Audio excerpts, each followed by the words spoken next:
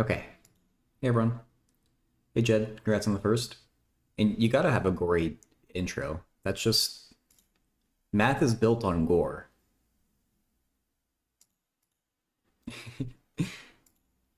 Okay,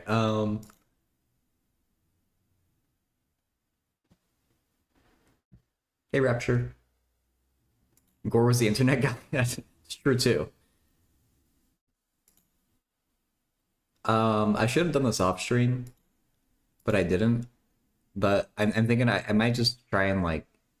It'd be good to at least try to read through the text of chapter 7 through 10 quickly, if I can, before the reading group actually starts. Hey, Ionized Beast. And so I think at least for today, I'm going to try to read through chapter 7 and do the multiple choice questions, or at least as many as I can. So, let's see if we have a busy day today again or not.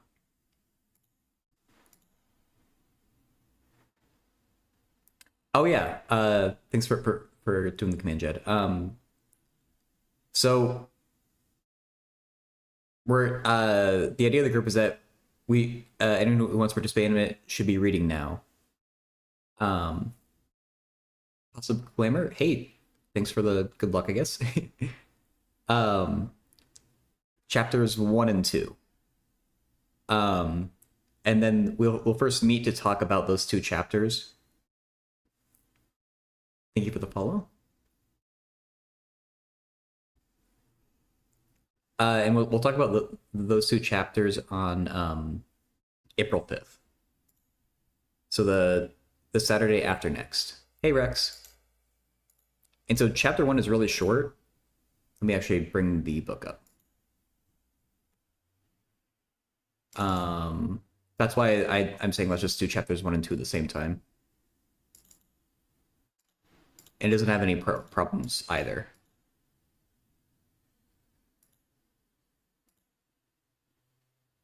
So like it's literally just like chapter 1 is 10 pages. And it's just kind of talking, it's just like trying to get you interested in it. And then chapter 2, I'm actually nearly through it. Just after like reading it in 2 or 3 sessions. So that's what, 14 pages? So it's not actually that much reading. Irrelevant question, those are my favorite.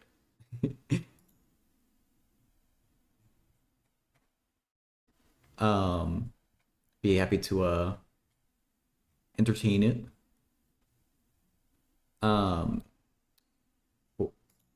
so I'm doing this just to show like this is the end of chapter 1. There's no like actual problems. It just is kind of trying to get you interested in the different, or like in I guess what gravity is and the effect it has on the universe. Irrelevant is fine. Irreverent might require mod approval. Hey, that wait, no, I'm thinking of, never mind. I was thinking of like a reverend is a religious person. G-Hive.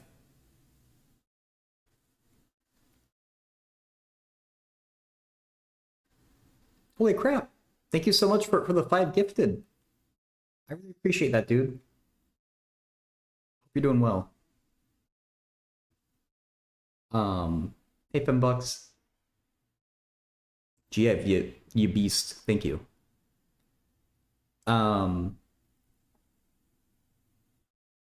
BRX, you're asking a question. If God can make Adam, why can't he make Jesus without Mary? And that's a good question. Thanks for the work. I feel like the answer you get to that really varies by who you're asking. I think the answer I would have gotten if I asked that question when I was going to Catholic school from kindergarten to 8th grade is it's part of God's plan. Don't try to understand it. It doesn't have to make sense to us. It just makes sense to God, I guess. Yeah, it's basically what Jed is saying. He could, but he chose not to, I guess. So if that's a good enough explanation, it depends on the person, but yeah, you can point out all sorts of weird things like that when it comes to like the Bible or stuff like that, I guess. Anyway, I was talking to Rapture about general relativity. Or Rapture was asking me like when the first reading is. Um, so yeah, the quick answer is Saturday after next, starting 7 minutes ago, whatever that is in your time zone. Oh, I'm sorry. I need to speak in the YouTube chat. Thinking of applying to Los Alamos National Lab for their high school summer internship program. They also have an office in my city, but I don't know anyone there though. Oh yeah, if you have connections at the other one, that will bring you way further usually. That's exciting though. Good luck on getting in. Um, so yeah, chapters 1 and 2, neither of them are actually all that long. I think I maybe just got to 2.5. No, I got a little past 2.5. You don't know anyone anywhere. Oh, okay. So maybe you're saying Los Alamos is just more exciting, or like the work they're doing, just applying their website over the best. Yeah, that's all you can do. I mean, I guess you could like try to talk to them separately and try to get to know them, but that's usually pretty difficult. Either way, though, like good luck. Um,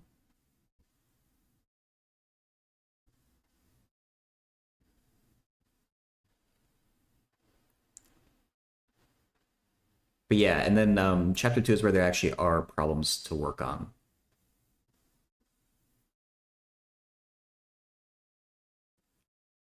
These letters have meanings that are given in the preface that I need to go back and look at, but I'll probably a day or two before the meeting, I'll go through these problems and pick out some interesting ones for us to think about. Of course, I'm always open to suggestions, but it's only 12 in total. But yeah, the plan is to meet twice on each chapter, but we're combining chapters 1 and 2. So it's basically we're gonna spend 2 weeks on chapters 1 and 2, 2 weeks on chapter 3, 2 weeks on chapter 4, and just try and keep that pace, ideally through chapter 9. And I think that lands us pretty close to August, if not in August. Um, and I think by this point we will have gotten to some of the exciting general relativity stuff. Hey Storm. I was just talking to Rapture about the reading group on general relativity and how it's going to work. Um, I mean to choose some problem or something to study, but not from this book though. I'm going to save that for the reading group itself. Do we have to study peanut geometry? Oh, we sure do.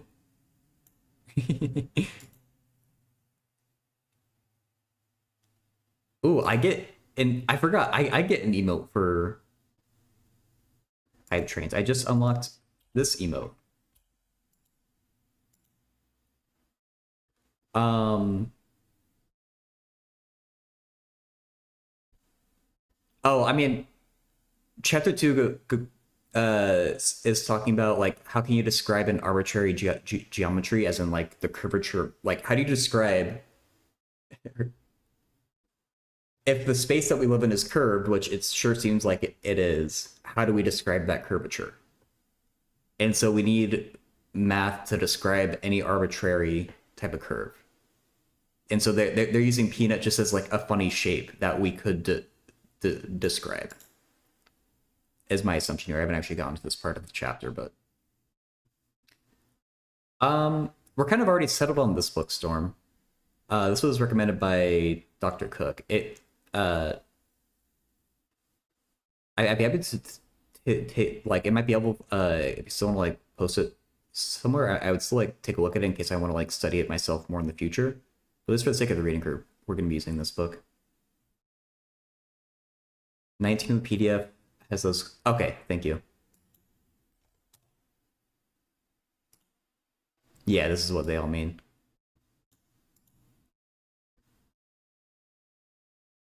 I never heard of Levi-Civita connection. Peanut is monkey nut, right? Yeah, I do associate them with monkeys. I don't know why though, because I don't think they eat peanuts. But why are peanuts associated with monkeys? Off to Google I go. Why are peanuts associated with monkeys? They do eat peanuts.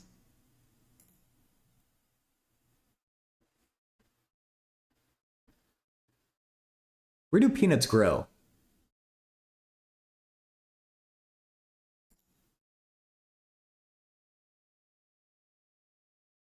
We're invited to an orgy. Oh, good old Reddit. Hey, Dora. Okay. Where do peanuts grow? Oh, wait, is this gonna... Let me just pull it up for a second. Okay. I'm always nervous that something weird is gonna show up when I Google things. Peanuts are grown in warm climates of Asia, Africa, Australia, and North and South. Wow, okay, they kind of grow all over.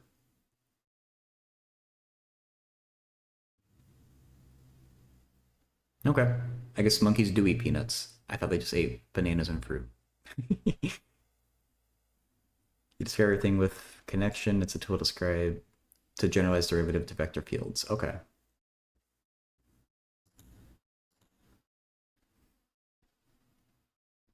Yeah, so chapter 2 is just like introducing differential geometry.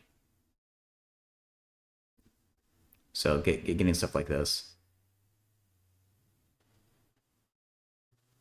Anyway, monkey might really like a peanut butter and banana sandwich. Oh, I guess so. Yeah, Jed. Um, Humans really are related to monkeys, I guess. That's the concrete type of evidence that I needed in order to believe that. Science, no. Peanut butter and banana sandwiches, yes. Um, for today's studying in the downtime, I'm thinking I want to try it. Oh, man, there's so much reading in chapter 7.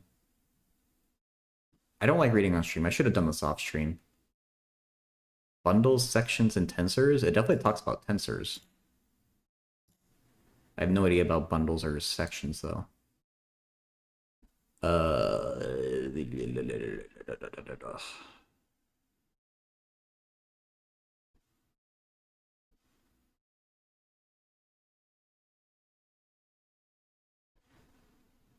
I guess there were probably, is there an index in the book? That's probably a better place to look. There's metrics.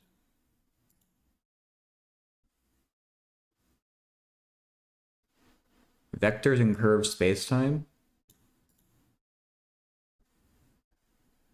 Maybe they get into it. Oh yeah, Control F might work. So sometimes with PDFs it's weird. Bundle. Boodle. Bundle.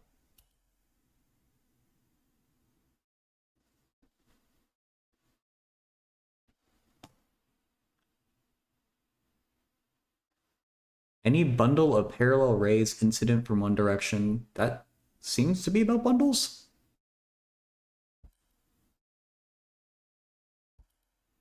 Is that the only that's one of one match. Section is gonna bring up not the right thing. It's gonna bring up too many bad.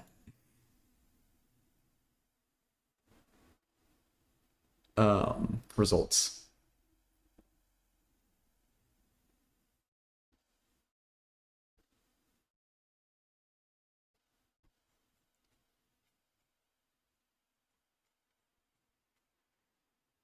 Yeah, this book tries to make the math as gentle as possible. I feel like I'm talking really loud right now. Um, that's like the specific like angle this book is taking. Dual vectors, four vectors, covariant components, coordinate bases. Define coherent components, directional derivatives, The scan is not ideal.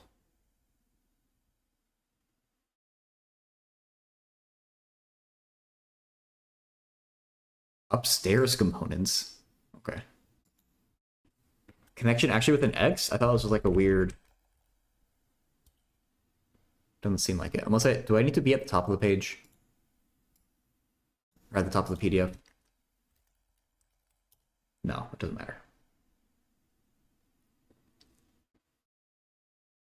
How describes curvature? Yeah, specific angle. Ha, yep.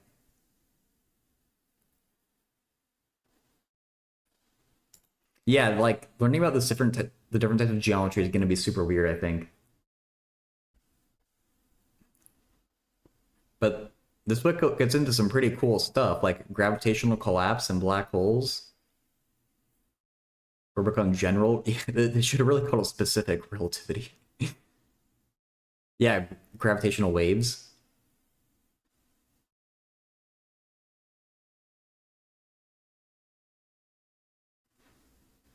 So chapter 20 sounds nice. A little more math. Vectors.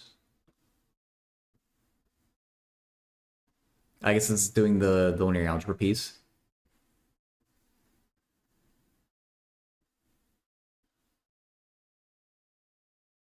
Oh, Kronecker delta. Find the equation of spinning black hole. The formula is really big. Oh, I've only ever done like Schwarzschild radius, which is really simple.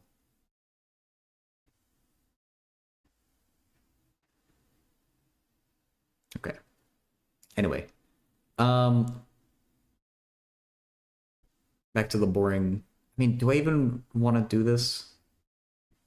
This might be more reading than I want to do on stream. Maybe we'll just do linear algebra. I really want to try and even if I'm honing it in, I do want to try and read through chapters 7 through 10, and ideally do at least a couple of questions from each by next Saturday. But I don't want to do all that on stream. That's the reading part.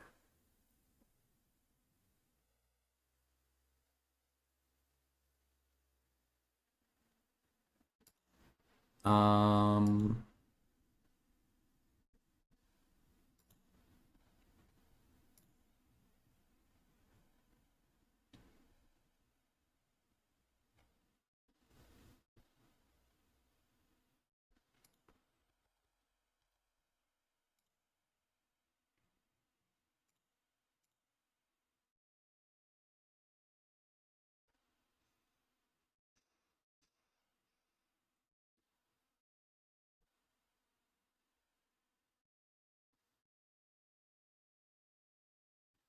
okay, you know, just as a little bit of a review to make sure that I can actually do this. Let's look at number 2.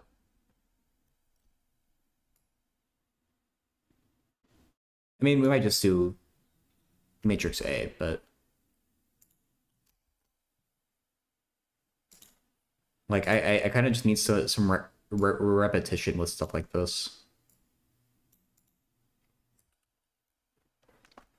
to get it to sink in. Oh, freaking Logitech driver. 1 second. That's not it. Task manager.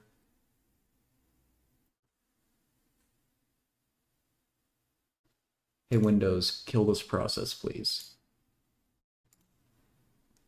There's a really annoying Logitech driver that messes with my writing tablet.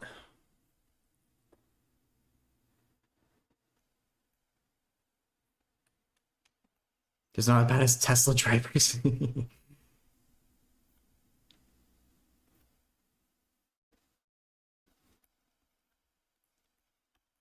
So A, that's just a rank 1 matrix. It's a top ranked matrix.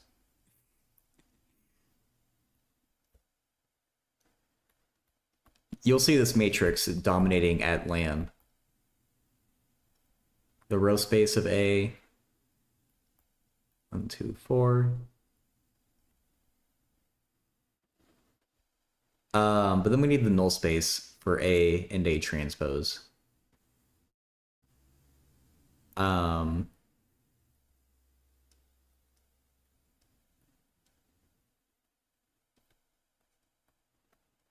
guess we could write that to help us figure out the null space. I guess we have two free variables. That makes sense.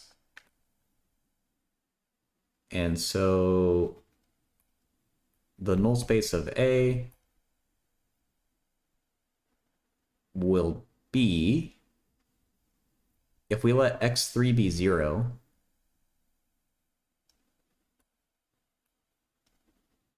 x2 be 1, then x1 must be must be minus 2.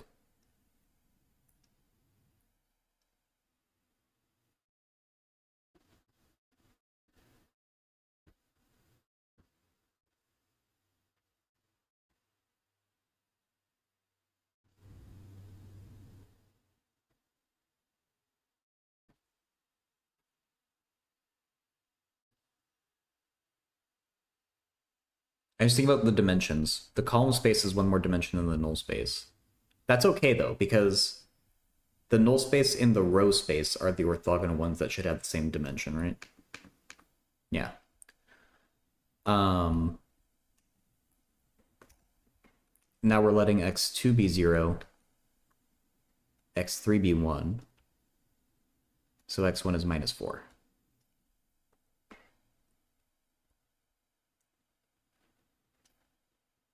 And then if we do A transpose, we just get 1, 2, 0, 0, 0, 0.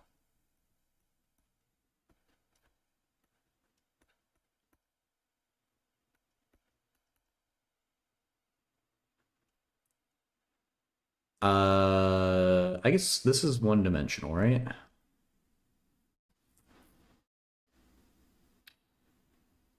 And its vector is only 2 long. Yeah, and that makes sense. Okay, okay. So that one be 1, that one's gonna be minus 2.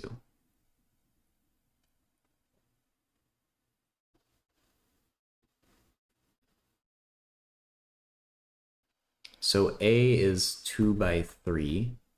The rank is 1. So the column space is rank 1. The row space is rank 1. Or dimension, I should say.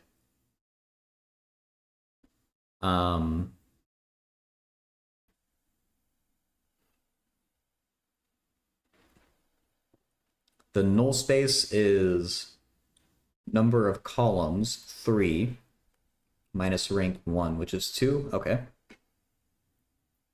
And then the dimension of the left null space is number of rows minus the rank, which is 1. Okay, so this all checks out. Hey, color cone. We're doing well. Okay, so that wasn't too painful for A. I guess let's do B. Doobie doobie doo. Can we mentally check if these... Oh yeah, it's much easier to check if the rows are linearly independent, because there's only 2 of them, and you like to check for scalar multiples, and they sure are. Oh wait. No, no, no, no, no, no. We get rank 2 from the row space. Yeah, okay, duh. Like, one of the columns has to be dependent. So as long as we can choose the first 2 vectors as long as they're not scalar multiples, and they sure aren't. So let's choose those 2 for our basis for, oop, that's not A. The column space of B. 2, 5. And then for the row space of B, which I'm writing as column space of B transpose. I don't know if that's really... That's a convention that Strang uses, but I don't know if that's widely used or not.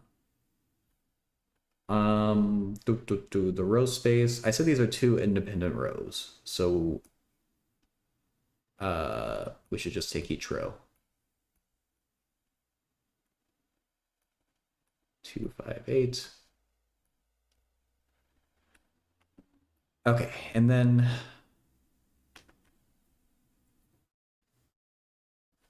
before even solving anything, I expect the null space of B to contain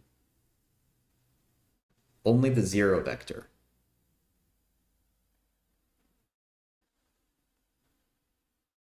Oh, you have a nice evening too, Storm.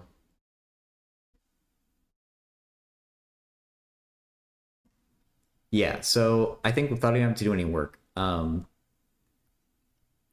null space of B is the zero vector. I'm just trying to mentally check that in my head. I'm mentally doing it in my head. Um,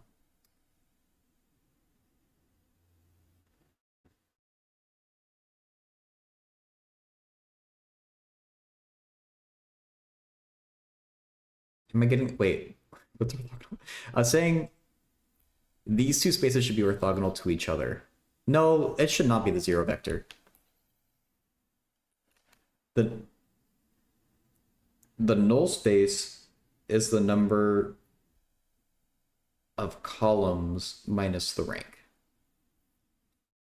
We have, it should be rank 1. I was getting mixed up with the left null space, I guess. The left null space should be 0 then.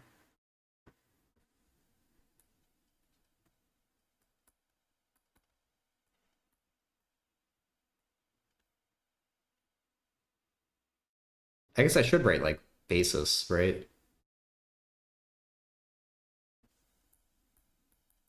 That's technically what I'm writing with the set notation for all these.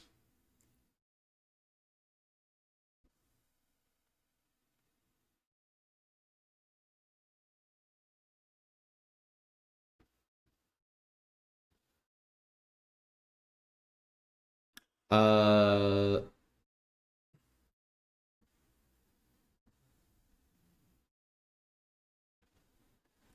the null space for B, I guess let's just do the work. Isn't it the worst when you have to just do work?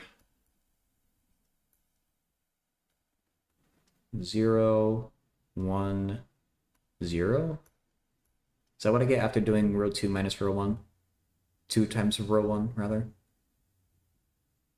Yeah. So from that, we get that I made my vector too short. That's the first thing we get. The second thing we get is that x2 should be 0. And then we're going to let x3 be 1, which means x1 is minus 4.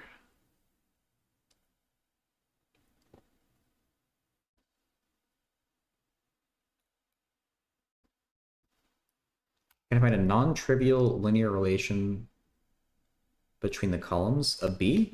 Is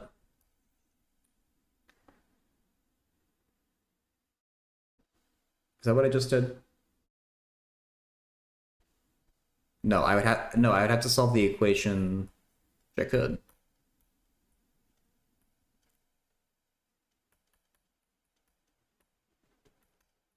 I'd have to solve that equation.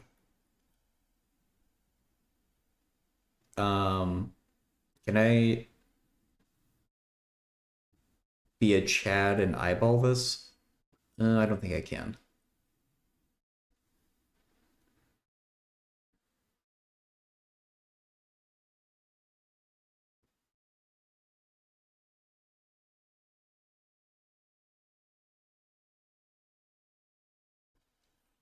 Gauss-Jordan explicit.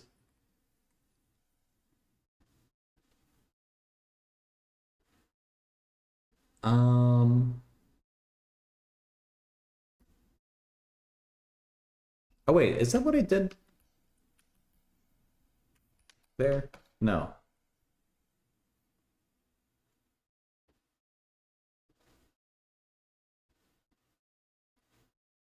Wait.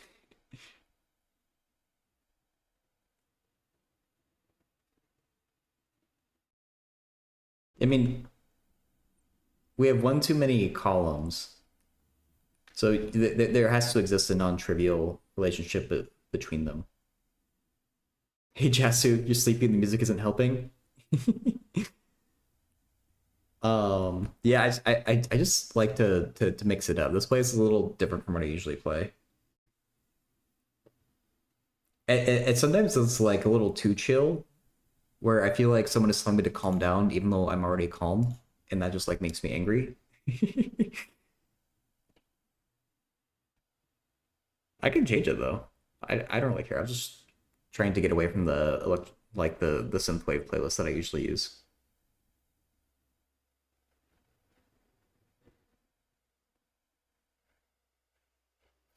Uh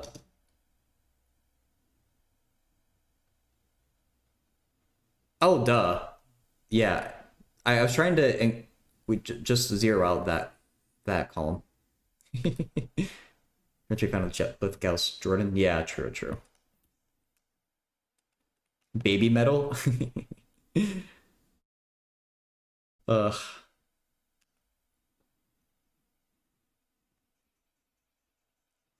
I saw that baby metal is actually playing in San Francisco, which isn't that far from me.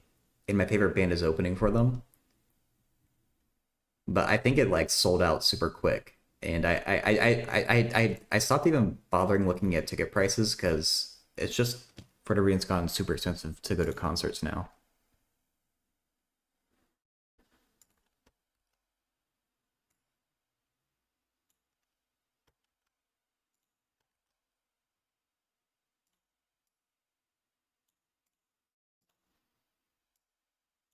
My voice is coming, dude. When I listen to my voice, I just feel like I sound like a nerd, but I'll take it.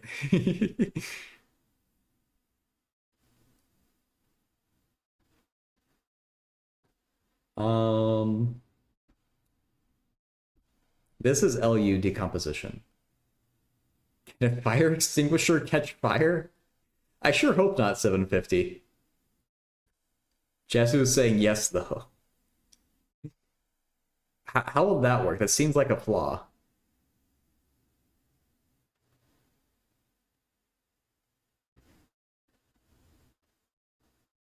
Why is LU decomposition nice again? I remember it being a very nice thing. It's because U is the row reduced version of A. And L is just your bookkeeping for how you would convert U back into A, is my recollection. So we can work the problem just looking at this matrix here. At least A transpose might be a little different, I guess. But this will still be really helpful.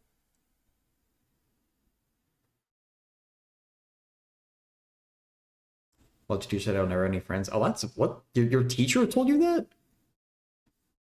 Made a sound? That's fucked up.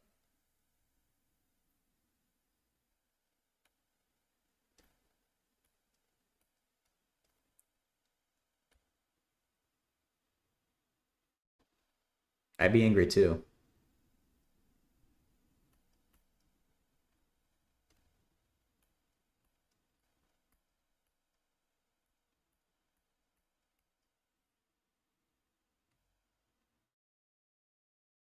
I don't think it'll catch fire just on its own though. What's that?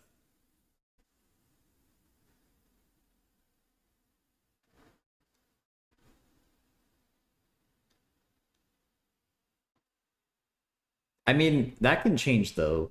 750. I've had periods where I don't have friends.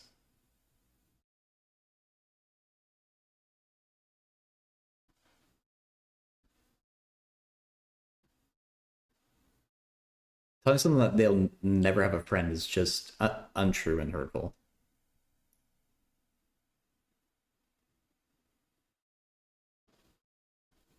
Take someone with you as a counterexample.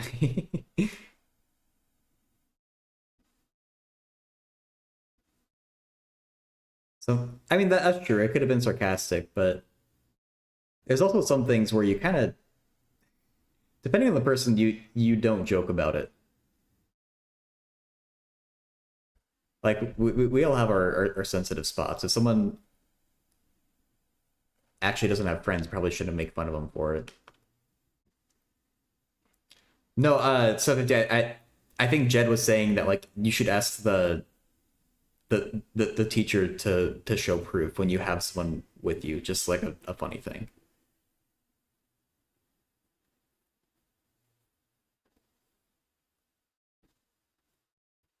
Vaccines aren't really flammable though. I that makes more sense.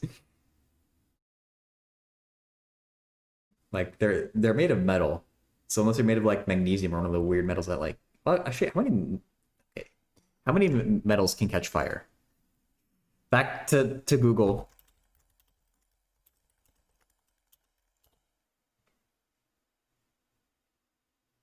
DustSafetyScience.com. You have never steered me wrong before.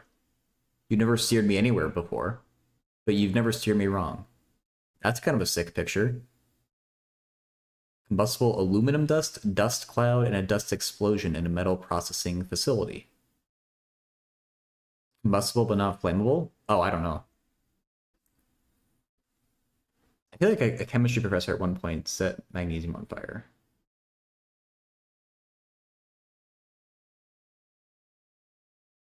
Metal change flame color? Is it a fuel itself? That's a good point, Mona. It's probably not the actual fuel. I think so. Many metals are flammable. Metal fires represent a unique hazard.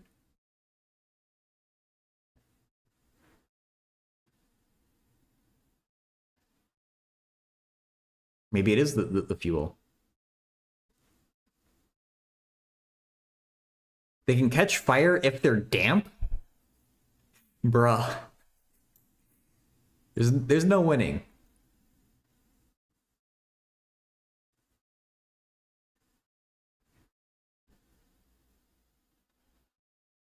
All right, do not set metal on fire. It seems pretty dangerous.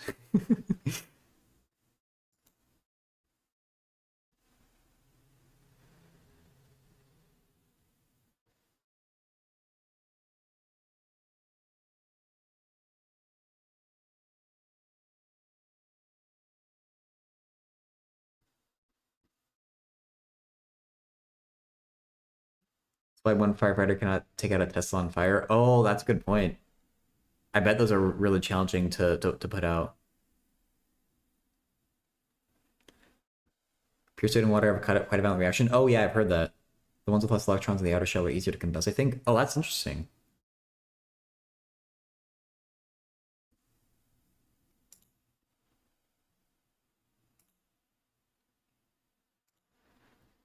Dude, my chemistry has gotten so bad, it's kind of sad. I was watching Gold yesterday, and someone asked me a question about getting the atomic radius of a few different elements, and I thought he was doing something wrong because I was so sure that you just go off the atomic number, and like the bigger the number, the bigger the radius. But I was thinking of nucleus, and I was like, oh god, I can't keep atoms in nuclei straight. The actual answer was pretty freaking interesting. Yeah, I realized that after Jess, or I like he Gold like explained the problem.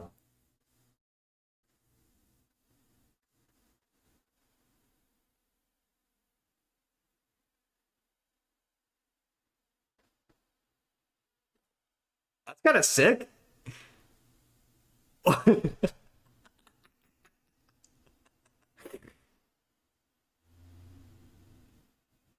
I don't think that was a very safe experiment, but it was kind of sick. I feel like he should not have been standing in the river as that thing was skipping around. He just kind of stood there watching it.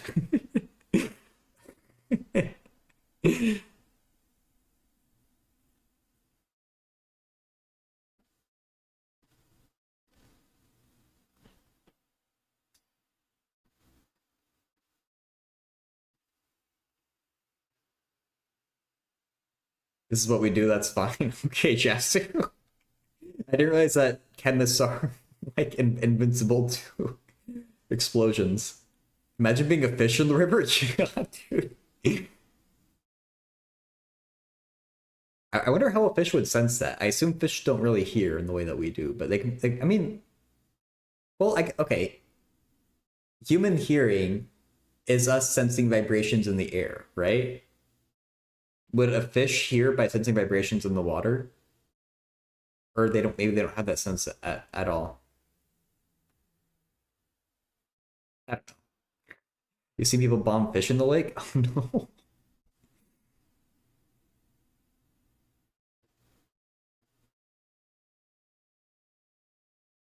I guess like is it dolphins that do the echolocation? That's how they fish? I feel like I wouldn't want to eat a fish that was killed with an explosion. I feel like it would have some terrible chemical in it that would make me sick.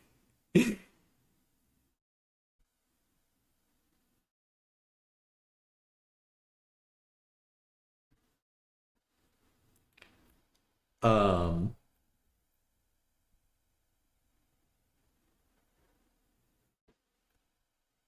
I think this is our row space right here.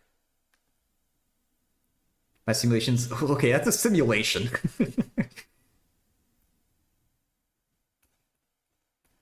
Our row space. My L in my parentheses looks the exact same, but it's okay. It's called exploding. Okay.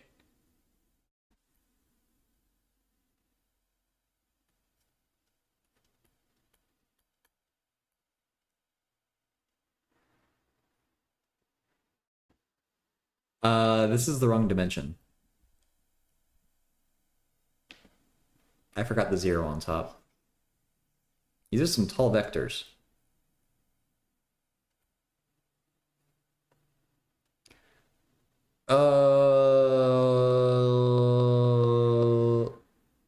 Wait.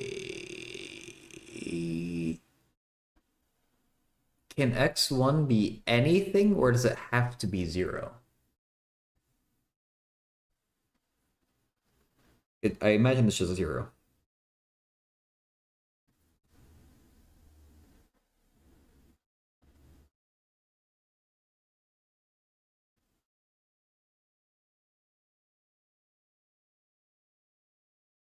Wait, the column space or the row space. No, we can never get anywhere in x1. I think it has to be 0.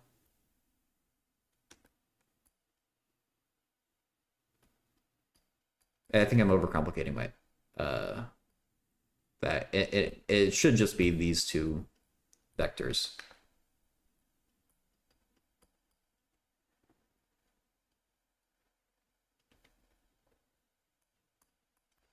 So that tells us that A is rank 2. So we just need to find two independent columns for our column space.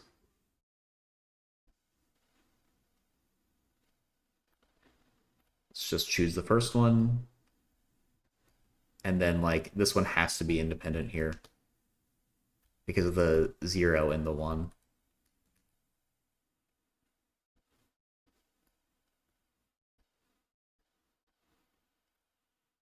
Hey, Sarum. Then I'm going to put the null space of A over here because the null space is orthogonal to the row space.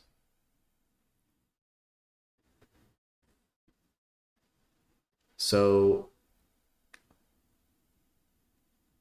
I expect the null space to be dimension 1 because we have 3 rows and it's rank 2.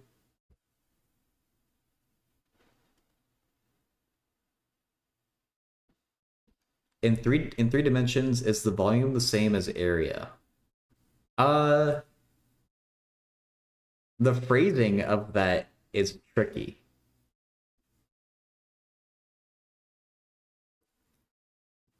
Yes and no. Um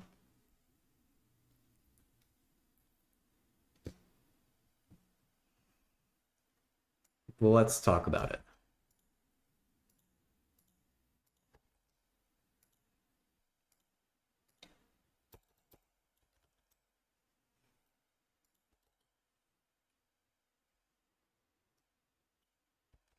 There's a gif of a meme of a gif meme of a fire extinguisher on fire. Oh no. Um, so I would say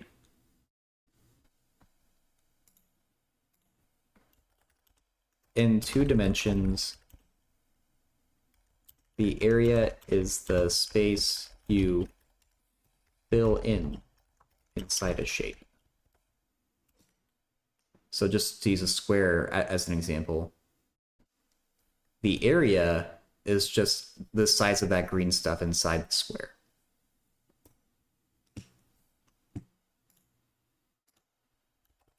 In 3 dimensions, the volume is also the space you fill in inside a shape. Where now if we have a cube, we could imagine filling up a cube with water.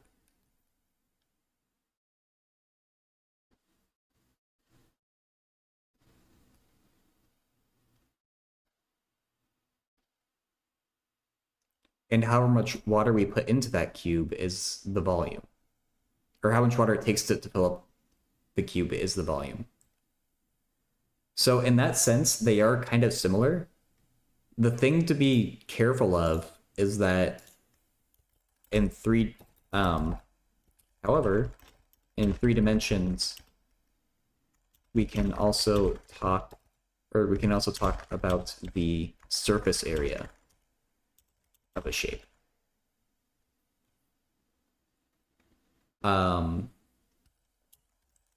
Just the area of each face, which is the 2-dimensional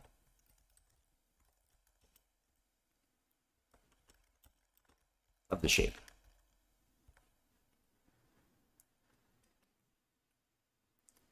So to use this cube example,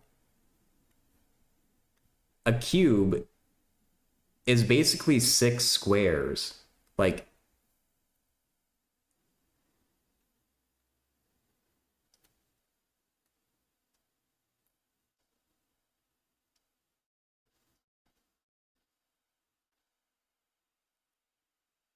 wait, yeah, 6. If you count the sides of this cube, one side here, one side there, one side on the back, one side on the left, one side on top, and one side on the bottom, it's really just 6 squares kind of arranged in a certain way. We could talk about the area of each of those squares and add them all up. In this case, they're all the same area. But you could think of it as just a bunch of 2-dimensional shapes put together. So I'm saying like we're adding squares in a sense to make a cube. So 5, 6. And you could do now the 2-dimensional problem of finding the area of each of these squares and add them all up. And that's what we call surface area. Christian is the volume of a 3D object in 2D space's area. That's a nice way of thinking about it, Rex. Yeah, I like that. So that's why I'm saying we have to be careful, Cyram, which is in 3 dimensions, volume is like area, but you also have this other thing in 3 dimensions, which is called surface area, which can be confusing, and that's why we have to be careful about what terms we're using. What about the area in the middle of the cuboid? Yeah, so I think that's what you're thinking like volume is. And so that's why that you could kind of think of them as a similar thing. Like the area itself is a 2-dimensional thing. It only exists in 2 dimensions. So that's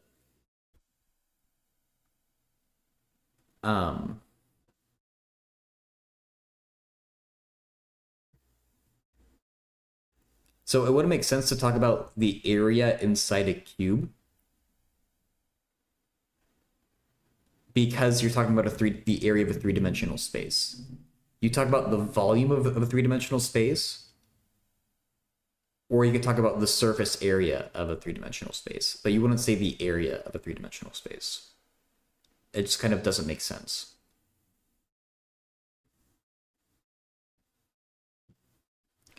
And so I want to write what Rex said in my own words, which is the volume of a three-dimensional object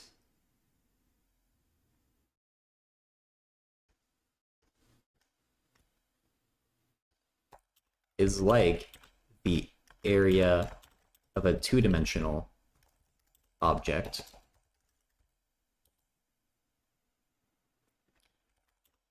but not necessarily the other way around. Area isn't exactly like volume. It's a weird kind of one-directional relationship, maybe. Got you? Okay, awesome. It is weird. I completely agree. Hey, Lucas, you hate derivatives now? Yeah, it's fair. By the time my exams are over, I can be guilt-free studying math outside of high school scope. Nice syntax. So are you actually graduating high school and going on to university now, or do you still have longer to go? Differential geometry, tend to call those things volume, which is confusing for beginner. Call them like the volume of a two-dimensional shape? Or what is those things?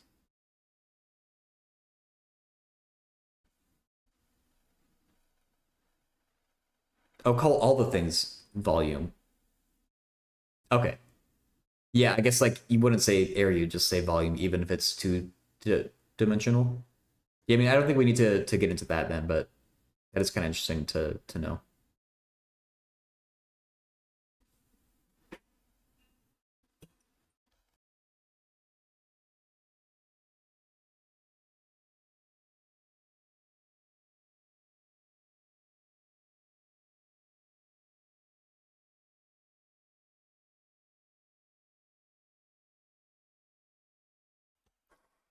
Oh, you have mandatory military service, but you can still apply to uni, but before you have to serve. That's kind of interesting.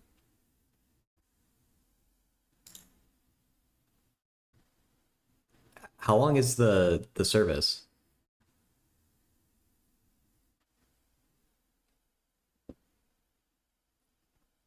F to the n prime is equal to n.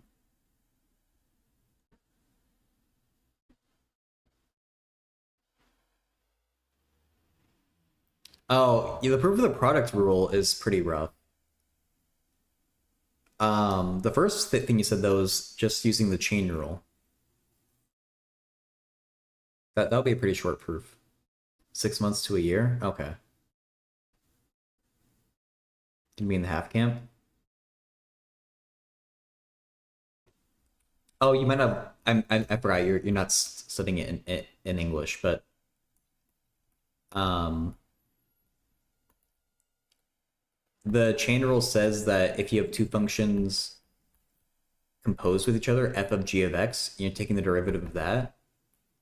It is f prime of g of x times g prime of x. And in the case that you have, um, this to the power of n, like I would actually write this a different way. Like f of x in parentheses to the n prime.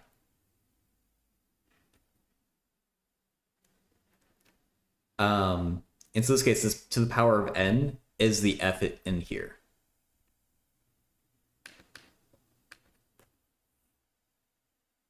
Yeah, I mean, I'm glad I'm not in a place with mandatory military service. I would, if I was, I probably would try to minimize my time doing that.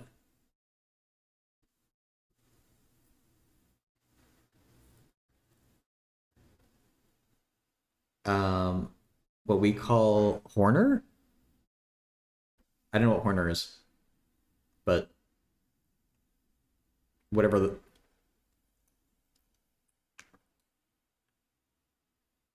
You're half blind. Oh, so you'd be able to like get out of it if you had to?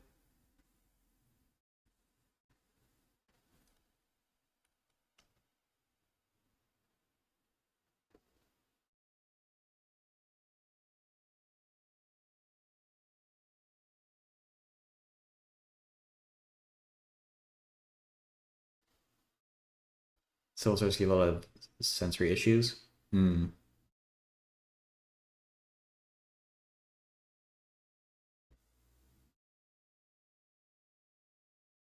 Wait, are you asking me to do that, Lucas? Or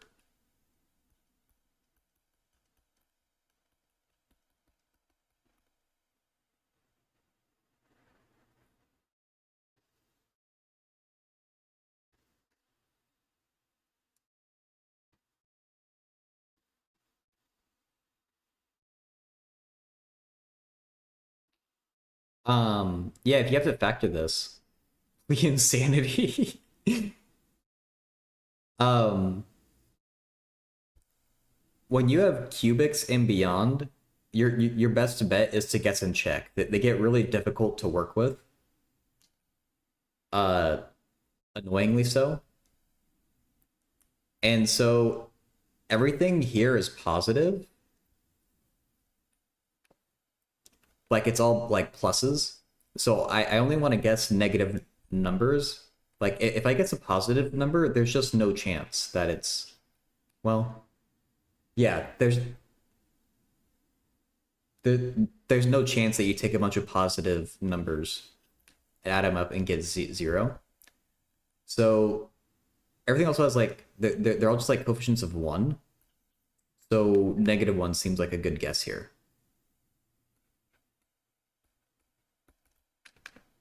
Guess x equals -1.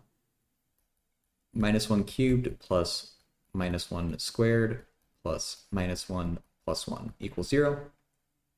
-1 cubed is -1. -1 squared is +1. -1 plus 1, 0. And these two indeed zero out. Is I positive? That's good. That's a good question.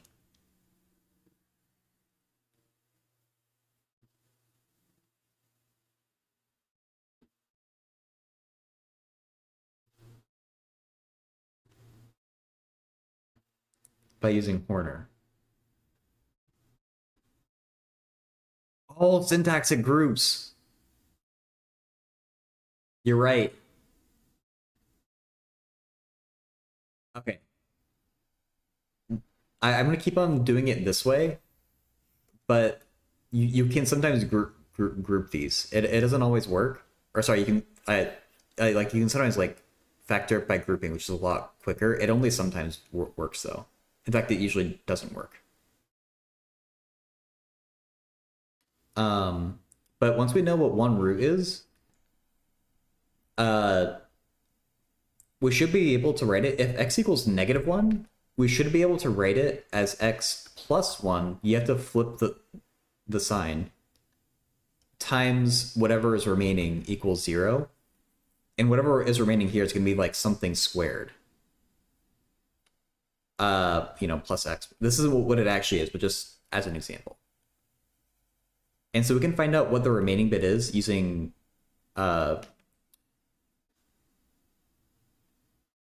it's called polynomial long division. Is okay, so maybe that's what Horner is. Basically, we would take x plus 1, or we would do the original thing divided by x plus 1. So x cubed plus x squared plus x plus 1 divided by x plus 1. We can write it like this.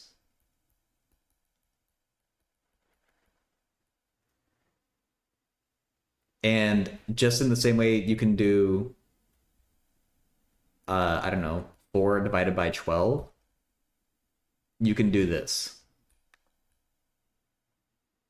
Did you learn it a different way? There is something called synthetic division that would look like, I'll just write out what it would look like. Can you tell me if you recognize it? Like this is how synthetic division would look here.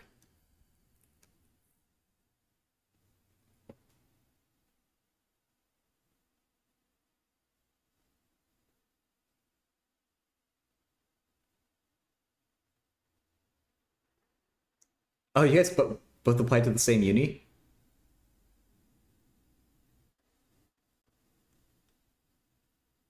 It's funny. Oh, so you have seen this, Lucas?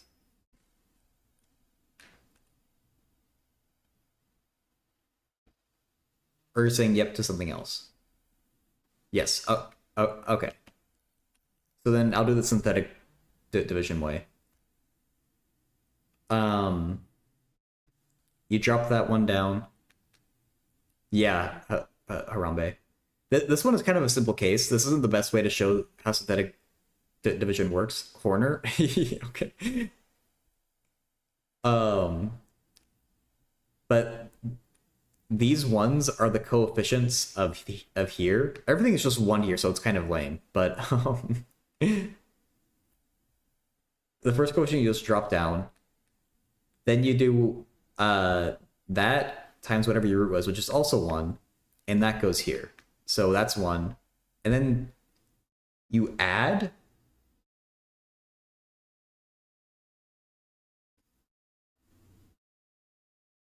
Really? No, I don't think you add. You have to subtract, right? Yeah, you subtract. And then you do 0 times 1 is 0. Subtract down, you get 1. 1 times 1 is 1. Subtract down, you get 0. So remember, this started with x cubed, x squared, x, and 1. The result is going to be x squared, x, 1, and then some remainder. Here we don't have any because it's 0. But in other situations, you might get a remainder.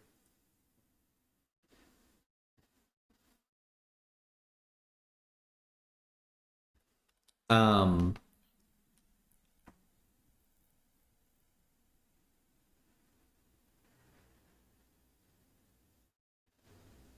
and so what this means is the x squared is a coefficient of 1, the x is a coefficient of 0, the constant is just 1.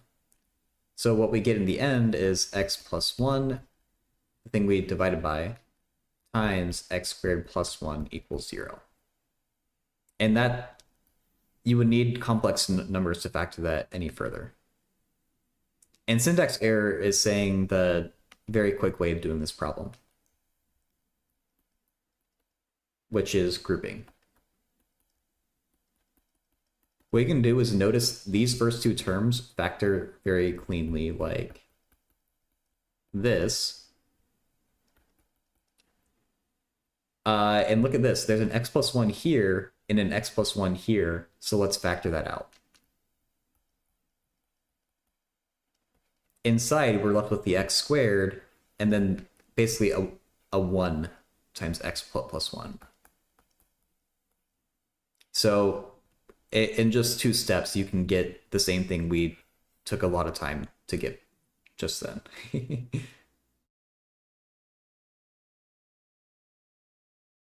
Oh, yeah, or Lucas.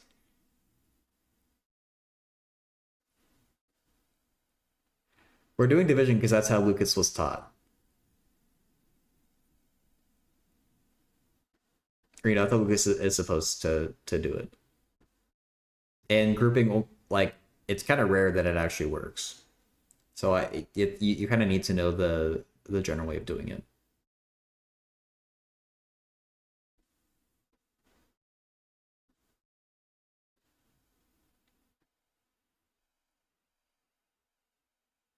Pay protection fee to your senior.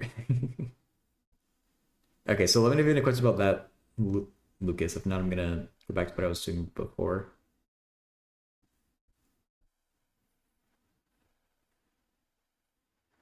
Hey, Central, first.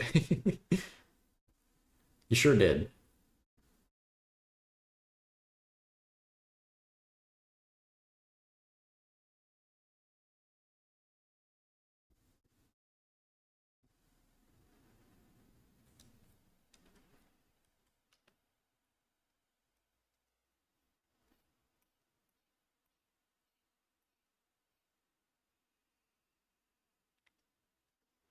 Okay.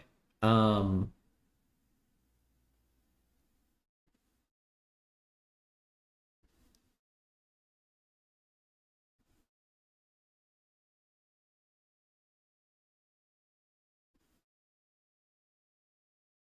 oh, that's right. Yeah. Jasu is finishing a PhD and going right back to school. I did change my Discord picture, yeah. You need notice for changes like that? I don't know. The logo felt a little like weird to use for a profile. Um,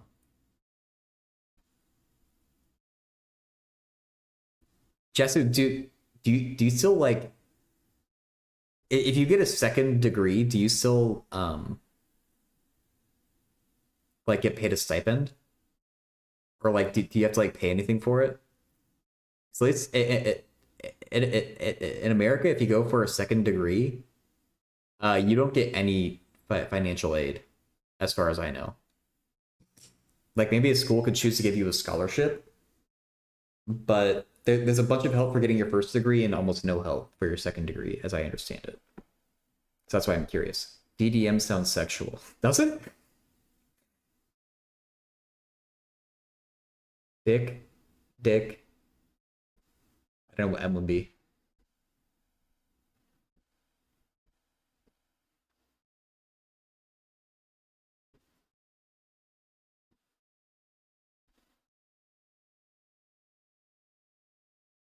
In Wales, you can only finance multiple degrees if it's a STEM degree. Really?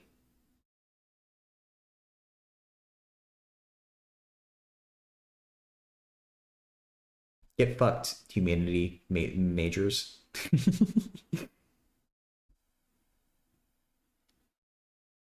No, I shouldn't know either. But like, if you could get paid, if I could get paid to go to school, I would just be a student all the time. Also, 10 streak. Wow. No, oh, it's specific to Finland, of course. Yeah.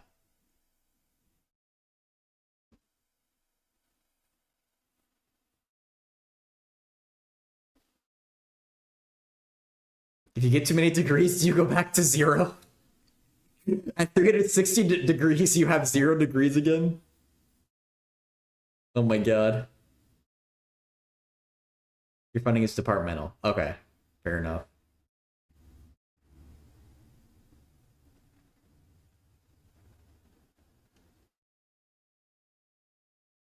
Come to Wales. I'd be close to Central though, and that's kind of a problem.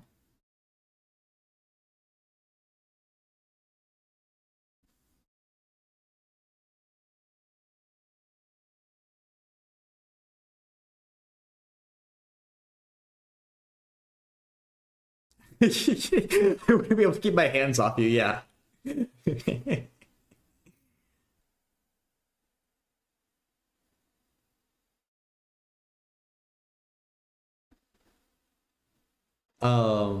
What's the null space of A?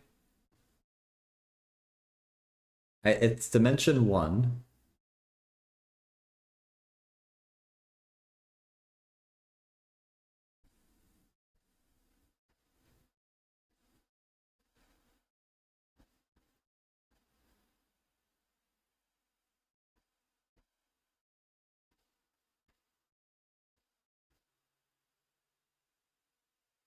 Me versus your Cardiff.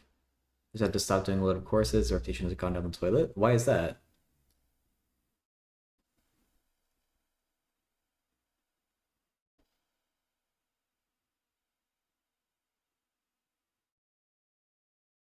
Helsinki emailed me today to thank me for my application. That was evil. Because you thought you were hearing back? Or why would that be evil?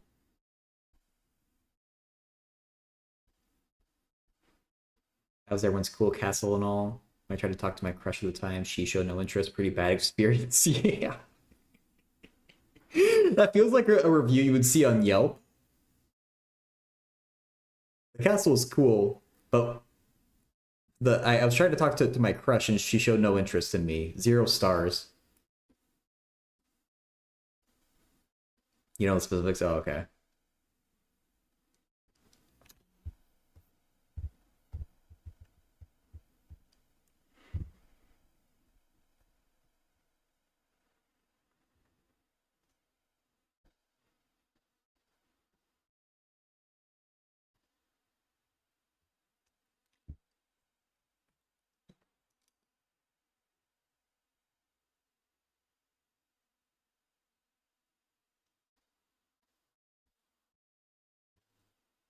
That made me realize I should check my email, and I just got a non-reply email for a place that I applied. They're nearly two like on their website. They said that they would let people know by March 15th. It's nearly 2 weeks after that date, and I still haven't heard back. And I just emailed them for the second time, asking like, "What the hell?" I sent it to email addresses. One just gave me a non-reply. Yeah, I'm thinking about the null space. I'm also just rambling. Okay, not paying you with my ads to sit there and do math and not do math. Yeah.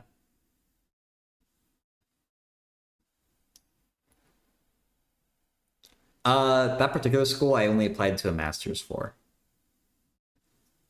I did apply for PhDs in general, but they all said no. So, so someone said no PhD, but yes masters, but no one said yes PhD.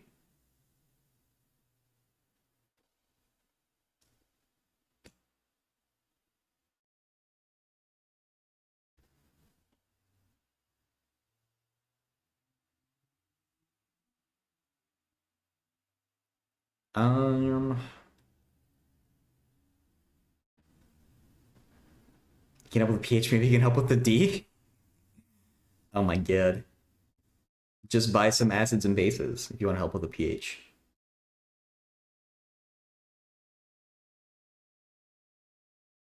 Use Elon's email and try again. Make like a Gmail account that says like definitely Elon Musk. Do what I say at gmail.com. Vitamin D. Yeah, of course. Uh,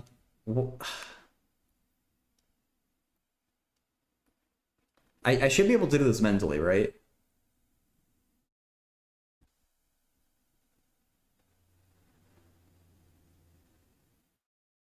We have two free variables though, do we not?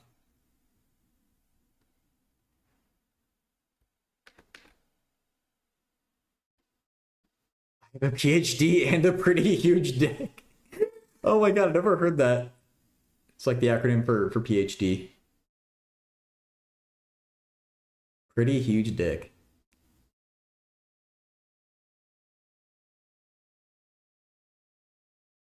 Um.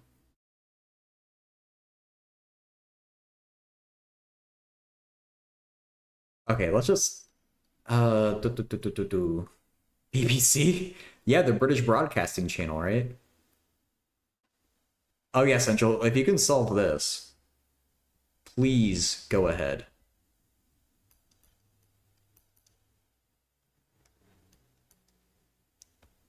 It's 59 fuck 69.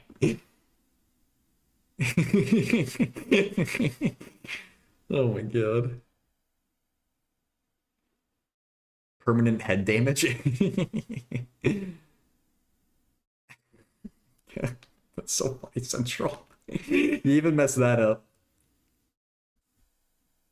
Okay, if I let x3 be 1, x5 be 0, what has to happen?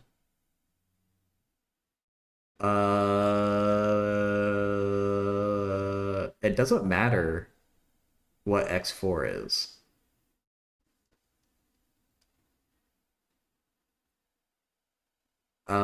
And then x2 should be -2.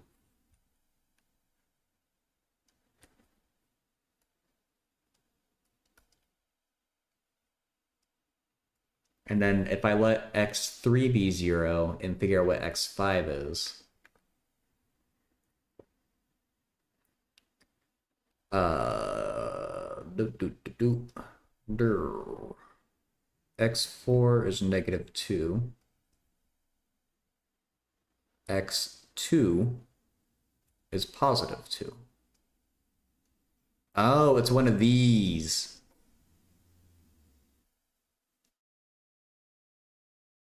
The dimension is 1.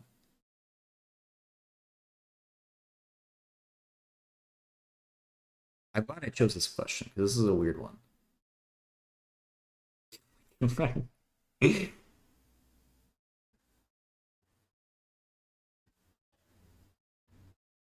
It's this is one of those weird ones where it's a line of vectors that doesn't go through the origin, I think. Um,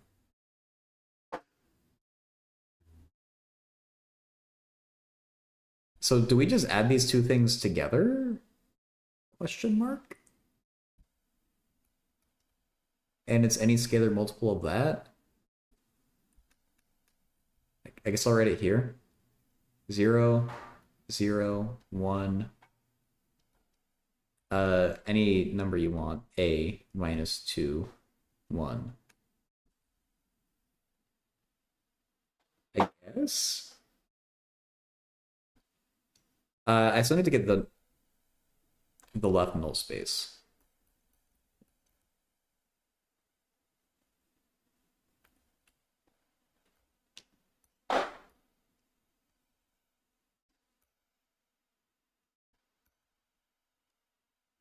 Taking the linear combination of columns of A. Take one of the first columns plus 0 of the other columns. Oh.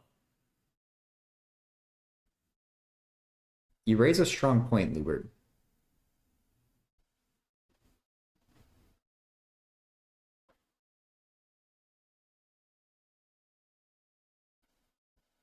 What did I do here then?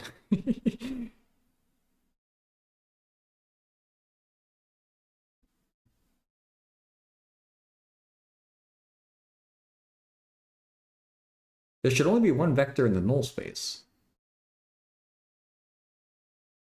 But 1, 0, 0, like 1 and all zeros definitely also solves that.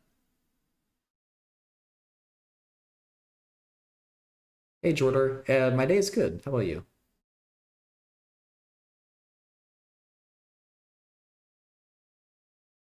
Um,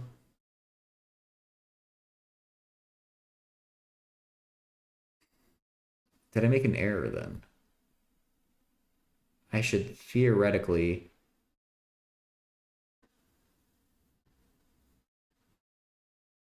It should be three-dimensional?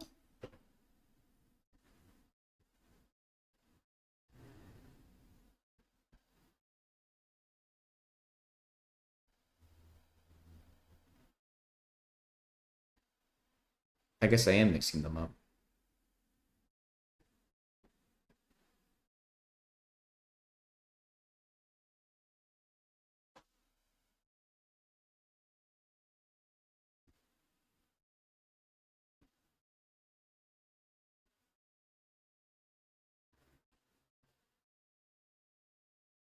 Why didn't my thing work?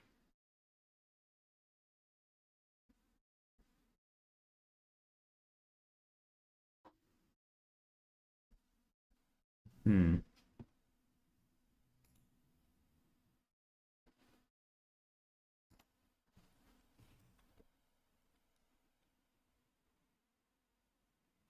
I just want to check something in the book.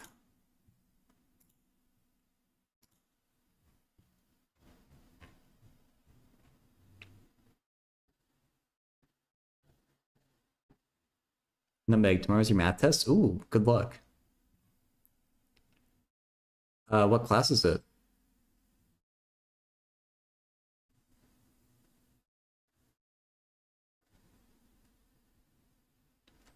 This.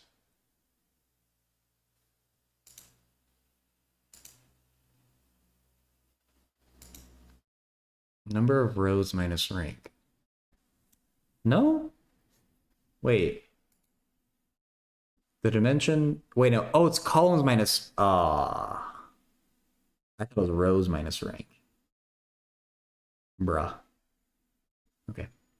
Multivariable calculus. Ooh, okay. There's some fun stuff in there, but there's also some tricky stuff.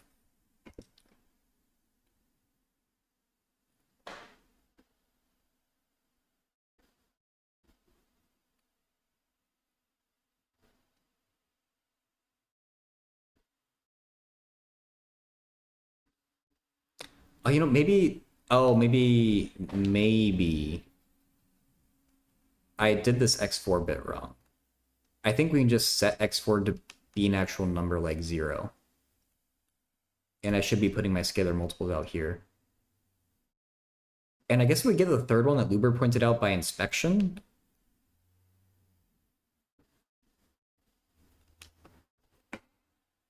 Um,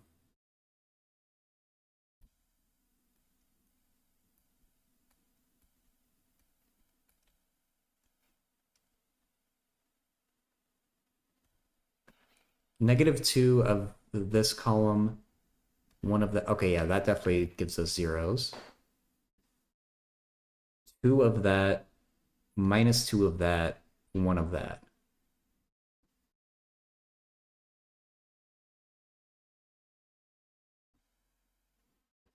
The first row checks out. Second row checks out.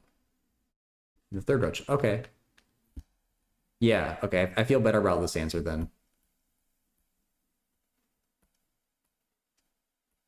0, 2, 0, -2, 1. Okay, so then I guess the left null space, this should be one-dimensional. Because this one should be rows minus rank. And it'll have 3 components.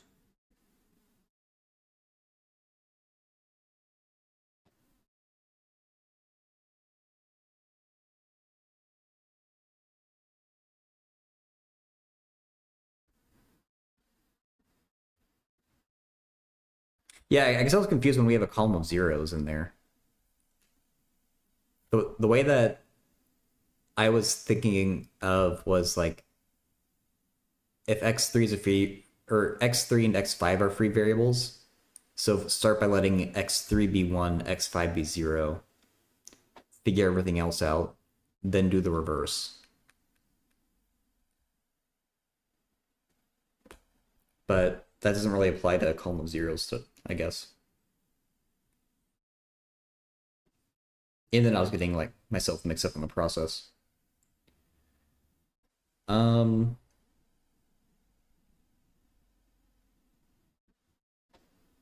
and I think there isn't a very good way of quickly getting the left null space.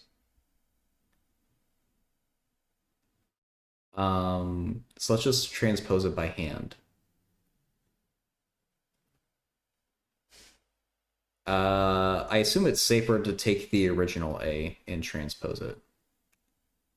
Transposing the row reduced version feels like it might not be the right play. Yeah, it's not the right play. You can do row operations without affecting the row space, but you can't do column operations, and vice versa.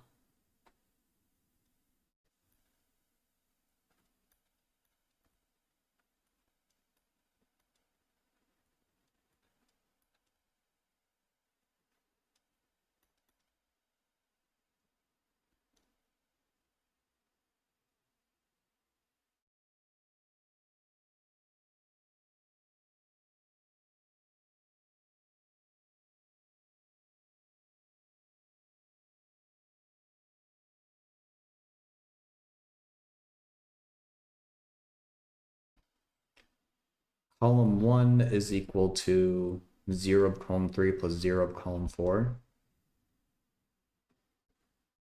I guess so, yeah.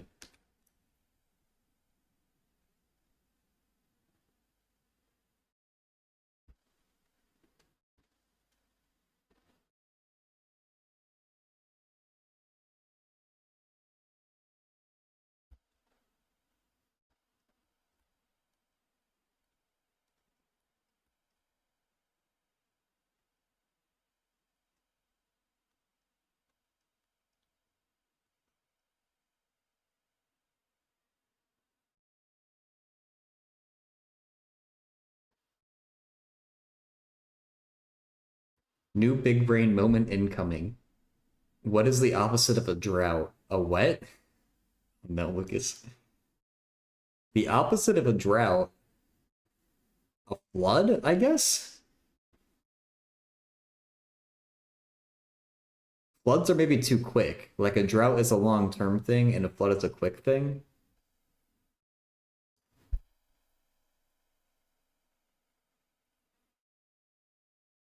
I don't know if there's a name for like a period of time with a higher than usual amount of rainfall though. Why wouldn't it be a wet? Why would it be a wet? It just doesn't make sense. Because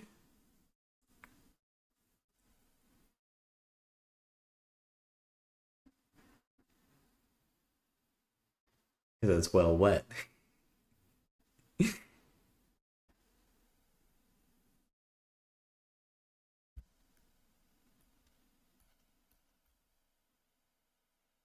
Wait. Did I even do that right? -1, 0. That's a free variable. You let it be 1. No, I didn't do it right. It's 1 minus 1, 1.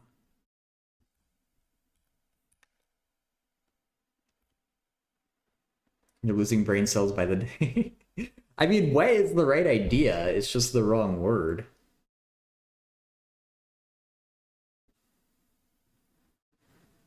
Like,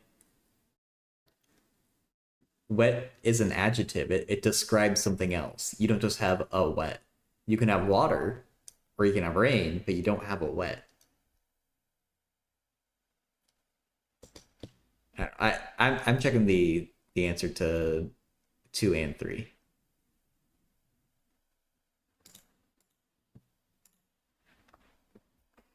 Almost done with calculus for the year. Nice, nice.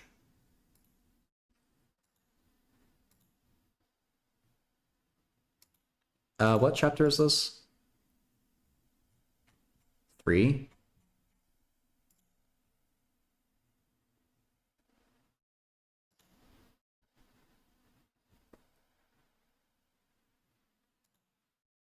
Wait. Oh, I guess. Wait, do each... Oh, each of the... I thought all the problems were at the very end.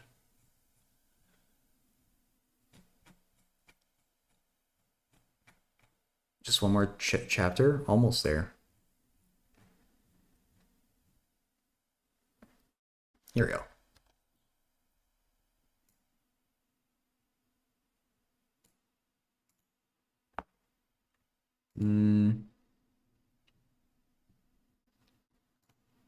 How am I going to check this? You know what? I'm going to take a screenshot of this.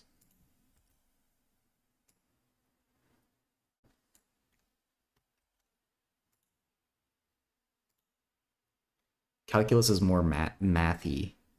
I mean, it is just math, yeah. Or like more mathy than what? It's like algebra. I mean, to me, they're both just math, I guess. Less numbers equals more mathy. In a way, yeah. Row space 1, 2, 4, 1, 2, 4. Null space. -2, 1, 0, -2, 1, 0, -4, 0, 1. Good. Column space 1, 2. Left null space -2, 1. B. Row space 1, 2, 4, 2, 5, 8.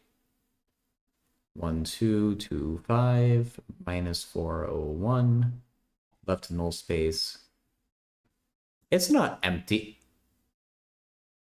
No, the zero vector is a basis, isn't it?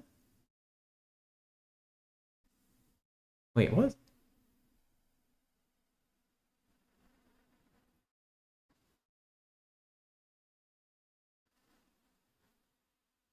Specialized in group theory, no numbers for years.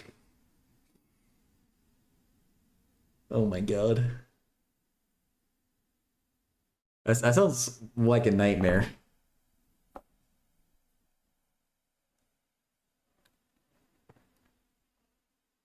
I got distracted with other things, but at one point I was studying group theory as my downtime. and I got a good like 6 or 7 chapters in, and I never got to anything that I actually liked. Might have been 5 chapters. I don't remember. I'm just inflating the number to make myself sound smarter, I guess.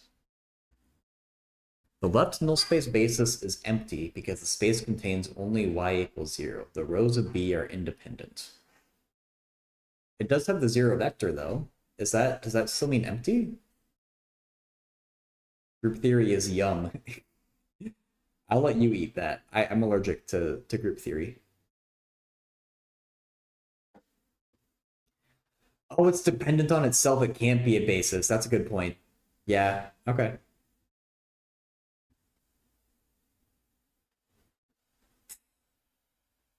So my free time now starting with rigorous limits. As long as you get up and start crying. For me, it's not long. Godspeed to you to get farther than I did.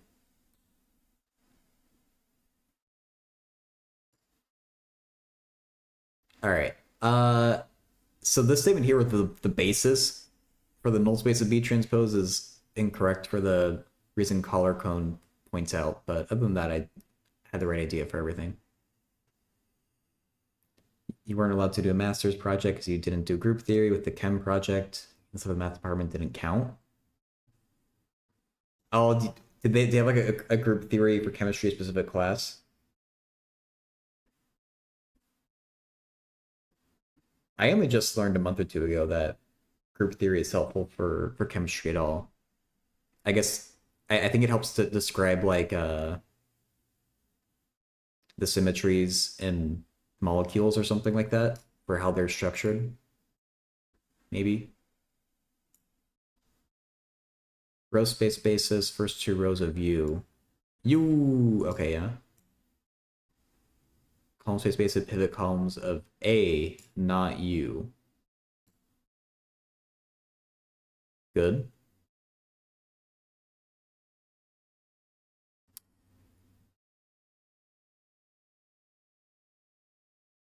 Oh, okay, Jesu, yeah.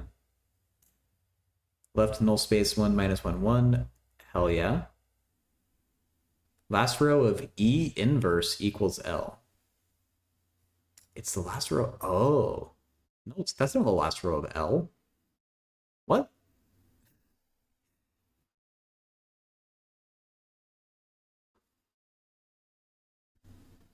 L is clearly not 1 minus 1 1.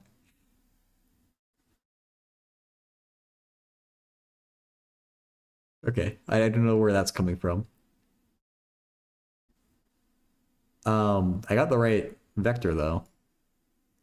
The null space basis 1 0 0 0 minus 2 1 0 0 0 2. Okay, cool. Got the right answers.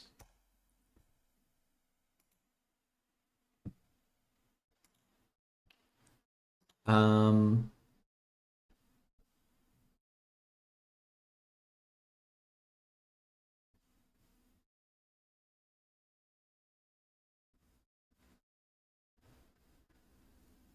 Dang it, I gotta use the bathroom. I think I'm just gonna be right back, guys.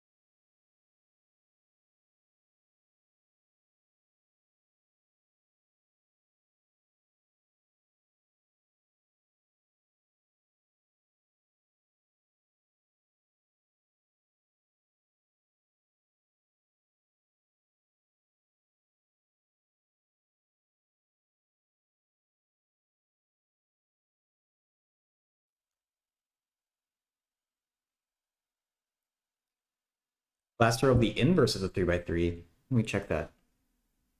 Dark. Yeah, I got some Dark Souls 3 screenshots in there.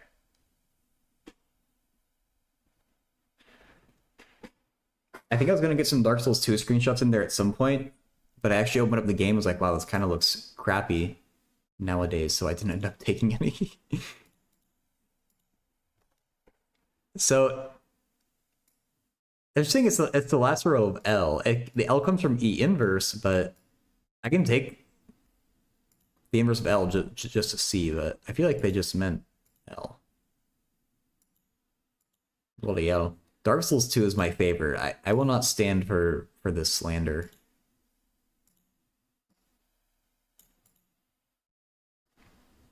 Where am I? This matrix. 1, 0, 0.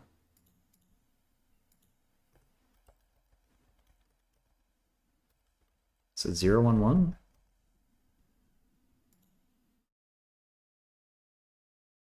Yeah.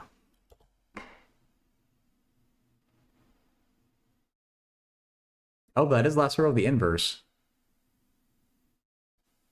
Why do they say... They say just of L, though. Maybe that's a typo.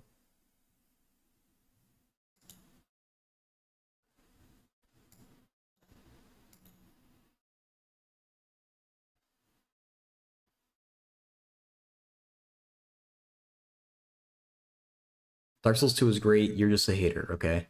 You don't understand Souls games. No, it's objectively probably the worst Soul. Well, I think Elden Ring is the worst Souls game, but if I were to try to objectively say which one is the worst, Dark Souls 2 is definitely a contender.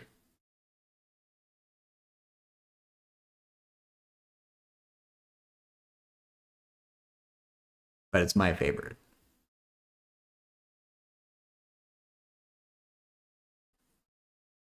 Hey, Negative Plasma. This is some linear algebra. I've been trying to remember how the hell it works. Also, Dark Souls, yes. Yeah.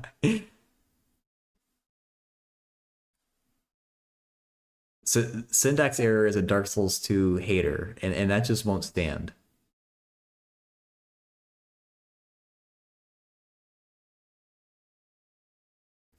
Um,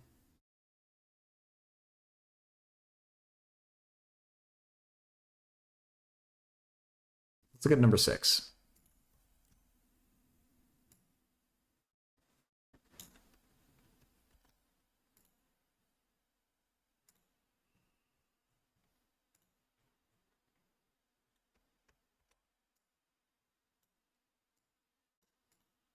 Dealing and learning about Lie algebras and operator algebras the past week or 3.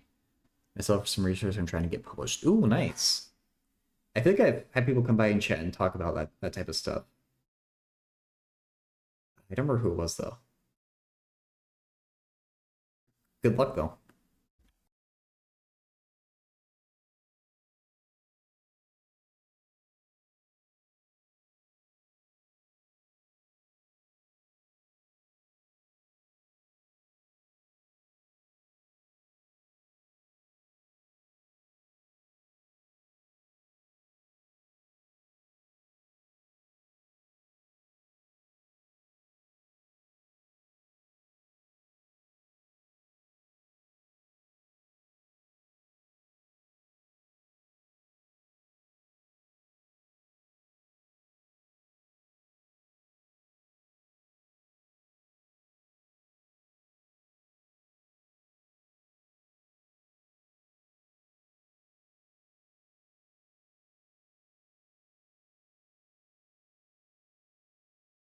Sorry about that.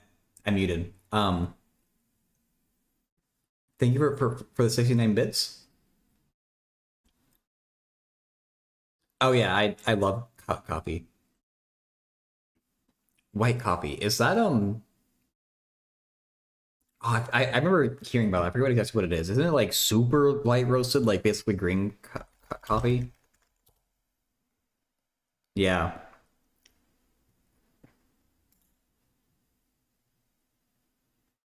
I never tried it.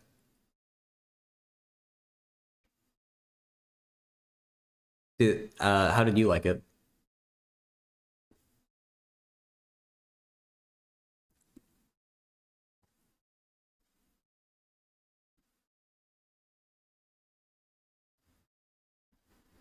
I like light roasted coffee, but like white coffee is nearly unroasted, I think. So pour over tastes like ground up corn tortillas. They tried espresso, it's pretty solid. Interesting. Those are you're usually a fan of dark roast. I imagine they'll make it even less like palatable.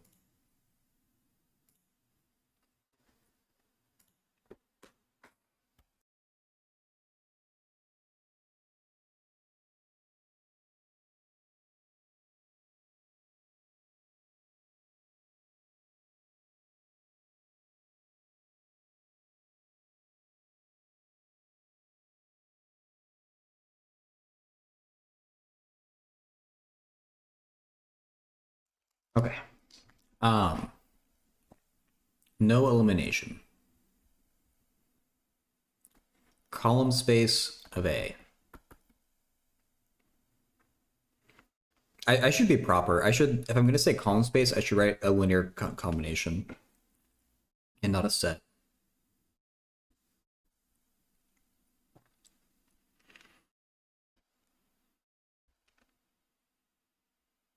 Nope, nope, nope, no, no. It's just, I'm overcomplicating it. Just 301, 300.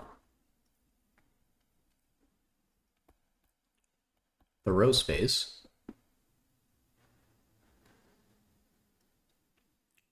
should have the same dimension.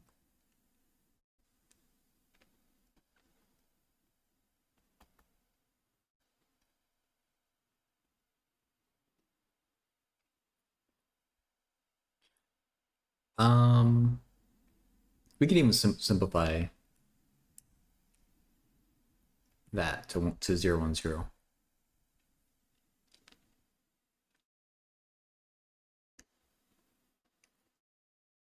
I did do elimination in my head when I did that, I guess, but you know, if Strang wants to sue me, then he can sue me. Oh, Ivan, hello, welcome in. How's it going? For anyone who doesn't know, Ivan is a philosophy slash physics streamer. I quite enjoyed. I usually lurk in there to be honest, but I sometimes feel brave enough to speak up. But yeah, really cool stream over there.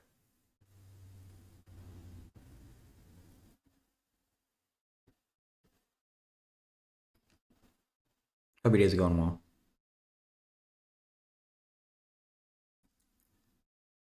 Um,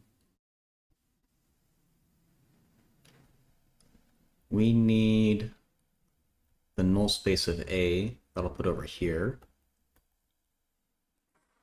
The null space.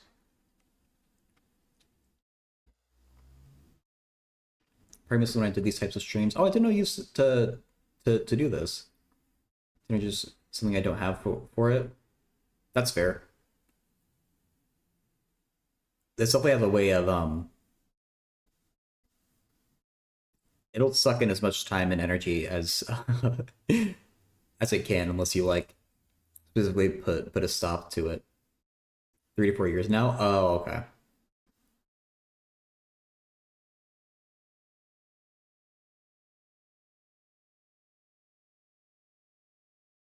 June then I became a professor teaching in addition to my second job and trying to do research. Yeah, that sounds like a pretty full schedule.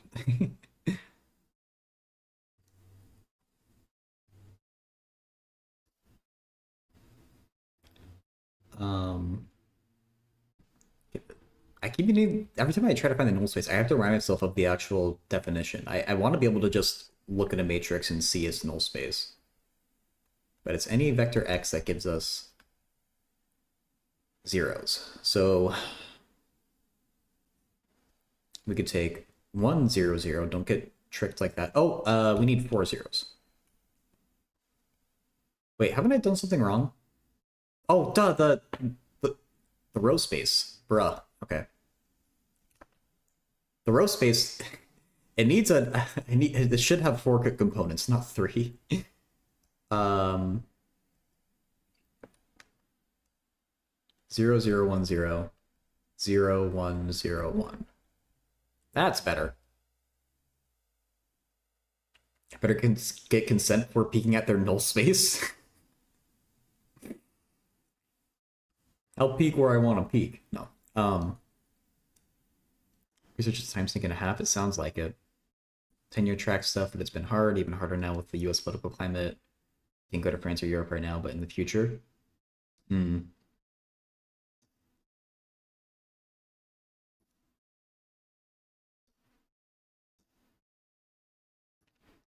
There's only like a big temptation. I said that's like a student. 'Cause I've never been a professor, but like studying in Europe would be cool. Just A, for life experience. B, because you don't get charged out the wazoo.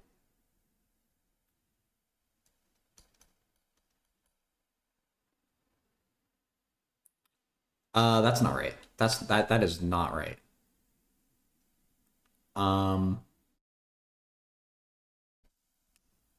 we could do like -1 2 1. That would work. We need a third vector here. C 0 1 0 -1. And that's, yeah, okay. I think I like these.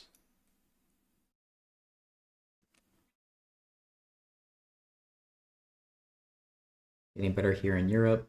Keep having. I mean, I'm curious to hear why you don't feel like it's better. I think it's really easy to feel like the grass is always greener on the other side. Or I think that there's a good amount of Americans who feel like other countries do everything better, which is definitely true to some extent, but some people like go too far with it. So it's kind of here. It's kind of funny to hear the opposite opinion. Keep having friends wanting me to try to get team professor job in EU, UK, and far, but alas, I'm gonna go to NYC just to see the subway. 100% serious. Really? I mean, I've never been to NYC myself. I've heard it's an experience, I guess. I think the only time I've ridden a subway is in Japan, which is probably like the opposite of the New York City subways.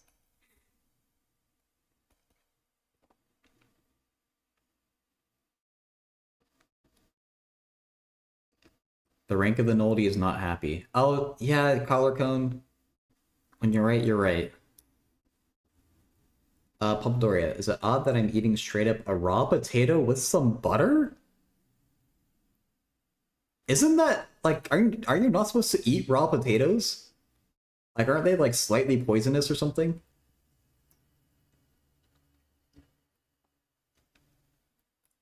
And even if it's not though, that's extremely weird. Why would you want to eat a I love potatoes. They're my favorite food. I would never want to eat a raw one. That sounds terrible. Um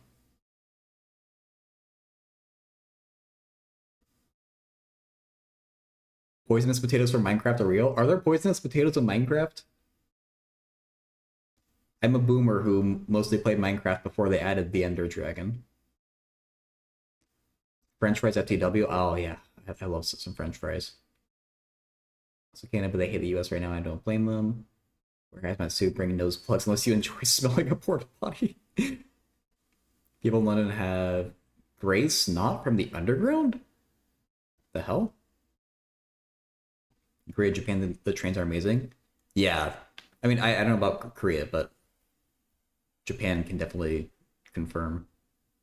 Um, Dude, why do I keep messing this up? It's rank 2. The dimension should be 2. What am I doing wrong? I know exactly what I'm doing wrong. Um, this vector I should just erase. No, Should I? No. Yeah, no.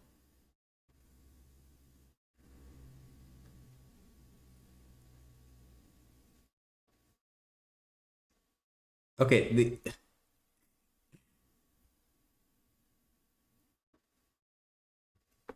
what the hell?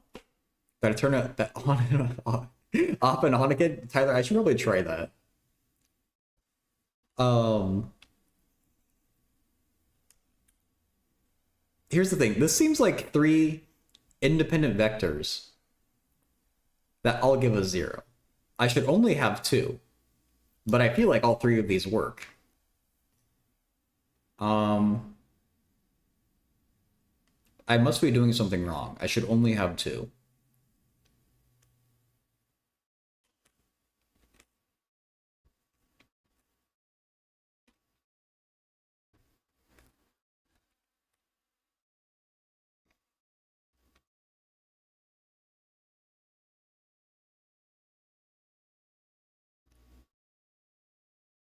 Is the second vector really in the kernel? You don't like the second vector.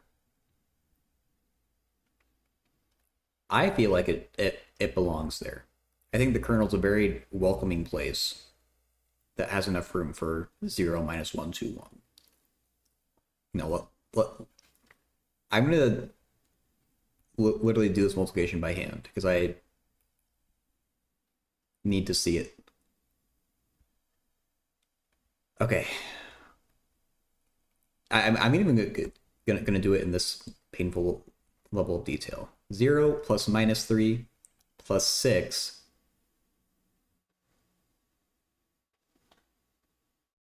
There was supposed to be a minus sign on that. Plus -3. That sure seems like 0. The second row, I hope we can agree, is 0. The third row, oh. It's the typo that... Frick. Okay. Me for getting the minus sign right there is what... Okay. That's what messed it up.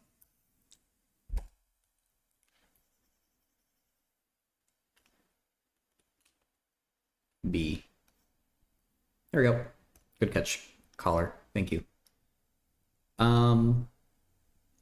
How about the left null space? Without using elimination. The kernel, yeah, the kernel is not inclusive. That's what we've learned here. It's a very exclusive kernel.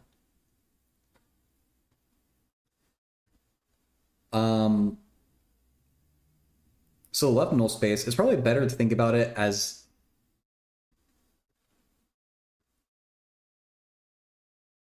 rows that give the 0 row vector.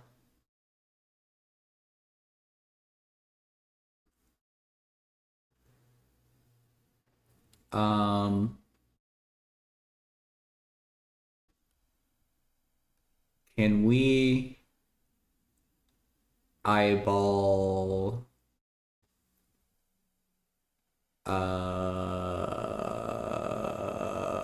what can we eyeball?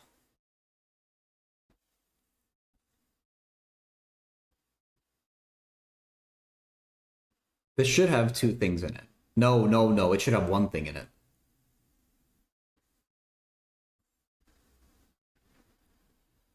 The dimension of this is number of rows, or rank minus number of rows. I hope I'm not getting that reversed. Either way, if this one is dimension 2, this one should be dimension... Wait. Dimension 1. Yeah, okay.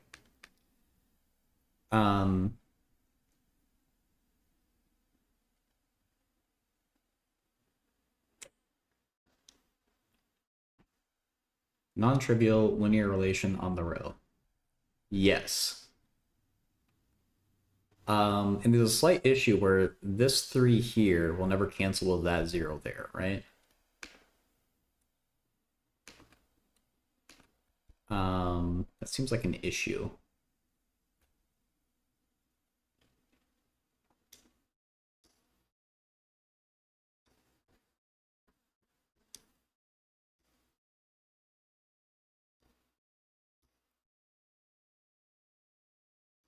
Oh, wait, there's okay. 0, 1, 0. Just use the row of zeros. That yeah.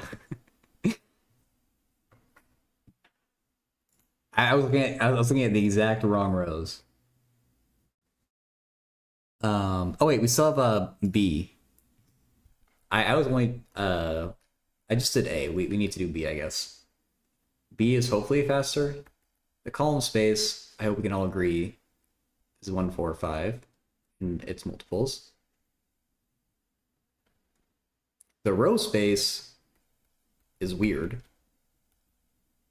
Is it 1 times a scalar? I guess it is.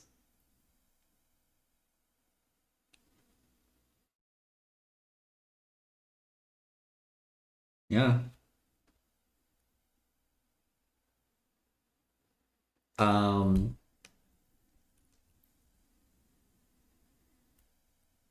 the null space.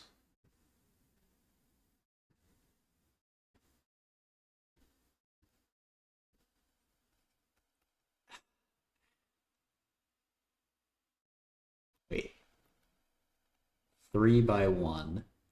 So if you want to multiply it with a vector, it's got to be 1 by something. I think it's just gonna be 1 by 1, isn't it? That's just a scalar though. It should just be 0. Like, if you only have one column, all you can do is multiply it by 0 to get 0. Um,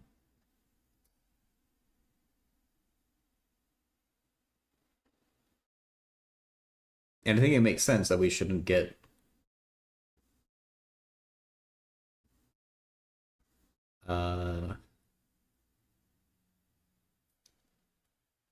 we should just get 0. I feel like that makes sense.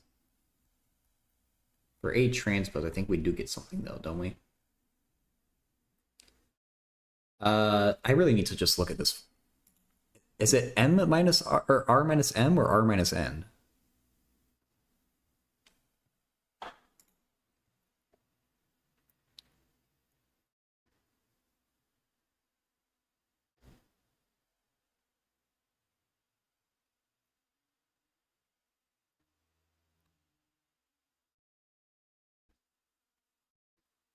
Yeah, but which one?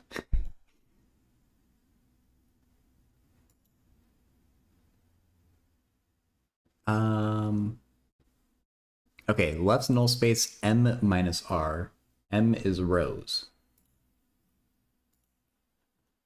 We have 3 rows. We're rank 1. Dimension of the left null space is 2. We want 2 vectors. How big are these vectors? These vectors, we're making selections of 3 rows, so they gotta be 3 big, don't they? Yeah.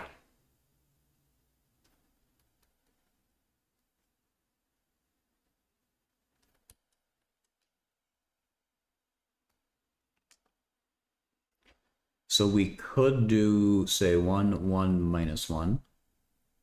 And we could do minus 4, 1, 0. Those are independent.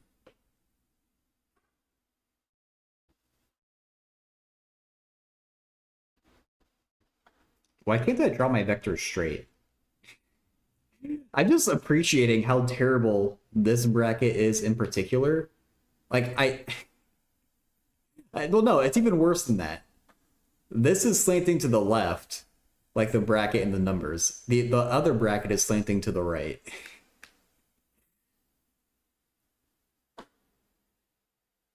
Oh my god, bro. Okay, well, let's see what the answer is. That was number 6.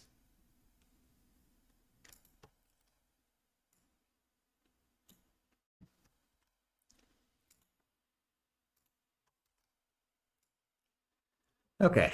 The row space 0. My answer is equivalent. Columns 301, 300, good. Null space 100, yep, that's fine. Left null space, 010, good. Row space 1, column space 145. Null space empty basis, which is the 0 vector. Minus 410, minus 501. Mine, they should be equivalent. Okay.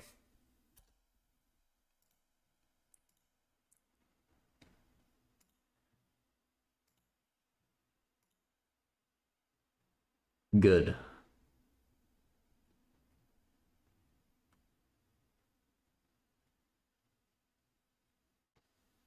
Why am I just scrolling? Why aren't I reading?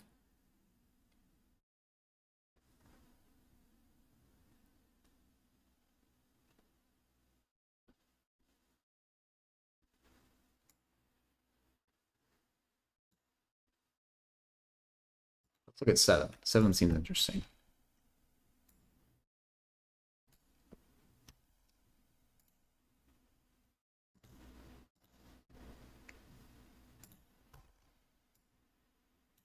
Okay.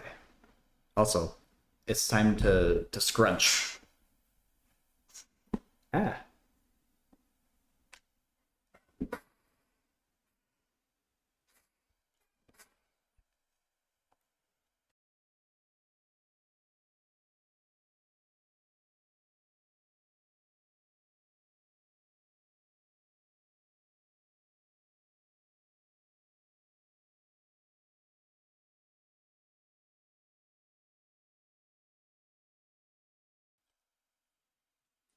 Okay.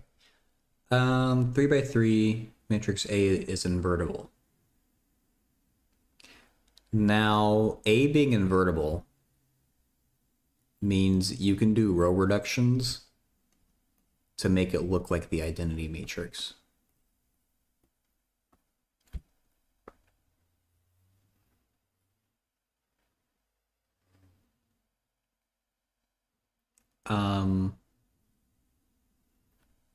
Which means the column space, I guess we can just call it R3. Well, they're asking for bases. Bases.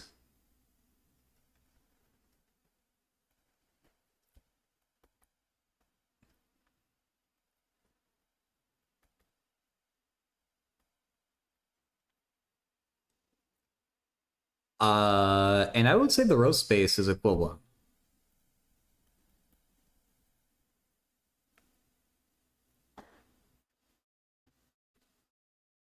In the null space and the left null space should both be 0.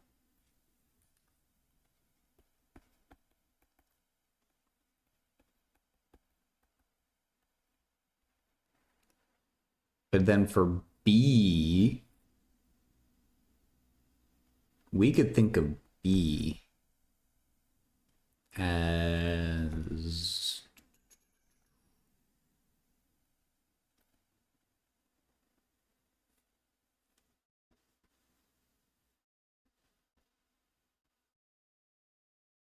I want to fill in a 3 by 3 of zeros here. I'm trying to justify that.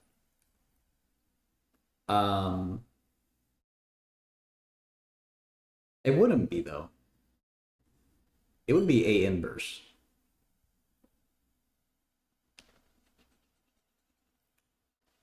I guess maybe the proper way to think of B. No. I am full of malarkey when I say that.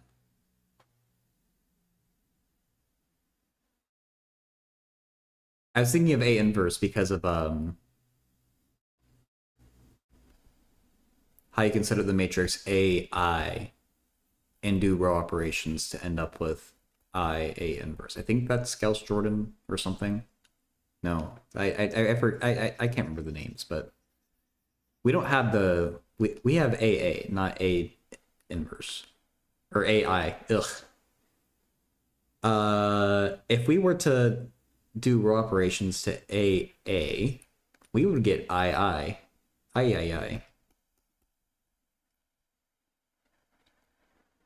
I mean, it's not necessarily equal.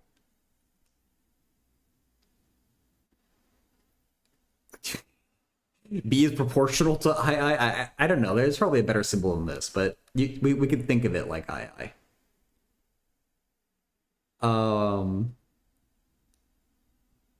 The column space of this bad boy would then be,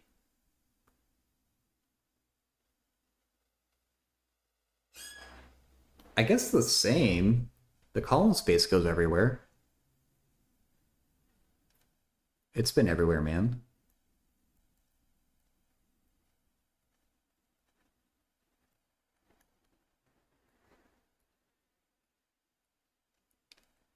Um, the left null space is going to be different now, right? But let's think about the row space next. The row space.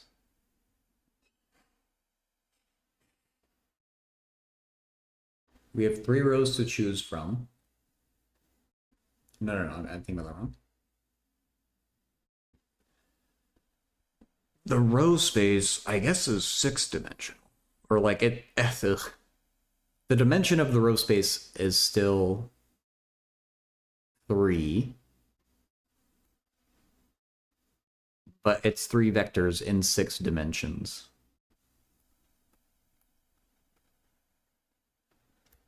So I think these are all independent.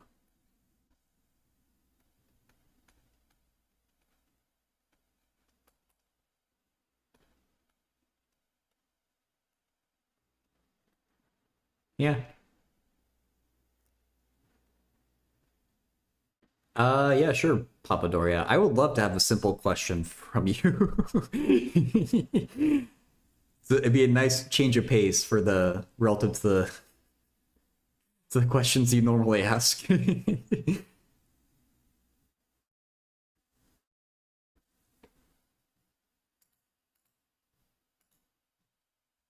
null space. The null space. What is up with the null space? Papadoria's simple question, no such thing. Okay, Papadoria is struggling on 2 hours of sleep and needs help solving x cubed minus 8 is 16. Oh, well, this will take some work, won't it? Um,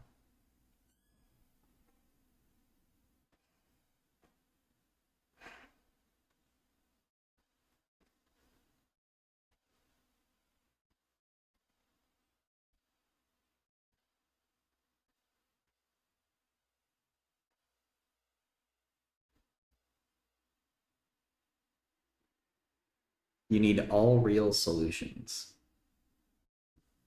Yeah, I would love to avoid cubing each side. So not just rational. Okay. So I think, like syntax error says, it's probably worth looking at the difference of 2 cubes formula. I need to remember how it goes.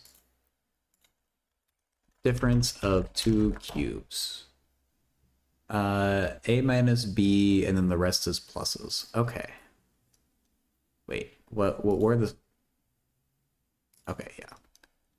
So x cubed minus 8 can be x plus 2, x squared, plus 2x plus 2? Is that what I'm saying? Plus 4.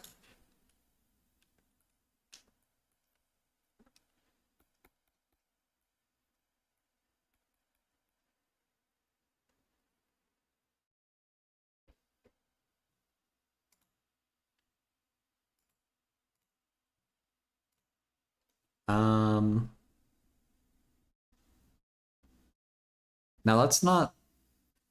Oh, what? No, this doesn't factor. T equals x plus 1? Ooh. Are you cooking? That's worth thinking about.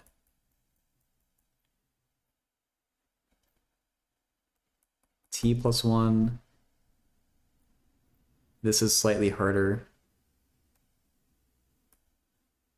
Wait, x is t minus 1.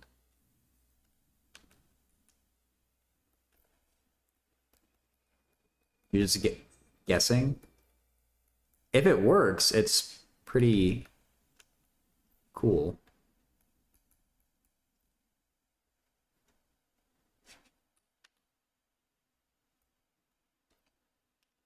Can you talk about equivalence? Like equivalence relations? Noob? Noob na noob?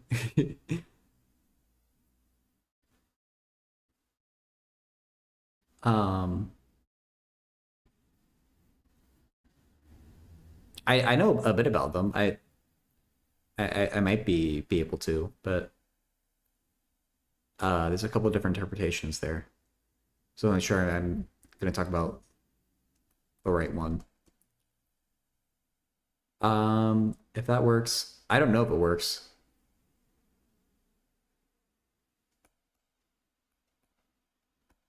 I gotta see it to believe it.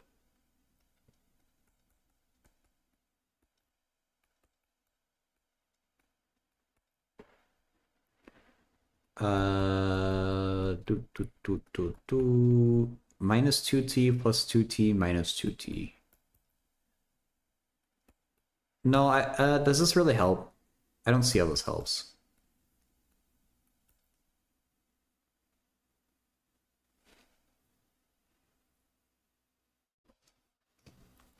Um, no worries. It's definitely worth thinking about syntax.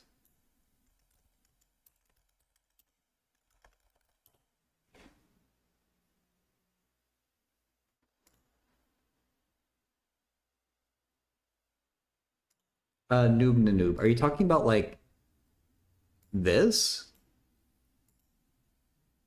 type of thing? Because if so, I at least know the basics of it, and I could talk about that. I'm just not sure if you mean something else though.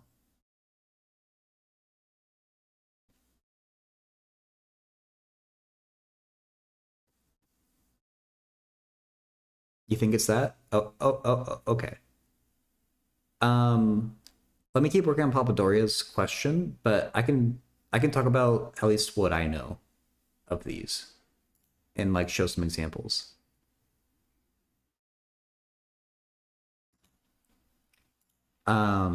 Let's question that's first. I want to see if I can make some progress with it. I think this was worth investigating, but probably ultimately not helpful. Because the issue that I see here is we still need to cube each side, as far as I can tell. If there's a way we could avoid cubing each side, that's what I'm really trying to find here.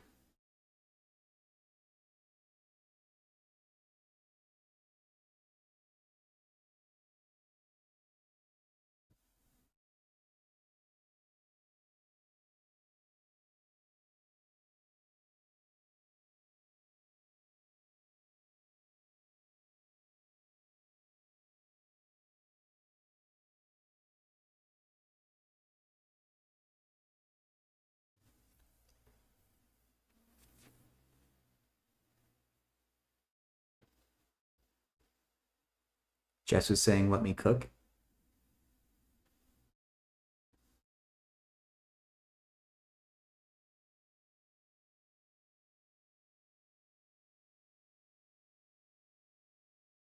Yeah, I don't like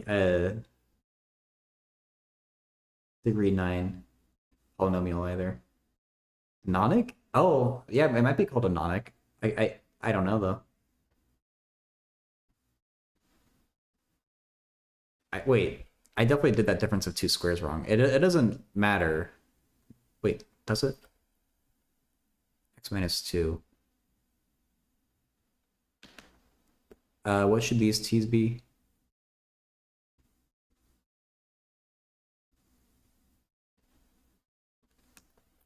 Is that t minus 3? That feels even worse.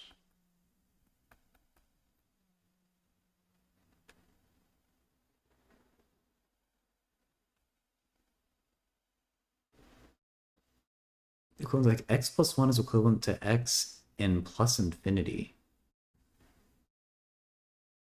Huh.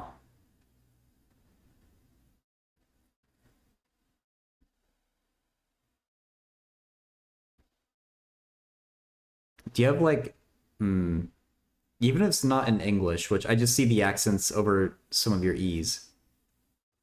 Do you have like a screenshot of like your textbook or homework or something, even if it's not in English? Because I feel like I'm not. I'm going to talk about the wrong thing. You're from France? Oh, okay. Yeah, no, I know it's hard with the language barrier. I'm live. I'm doing math help on Tuesday, Thursday, and Saturday, starting 2 hours and 20 minutes ago. I'll like actually write that out.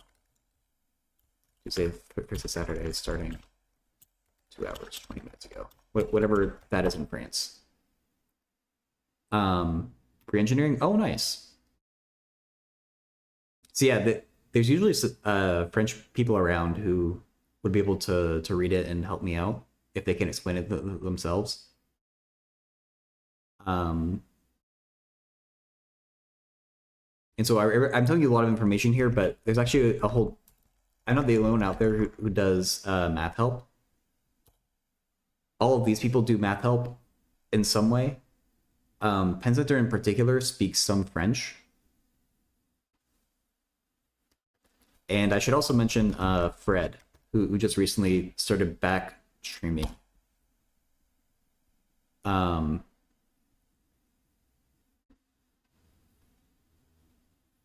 So I'm not live all the time, but there's not always, but often someone around who's doing help.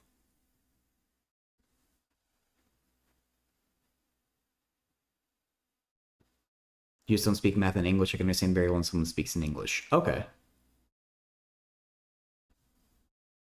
But yeah, like if you don't have to do this if you don't want, but like if you wouldn't mind like getting in my Discord and putting a screenshot of whatever you're talking about, or you can even put a screenshot onto like image or like some image hosting website and put the link in chat. But I feel like it's hard to I feel like I don't understand the thing that you want to hear about.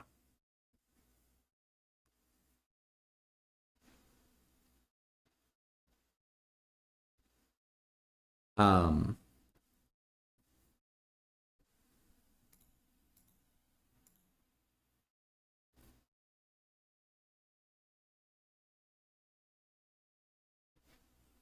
is there any benefit to applying syntax errors, change of variables to the original equation?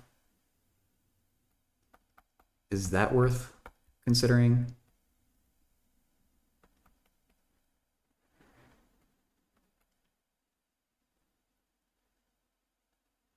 You tried? Yeah, I don't see what we would do with this. You couldn't get anything? Hmm.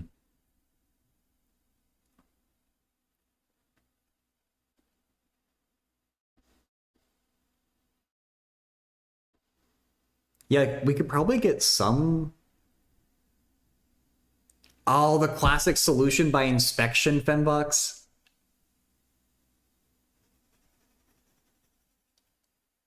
Okay, Papadoria. Fenbox, just by guessing and checking, I guess, has found x equals -2. Let's look at it for ourselves. Over here, we get -16. Here, we also get -16. Okay. I mean, honestly, guessing and checking is a pretty good strategy considering how terrible this equation looks. Yeah, that helps, but it actually we can't like divide this out. Well, I guess can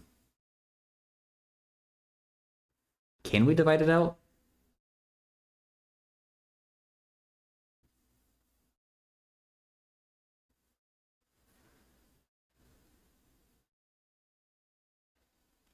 Yeah, I guess I should have written, but the goal is to get all real solutions.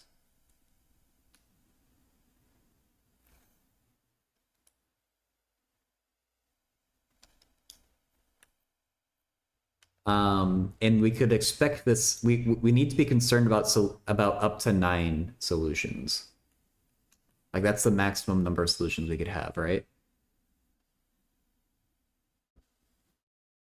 Um,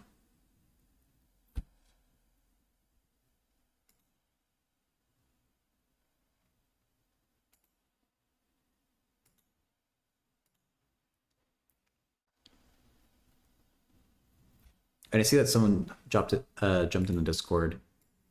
If that was you, noob na noob, Discord is gonna make you like look at some pages. It's kind of annoying, but once you get through whatever Discord is making you do,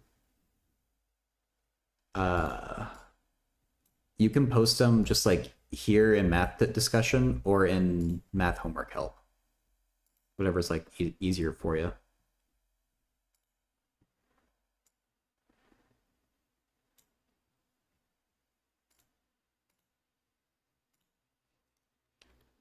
Three blanks on the homework page. There are 3 solutions. 2 are irrational.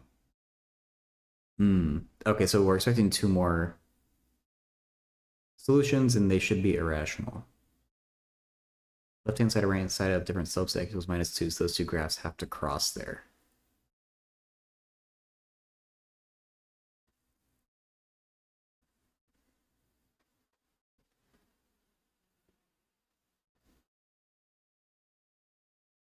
Oh, like crossing instead of bouncing?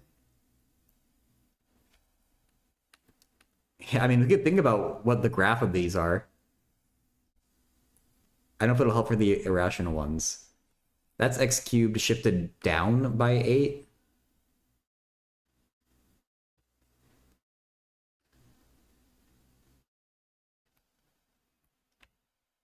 This is x cubed, but reflected and shifted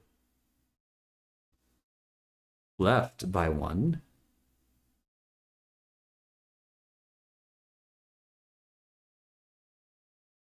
Uh, it should be like that. I surely drew this wrong. I assume the concavity is such that it's more like that or something. I don't know. I don't think the graphs are helpful to think about, as far as I can tell. Uh, are there any relations between a function and its inverse?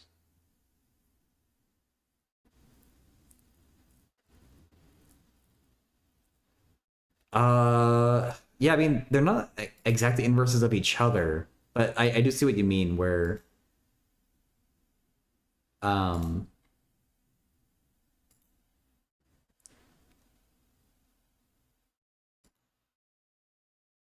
we have an x cubed and a cube root. Uh,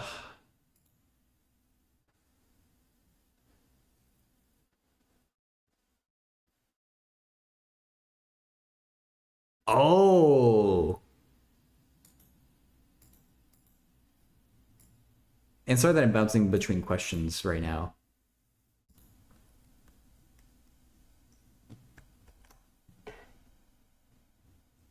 Uh, these are first order approximations, right? Or not necessarily first order, but these are like approximations using Taylor series.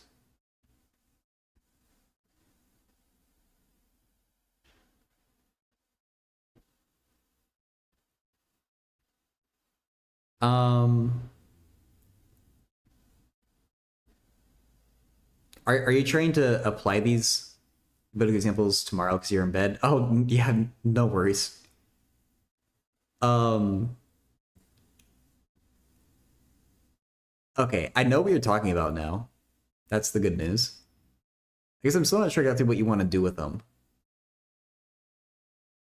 Uh,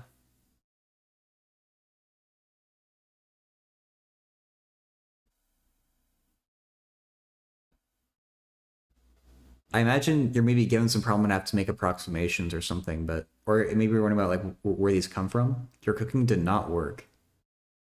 Okay. But like how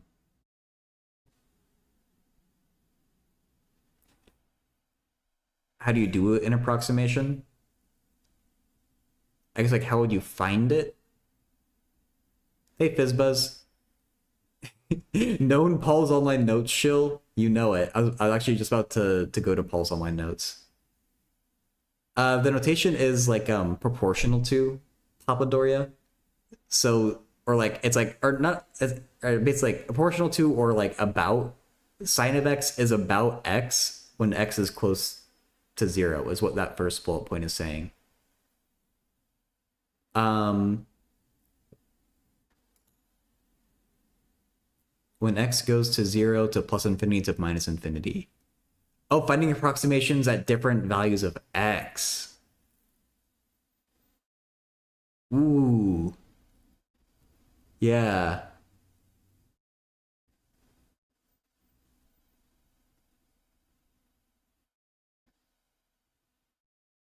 I haven't done the plus and minus infinity part.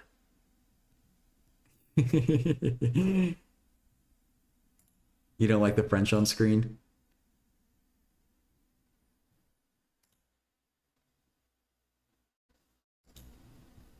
Um,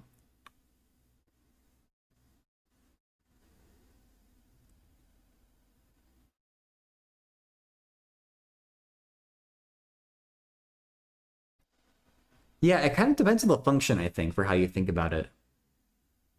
Actually, asymptotic too, formally. Okay.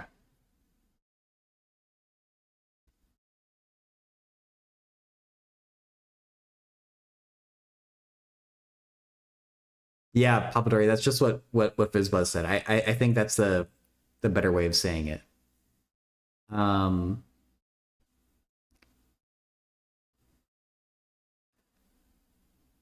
yeah, because I can see around 0, these are just going to come from like a Taylor series, right?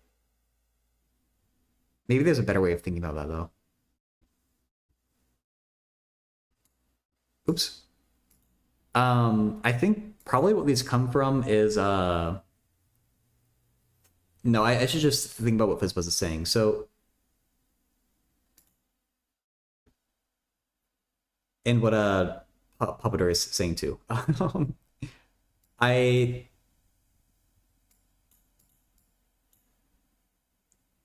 so I'm sorry, Papador. I'm not sure like where to go with this one right now by hand, and so that's why I'm kind of taking a little break from it.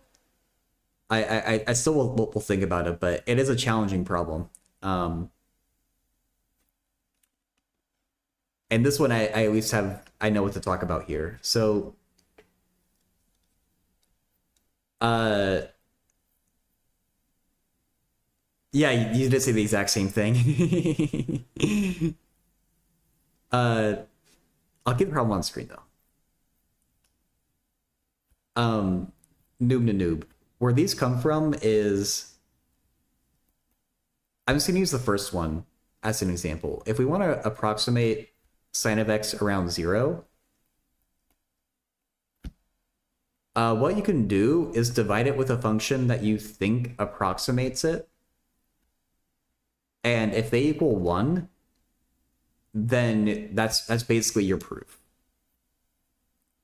Like if sine of x divided by x is equal to 1, they're basically the same thing. So what this is saying is that when x is around 0, sine of x and x are basically the same. Equals are much cooler anyway. And so you can do the exact same exercise. And, you can't really approximate sine of x to infinity. Function like e to the x plus 1.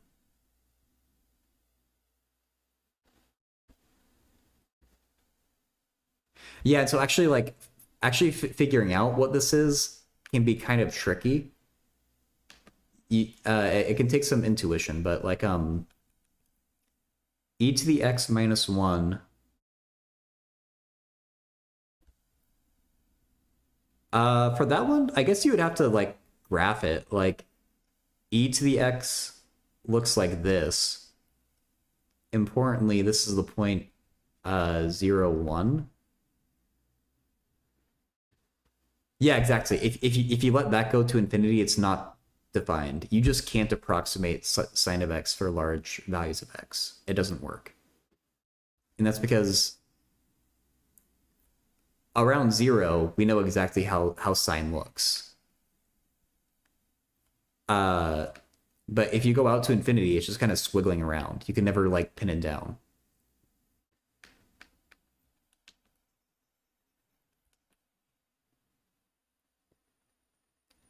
Um,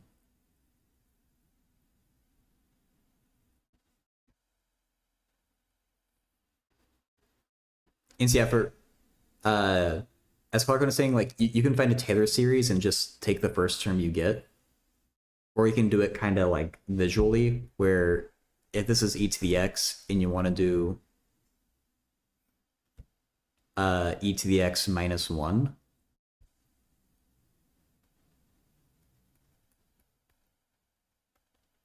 you would say, oh, right around that point, it looks sort of like x, so let's try that and take that limit.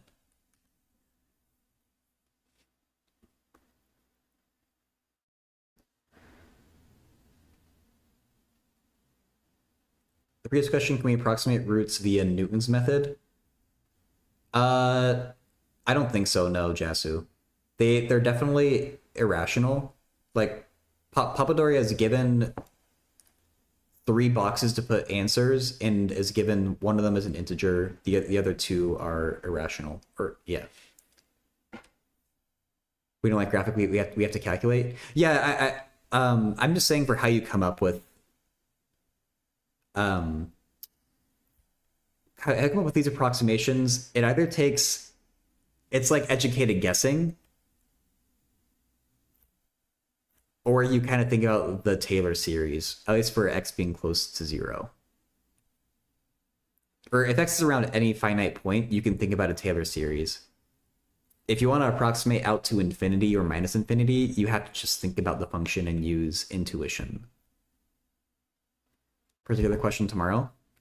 Okay, I won't be streaming math until Saturday. If you want, you can post it in Discord though, and I can potentially get back to you on Discord.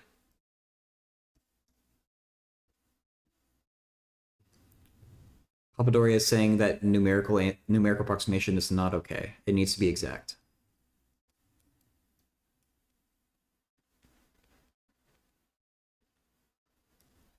Yeah, real roots, but we're given that one root is rational, the other 2 are irrational, and that there's exactly 3 real roots.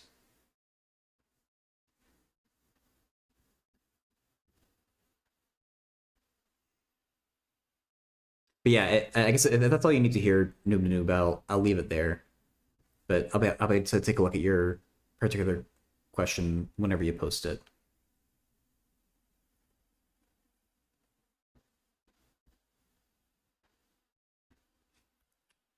Um,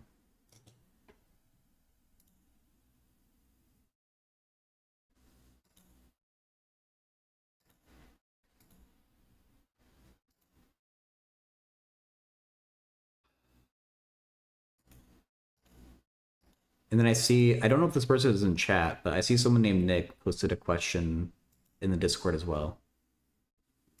All right. Sounds good. Noob. Hope you sleep well. Thanks for coming by and asking the question. Oh, you are here. Okay. Um, you want to? Okay, wait. Look, I'm just gonna type out what the problem is for Papadoria's Jasu. Find all real roots.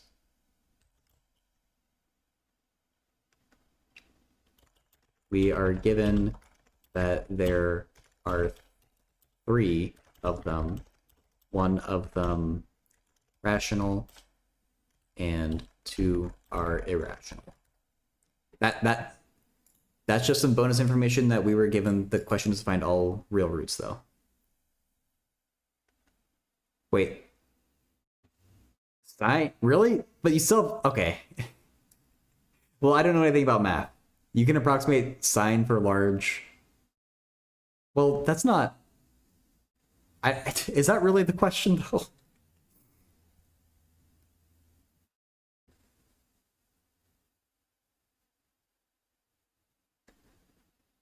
It means that it's a rational number. Like, -2 is rational. When somebody says exact answer, I would intuitively think they mean a numerical, exact, and precise decimal. That's what I thought too.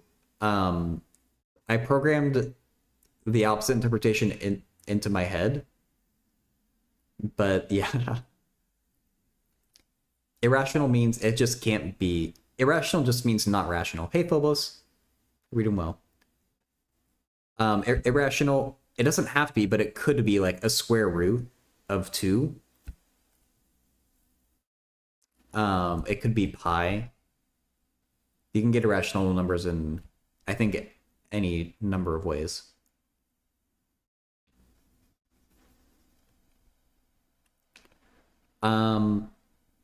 So this question posted in Discord as well from Nick. Let me just read it and see how much of a time investment this would be.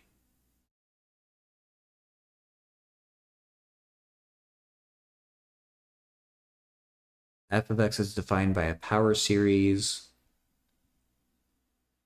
with a radius of convergence. For some sequence, x sub k is a proper subset of this interval of convergence, with the limit as k goes to the negative k equals 0, so a decreasing, well,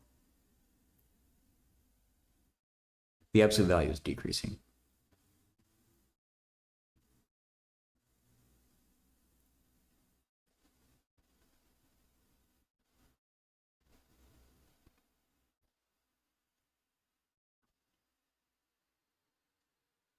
The area B functions, he does some asymptotic stuff. Okay.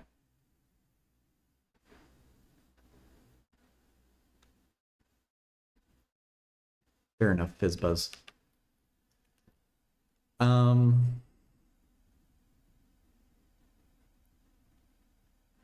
What does it mean to... X is just a real number. What does it mean to have f of x sub k if k is a sequence? Like,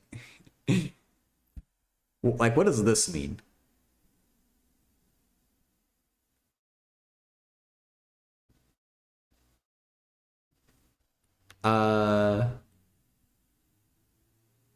Root of -4 is irrational?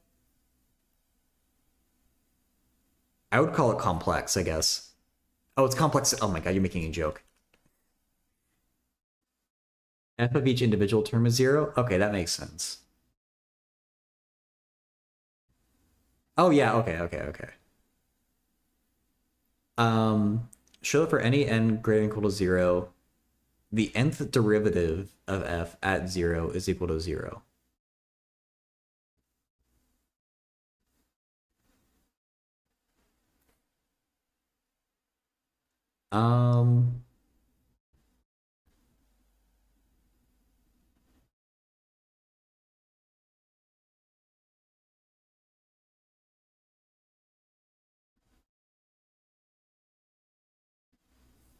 Okay, I think I'm still not sure how to progress on Papadoria's problem. I guess I'm gonna try to do this one. Noob, thank you so much for the 255 bits. I appreciate it. Peaceful music, yeah.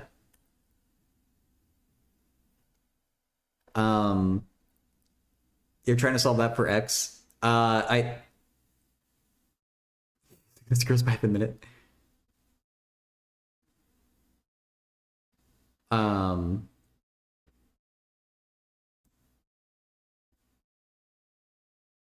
That's a weird one to do, Lucas. I mean, these questions were asked first though, so I want to think about them first. But if someone in chat wants to, that's a weird one. It might not be numerically possible, or it might not be possible. Not numerically, but analytically. Numerically, it's possible. Does Wolfram Alpha get an exact answer?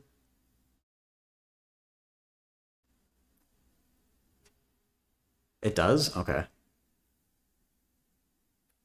2? I can see x equals 0 definitely works, but I don't know what else would. Um, use mean value theorem in induction on n. So what does the mean value theorem tell us? 27/8. Wow.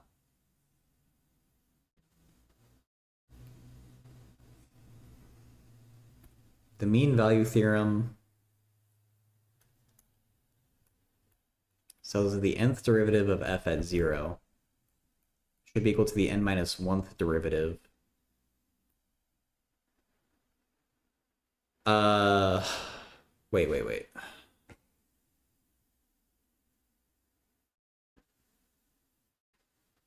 There exists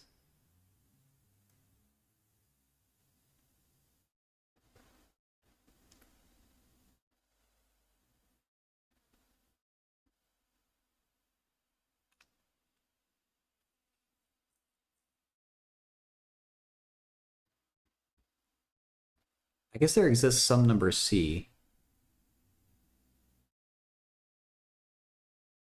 Wait, we go n, no, n minus 1. Yeah. R minus n minus 1 minus r or r minus r. Is that what the mean value theorem tells us? Where c is a number minus r to r.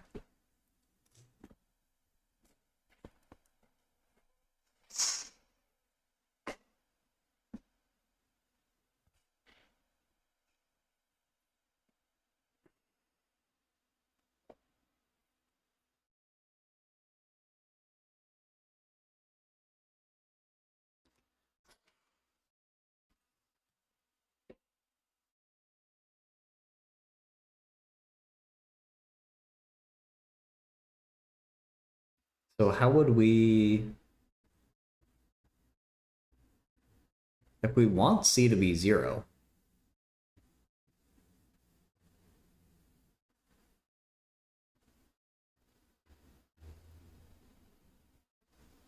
so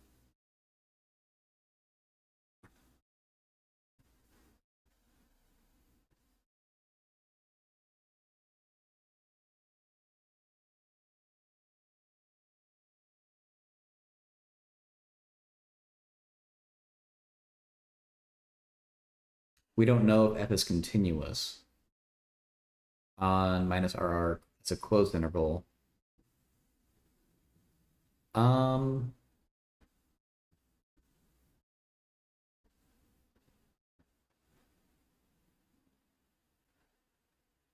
oh wait, does the mean value theorem require that? Oh, I guess it would, right?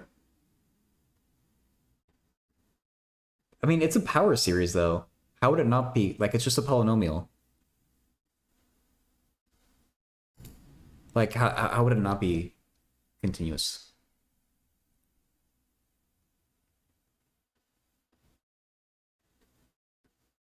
Your equation only ever gave numerical approximations.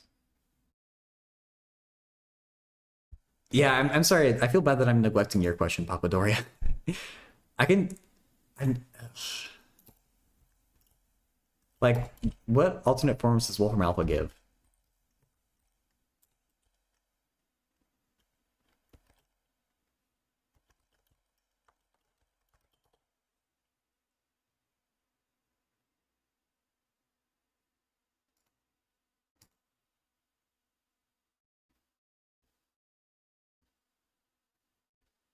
Wait, it only gets one real solution. Did I type it in wrong?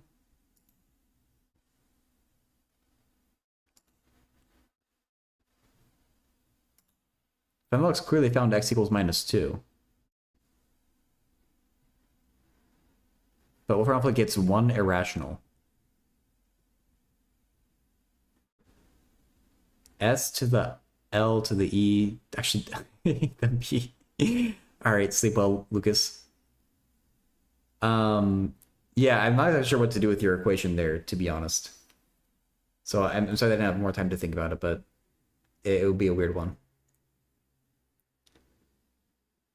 Oh, you just divide out the x. Oh, no, I just don't know how to do math. I know how to solve that.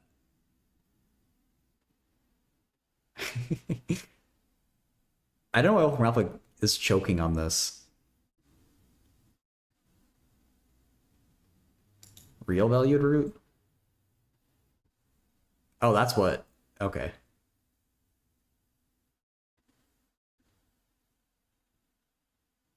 I don't know. Is it? Yeah, I don't know. Okay. I'll just quickly say it for Lucas's. If you have 2/3 x equals x to the 2/3, I guess you just divide out the x, to be honest. Like, think about whether x equals 0. X equals 0 does solve it, so just remember that 0 is a solution, and then you can save the divide by x. So -1/3. I guess you would flip each side.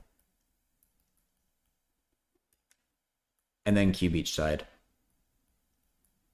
I was making it harder in my head.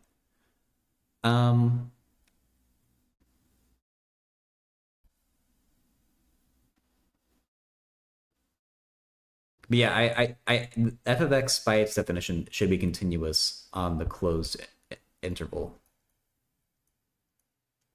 Because it's just a polynomial.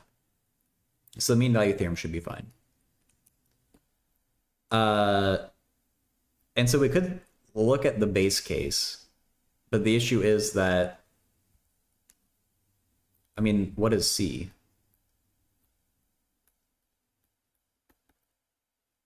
That's what I don't get.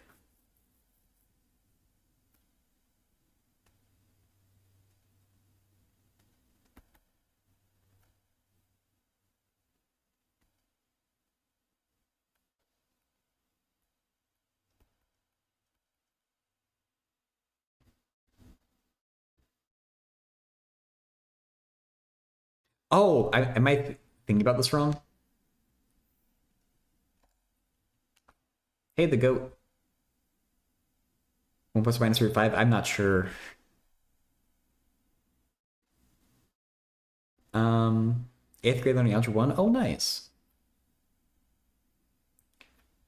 For any n, I guess for n equals 0. I see. So we're not starting with the mean value theorem. We're just, this is all we're trying to do first. Socks method? SOCS? I haven't heard of it. Like, if you can try to describe it, I might know it, but I haven't heard of it by that name. It's just f of 0 equals 0. Well, that seems true by inspection, right?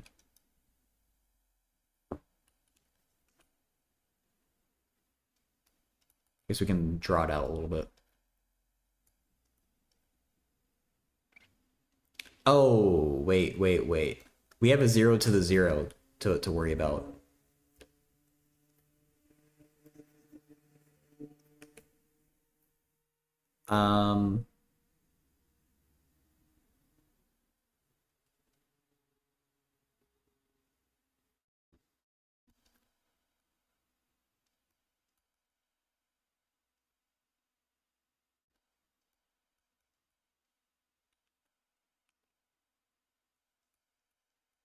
So that 8 sub 0 seems like a problem, right?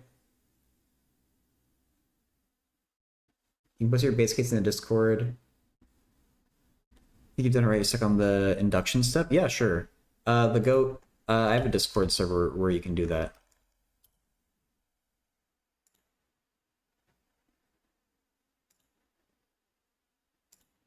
F is continuous in 0.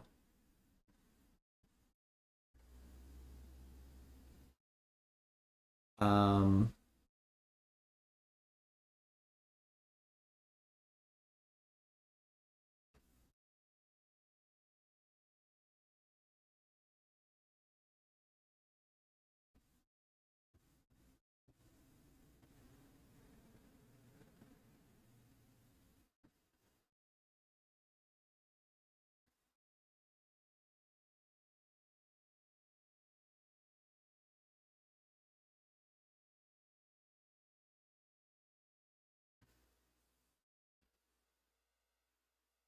hmm.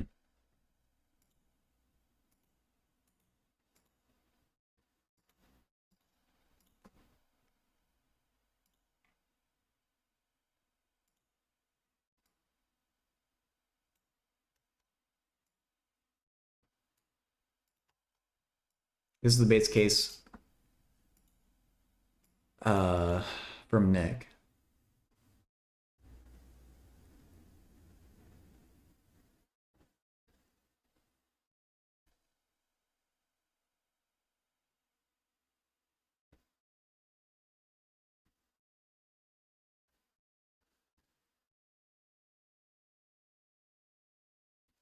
So the existence of this x sub k sequence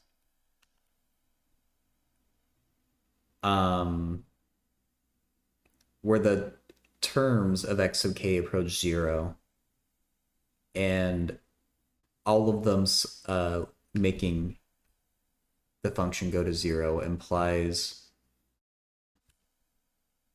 that f of 0 should be 0. I guess that makes sense.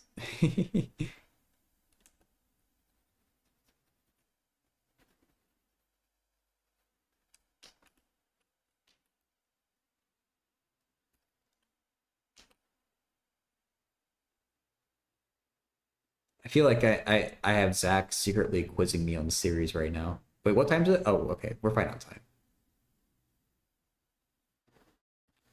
So the induction step, um, I guess I'll write out the assumption. Assume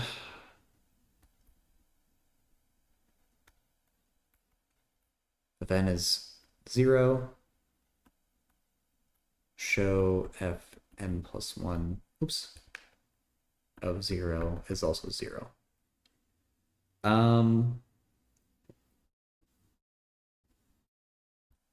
And this is where we're going to need the mean value theorem. So the mean value theorem would tell us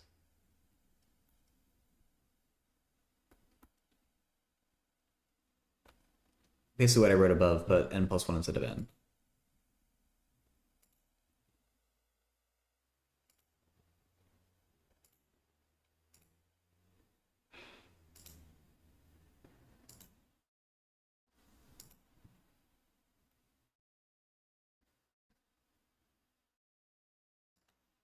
Okay, in the go, I see you sent it.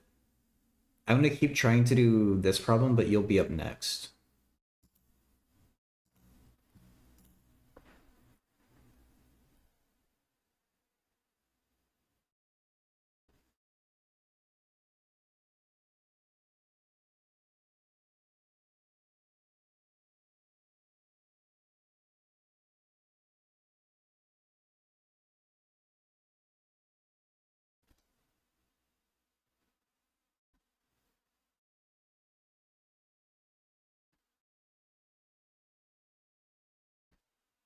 Hmm,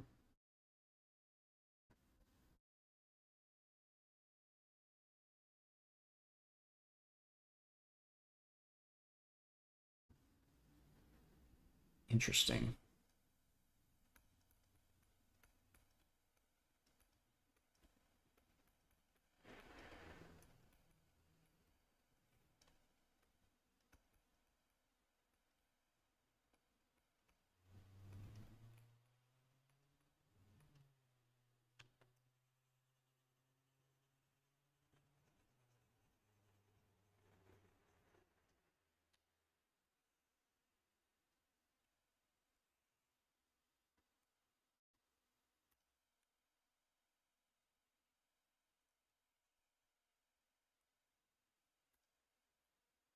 It's not aligned with the lines.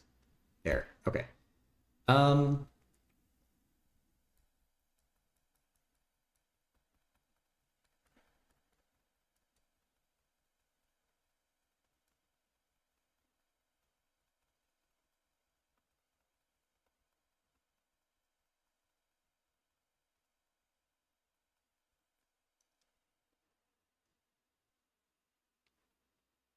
Now we're stuck with the f sub r.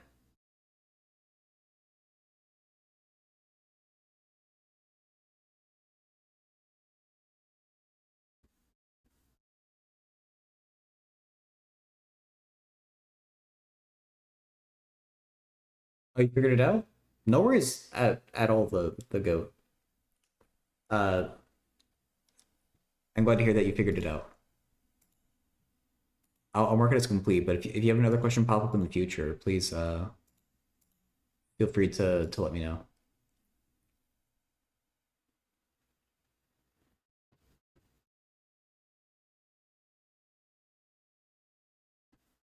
You're subbed? Awesome.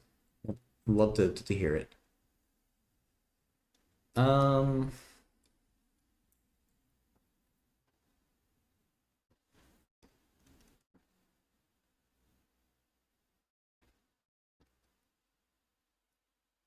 would I be cooking too hard if instead of r I used x sub k and minus x sub k?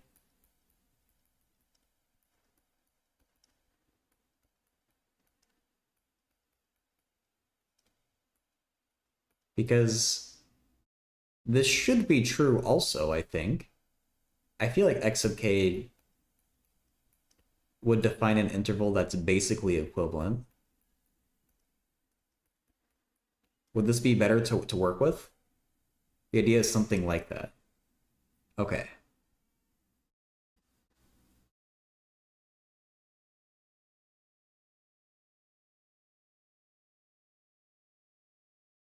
It's better to do on the interval 0xk. Ooh. Okay, yeah, yeah.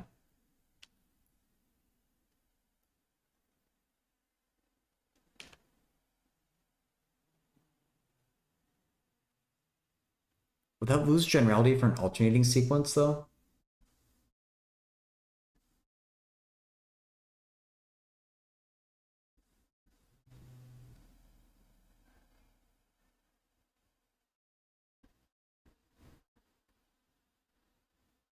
I'm a little bit...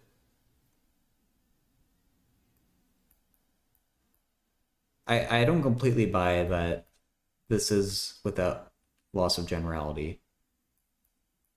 But if we go with that, let's just see, like, where would that take us?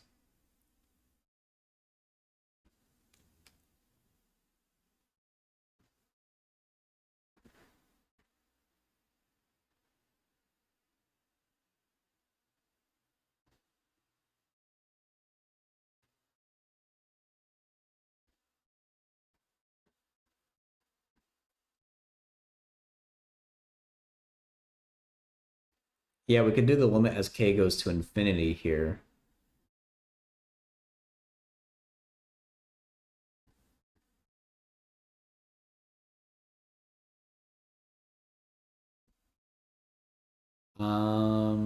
That would give us 0 over 0, though, right?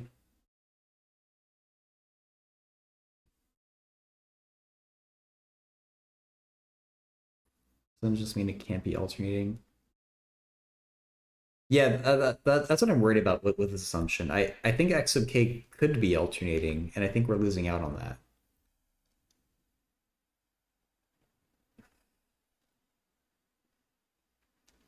But just to kind of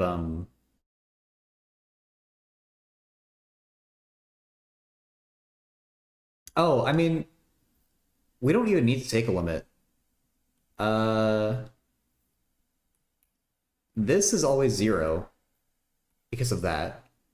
No, that's not. No, dude. I take that back.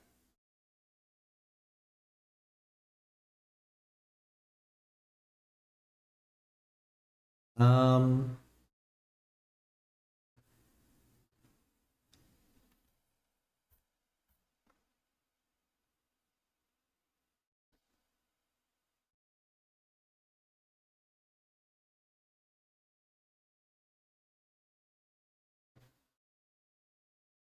the argument I wanted to make is that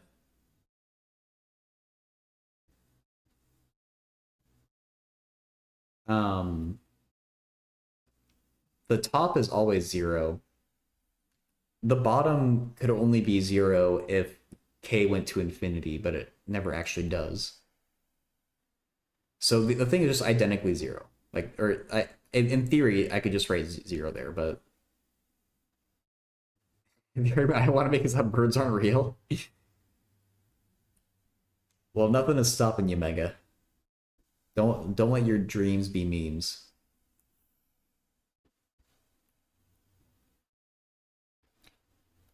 We're just fixing some arbitrary term for the sequence x sub k if it's more than zero. Uh, yeah, I guess just for a particular k. Yeah, that's fair. I might be worried for nothing there.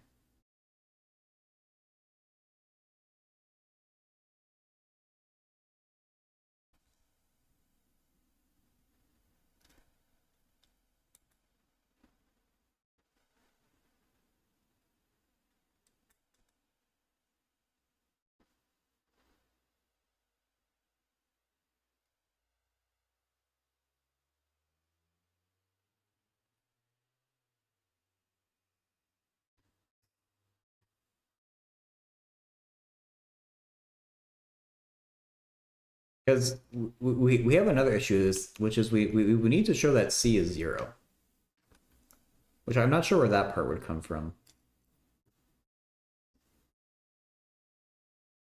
Um,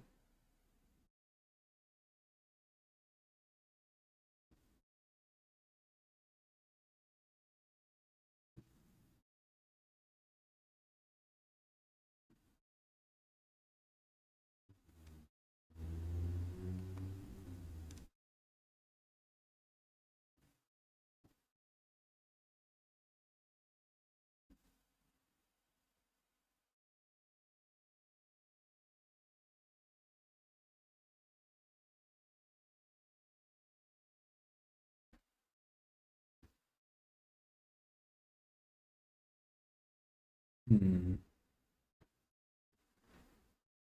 Proof by birds aren't real.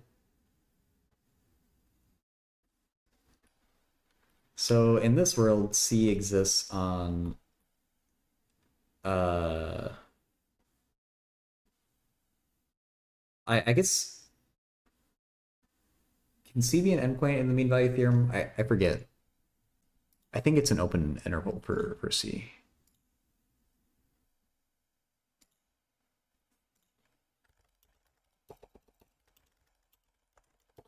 It must be closed if we're doing this though. Um. Oh. Okay. Wait. No. It. I think this is potentially bad, Nick, because if c is an endpoint, then c can't be zero, right? C exists on the open interval from a to b.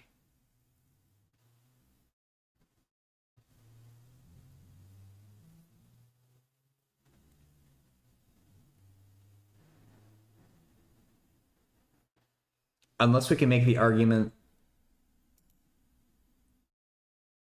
Well, maybe it's still okay if we're making the argument that we just have a flat function and that f of any c in a and b is equal to f of, or like if we're arguing that's a flat function, maybe it doesn't matter. Like a constant function equal to zero. Um,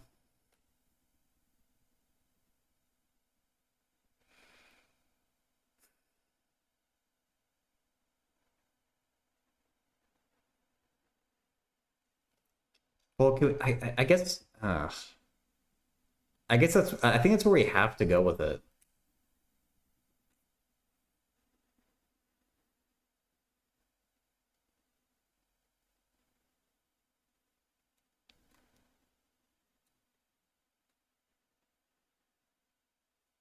Um, I think we could argue by L'Hopital's.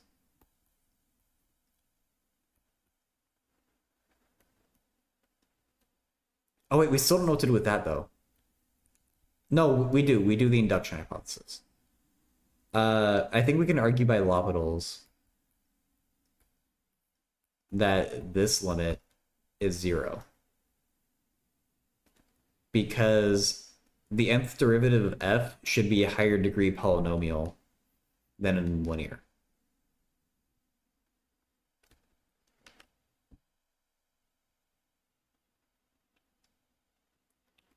Um,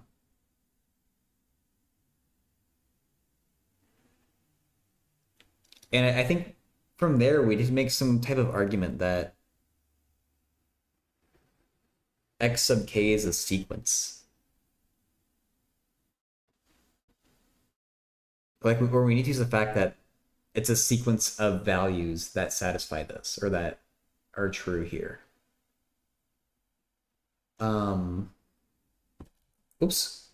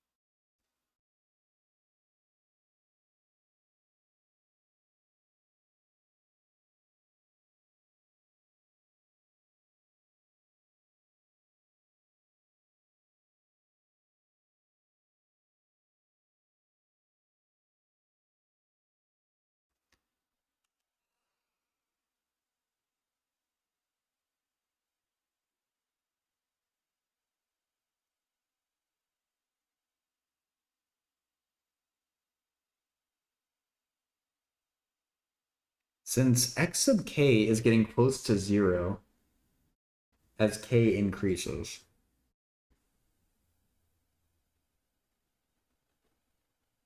trapped Donda's math in a room with nothing but real analysis textbooks. Oh my god.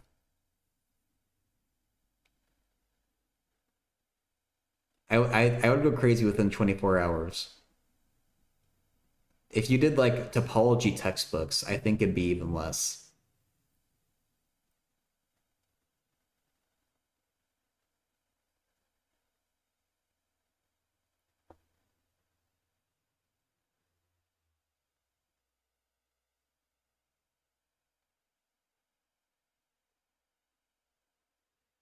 This problem, it seems just a little random. Like,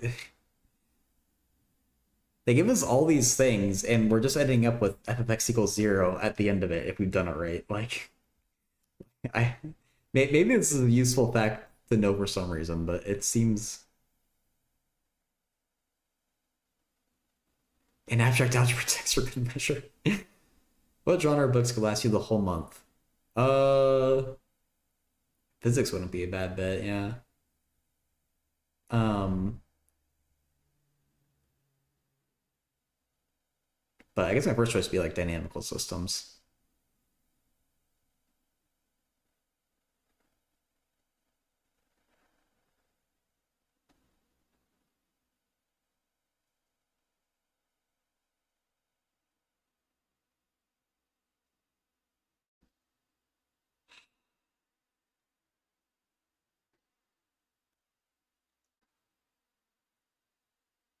Would you want as many C's?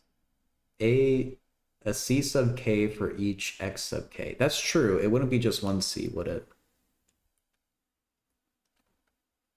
Or we don't know it's the same C for every k. With each C sub k and 0k, You know C sub k is approaching 0. Bluebird, I'm glad you're here. Thank you. Thank you. Oh my god.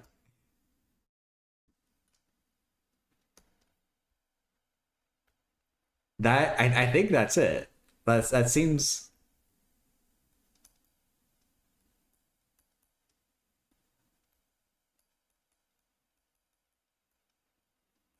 really good. Because C sub k is contained in that interval, it should have the same exact limit as x sub k.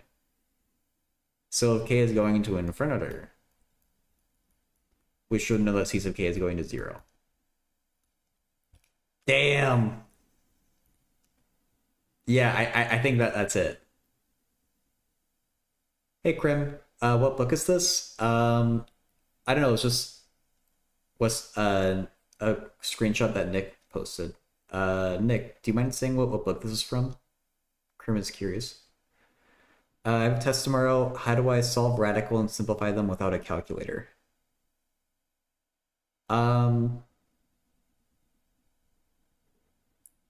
Okay, we still. You don't think it's from a book? Oh, okay. In that case, Krim is probably an invented problem.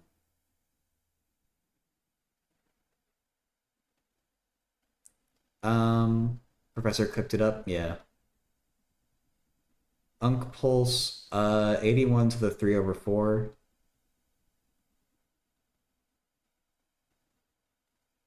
What you do, so that's a quick question, so I'll just take a quick break and answer that. If you have something like 81 to the 3/4, you can think of this as either 81 cubed to the 1/4 or 81 to the, oh, I don't know how to write numbers, 81 to the 1/4 cubed. Because if you have a power to a power, like this with parentheses here, like, you know, a power, parentheses, power, they multiply. So 3 times 1/4 is just 3/4. So we haven't actually changed the problem. But often one of these forms will be easier to think about. And 81, I know is 9 times 9.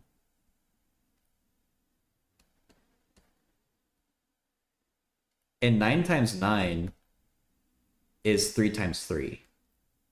So it's really 3 times 3 times 3 times 3 to the 1/4 cubed. And if we have 4 3's all multiplied, that's just 3 to the 4th. And so 3 to the 4th to the 1/4, that's just 3. Like, those are undoing each other. 9 times 9 is... Therefore, 3 equals 9, Papadoria.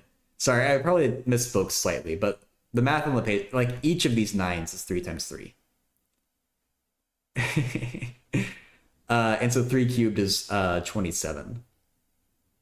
So you kind of play around with which one you do first. If it's a big number, try doing the fractional power first, because hopefully if you're just learning this for the first time, they give you things that cleanly, like, they hopefully will give you something like 3 to the 4th to the 1/4 that cancel.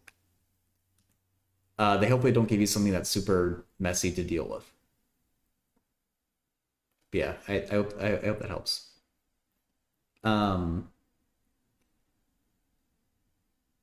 Just, yeah, 9 times 9 is 3/3 apparently. All functions are 0.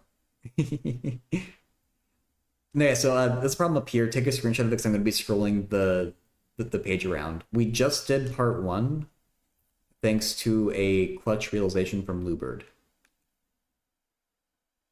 In part 2, I know the phrasing of part 2 is funny because I feel like I can just say, okay, I concluded that.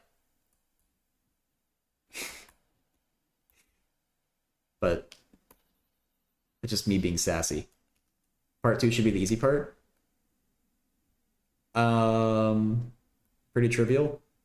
I haven't thought about it. If you're fun with the problem, then we can just leave it.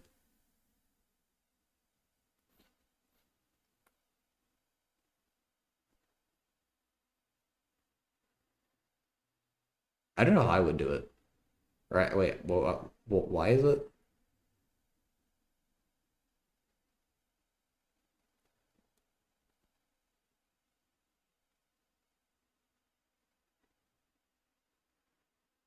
You still don't get the C sub k sequence argument. Okay.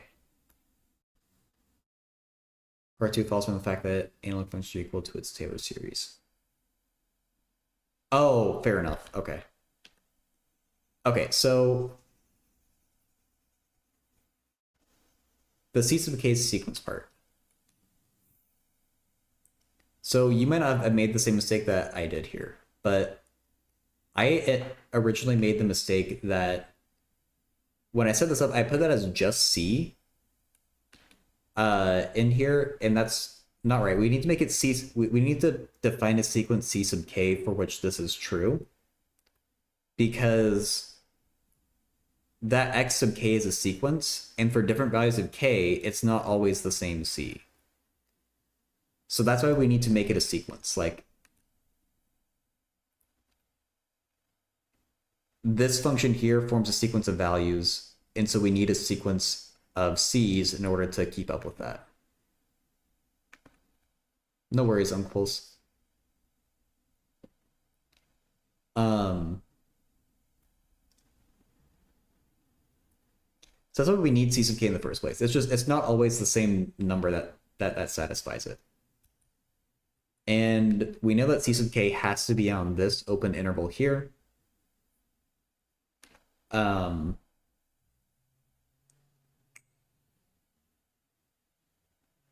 So I guess are you with me, like, for this line that I was just explaining, like why C sub k, why it has to be C sub k and not just C?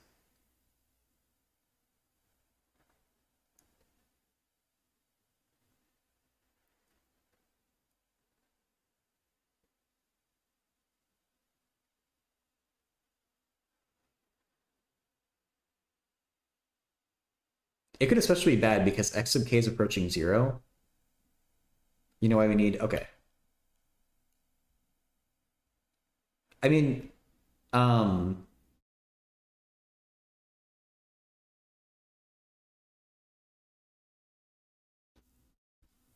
guess the definition of C sub k is that it's whatever value satisfies the mean value theorem for each value of k.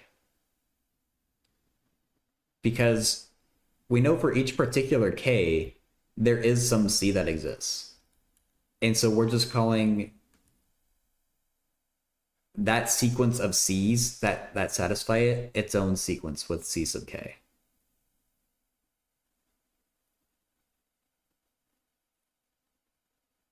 So I guess it's defined by whatever satisfies the mean value theorem. And we know it has to be between 0 and x sub k, because those are the endpoints of the mean value theorem.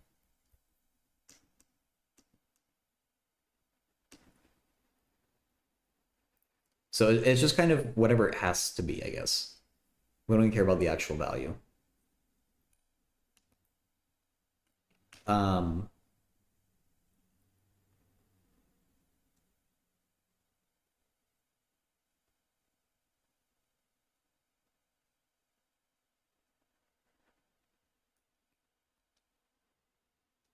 Maybe it might help to actually, like, write this out.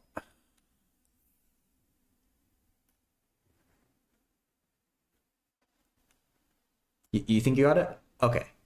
If I was just, like, gonna write this proof more formally, I'd like say, like, let C sub k be the value that satisfies the mean value theorem on 0 x sub k, or like something like that.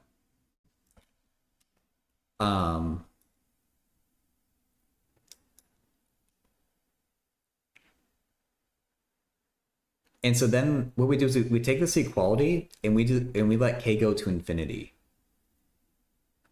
On the right side, we can conclude with L'Hopital's or something that this limit is going to be 0, because high degree polynomial over linear one the higher degree dominates. The limit on the left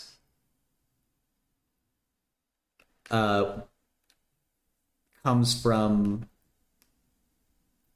the fact that the limit as k goes to infinity of x sub k is 0, and c sub k is contained inside 0 in x sub k. So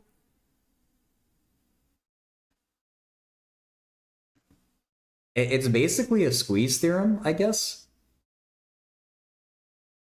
I guess, yeah, you could argue that more formally by squeeze theorem. Like 0 is less than or equal to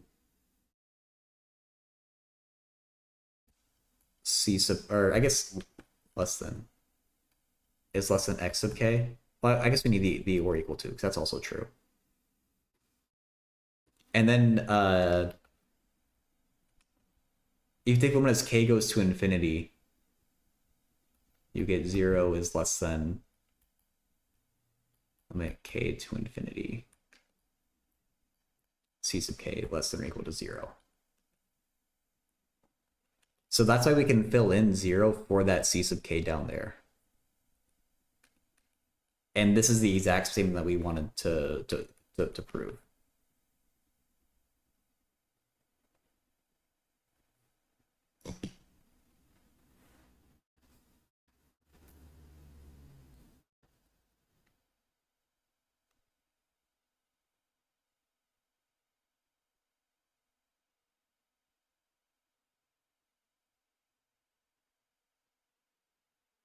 So I hope that makes sense.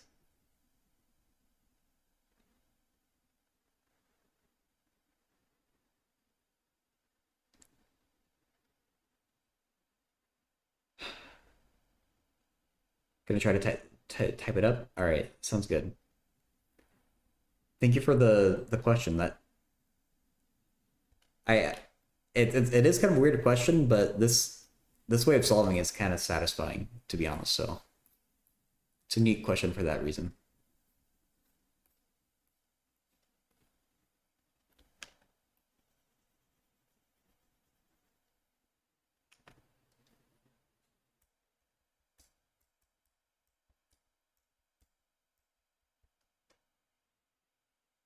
Yeah. Back to this. I mean, I don't know what I'm gonna do with it, because I'm sure that you would know how to keep out each side.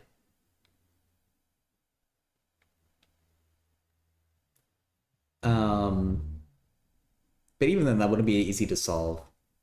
Part 2 can fail if it's just smooth and not analytic.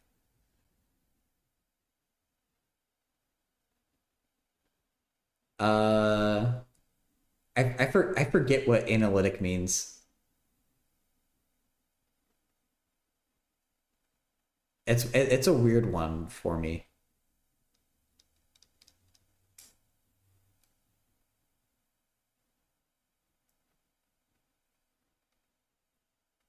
Function be written as a power series. Oh, okay.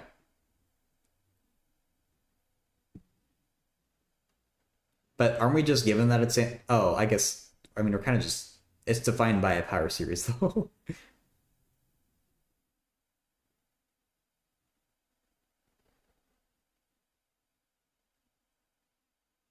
It's a big thing in complex analysis.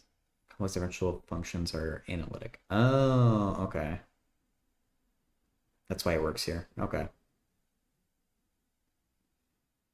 Yeah.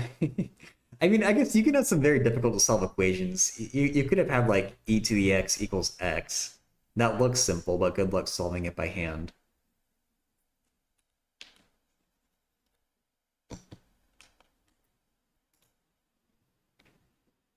Uh,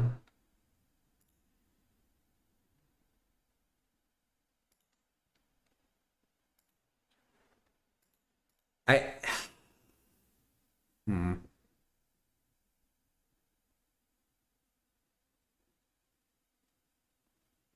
How are you expected to do this? Like, what the hell?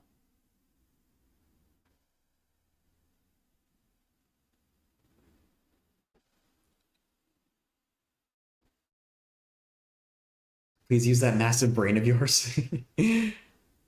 uh,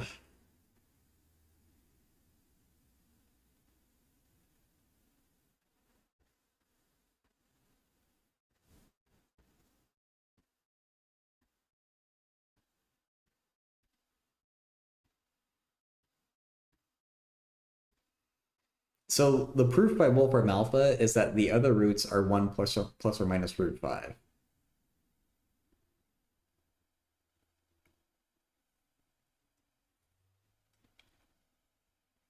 It's a problem on the screen here.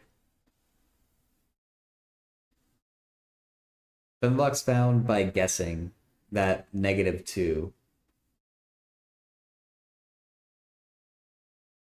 is the rational solution. And there's two more irrational ones that Puppeteer is apparently expected to find. Um,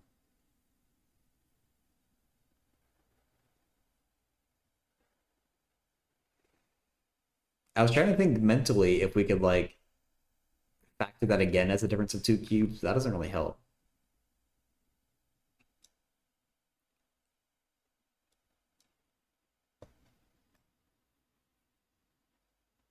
Ugh. I guess I could say solution instead of roots.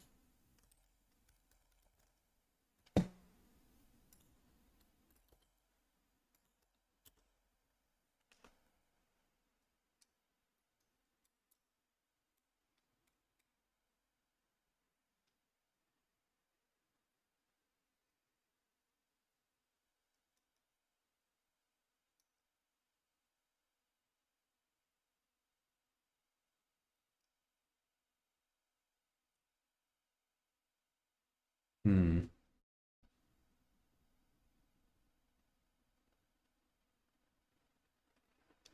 Do we divide out? What happens if we take uh, the only thing I can think of doing is dividing each side by x+2.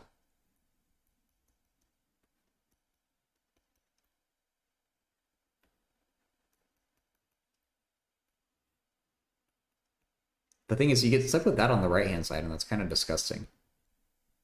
I guess we don't have to do that exactly. We could have that like multiplied back over there.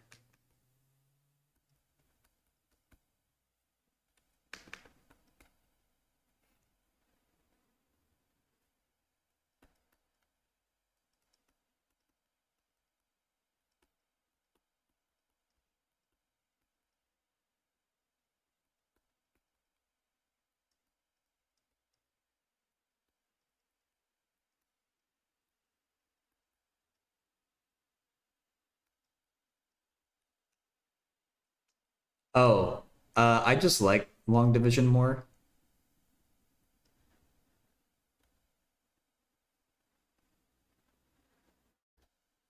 Something's wrong.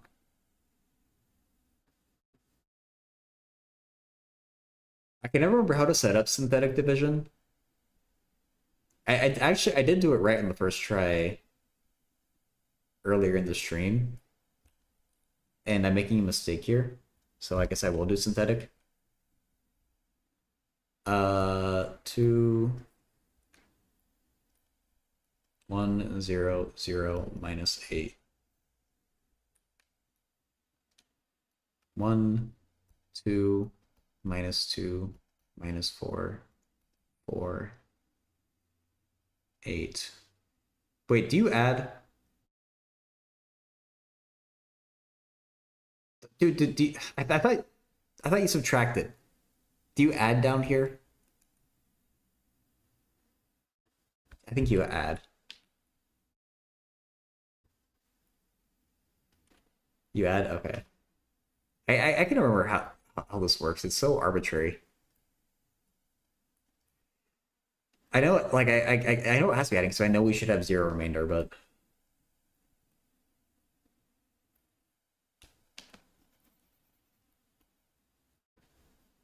it's like, how do I remember that if I don't know we have zero remainder?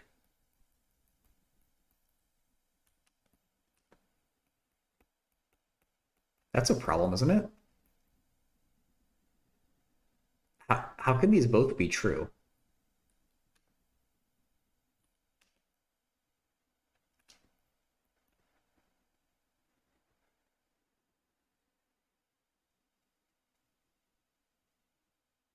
Did I do the difference of two cubes wrong?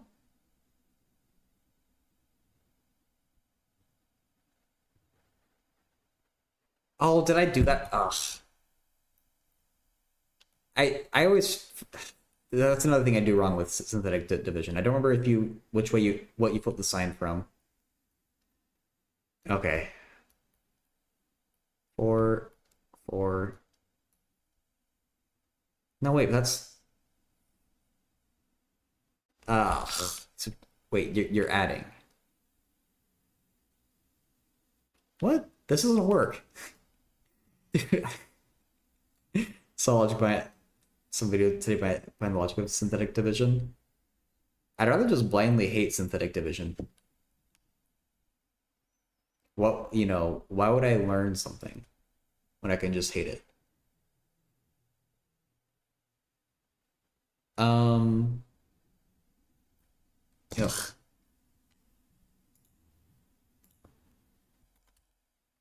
I hate sex.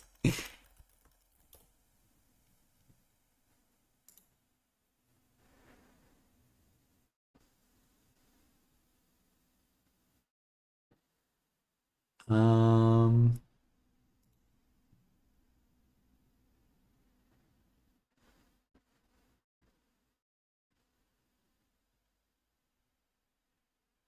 x minus 1. So it should be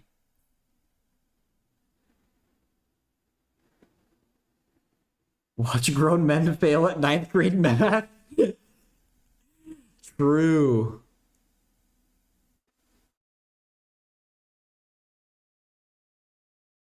If we're dividing by x plus 2, then we do want a minus 2.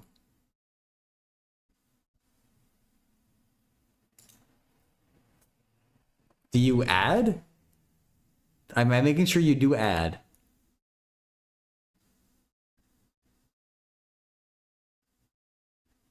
You do add. Why doesn't the synthetic division work? Wait, no, we don't know this. There is a remainder. That's the problem. There is a remainder. -2 is a root for the entire equation, not just x cubed minus 8. That's why it's okay. So never mind. Screw division.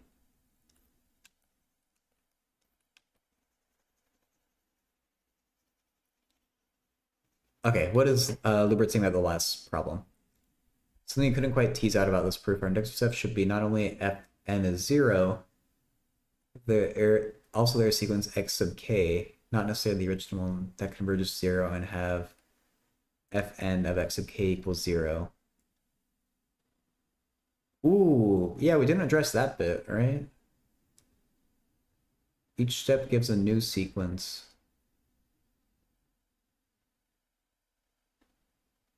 Our inductive step should not only...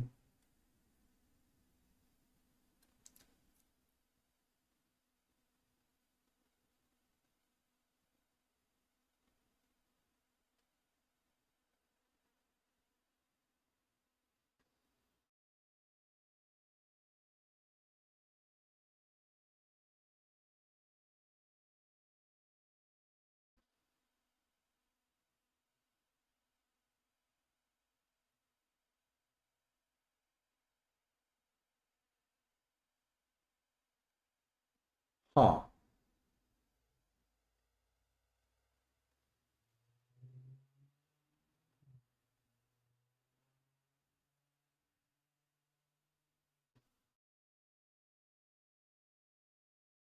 Yeah, okay, it feels like you should be able to say some sequence exists. Something about continuity or differentiability.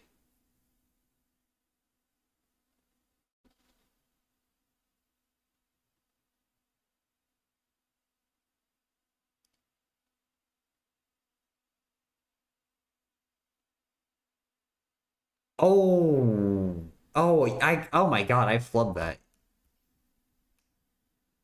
Yeah, x. Ah, dude. Why would you call this? I guess I know why you call the sequence x. Oh, yeah, that's not L'Hopital's. X sub k is just a number.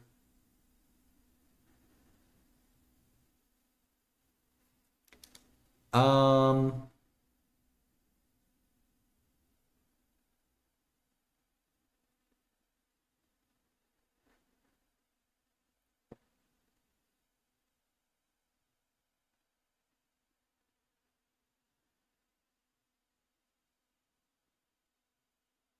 yeah, this is k goes to infinity. What am I? I was. Oh no, I'm just all sorts of wrong by saying L'Hopital's. This is ugh, ugh. At least the squeeze theorem thing I worked out okay, I think. Um,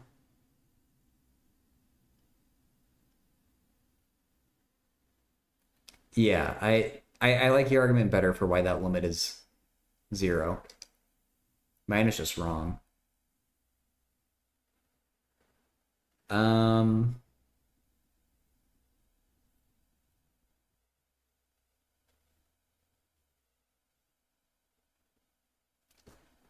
and sorry, Papadori, I think I'm out of ideas with this. Like, I can't find a nice way of doing that.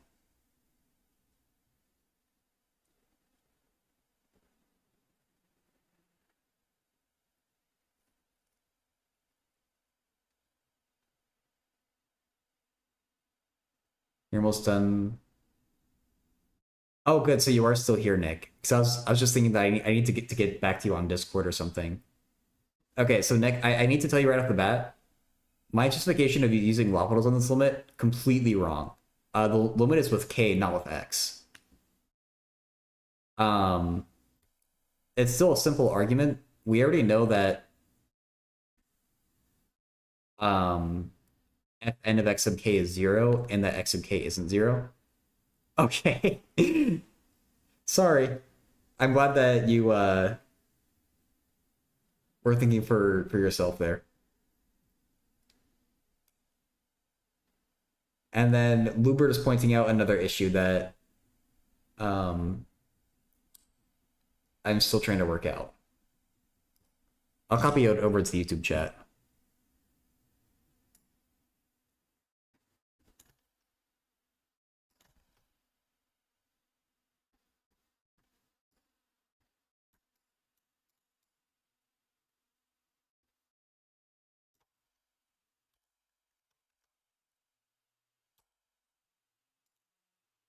By Rolle's theorem, between any two roots of f of x, there is a root of f prime of x. Oh, yeah, yeah. So we get another sequence which shows f prime of 0 equals 0.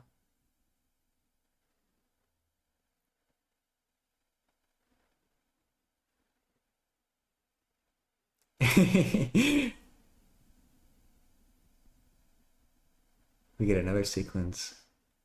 Oh my god.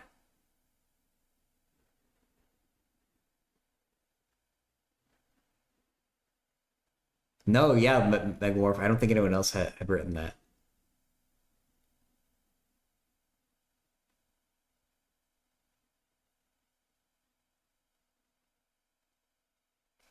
Okay. I that seems like a good argument to address Lubert's concern.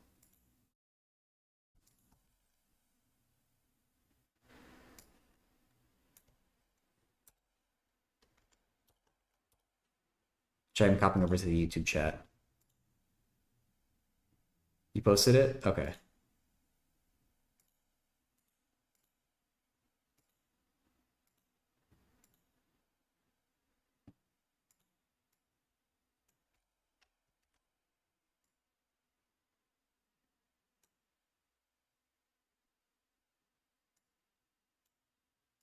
This creation of new sequences of k is very hand wavy. Let's see.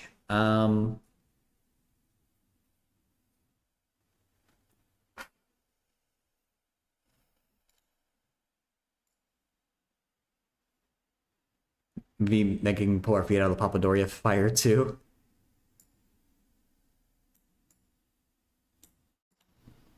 Oh.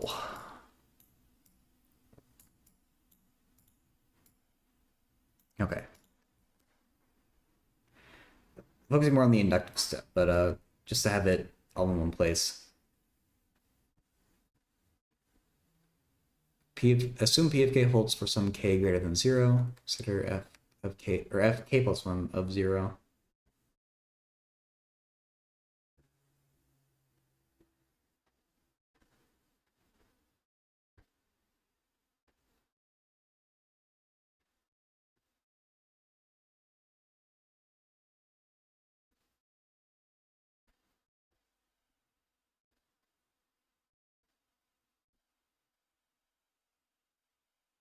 Wait, since 0?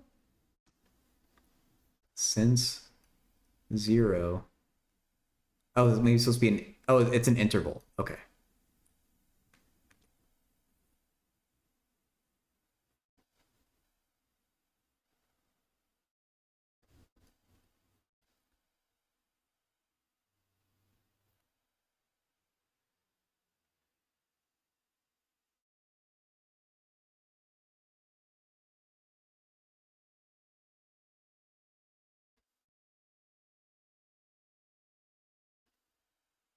Oh, you mean okay?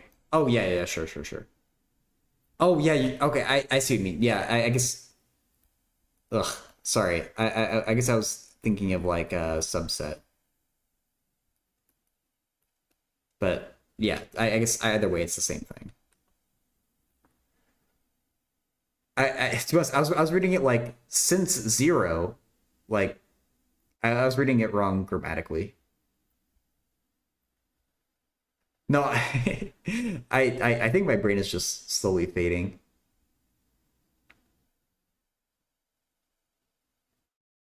Follows that fk is continuous on 0xk. Moreover, k is differentiable. Sure. By the induction hypothesis. Sure. By the mean value theorem. Find, or yeah, we can say like there exists a c sub k such that this is true. Yeah. Inductively define a sequence c sub k, sequence of values given by the mean value theorem.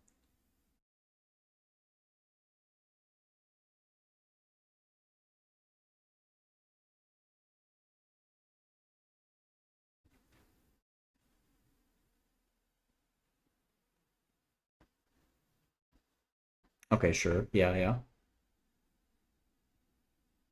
Because I'm not sure that the justification of the new sequence c sub k is all that hand wavy. Like the mean value theorem is saying exactly that this c sub k exists, and on this interval. And like this is just the mean value theorem was built for in my mind. So to me, just saying mean value theorem is enough to justify that this sequence of values exists. But we all know how my brain is working today.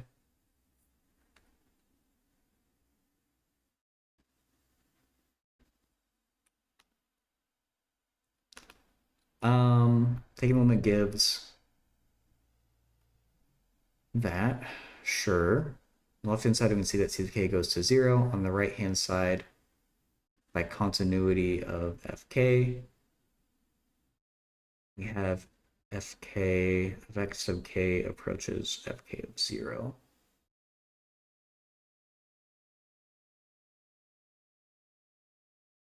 Yeah, continuity. Okay, good.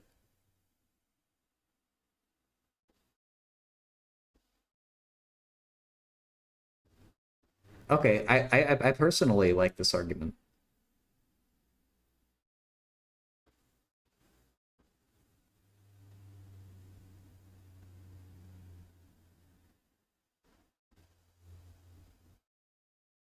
If there's a flaw, I don't see it.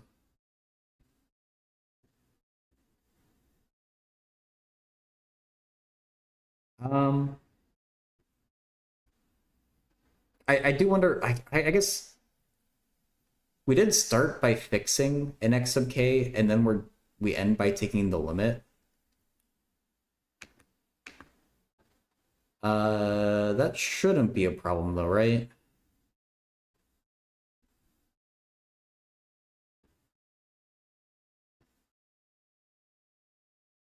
I don't think so. Hey, Famished.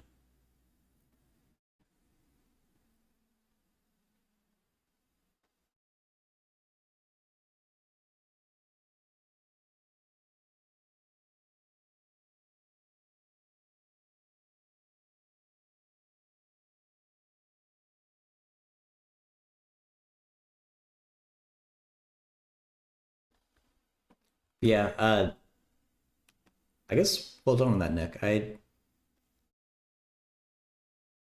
don't have too much to say about it. To me, it looks pretty good.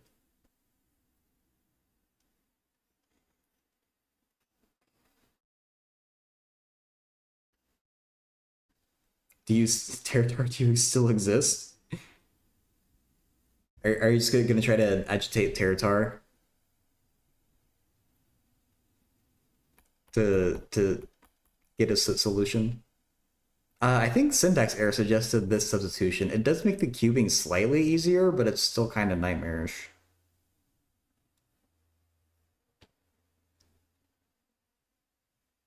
Uh, if x of k is fixed, then technically take the limit, so just get x of k should be fine.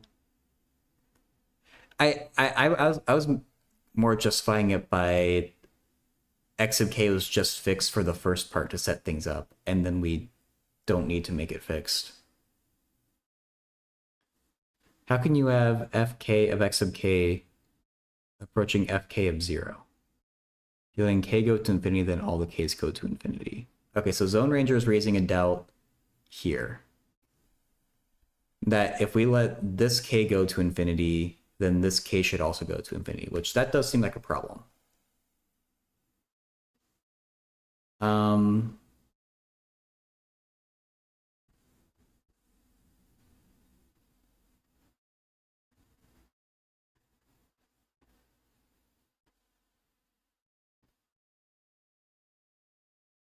K. The dreaded K. And I think the solution is that it's a different number. Like we should use L or something for the number of derivatives, right? I think they just shouldn't be the same number.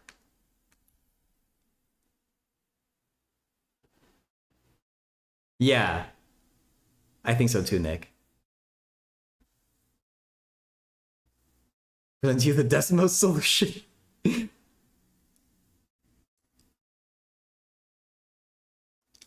Yeah, it's just using the same letter K too many times. I guess it should be L or something else. Else, ha, get it?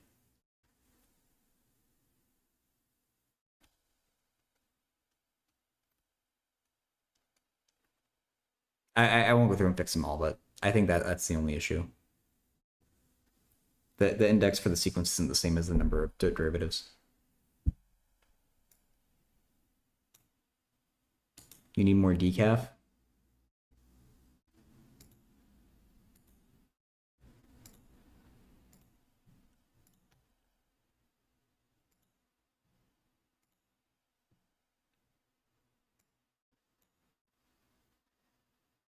Uh, why can't I copy the link from the YouTube chat? There. No. That's so weird. And when I open them in my other browser,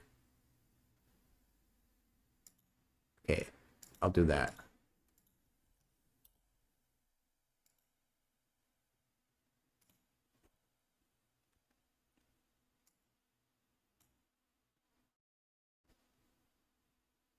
Oh, is this a proof by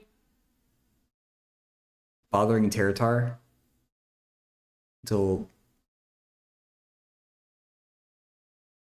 well, yeah, is it essentially just a 9-degree polynomial? There are 9 roots, yeah. Ooh, the orange lights.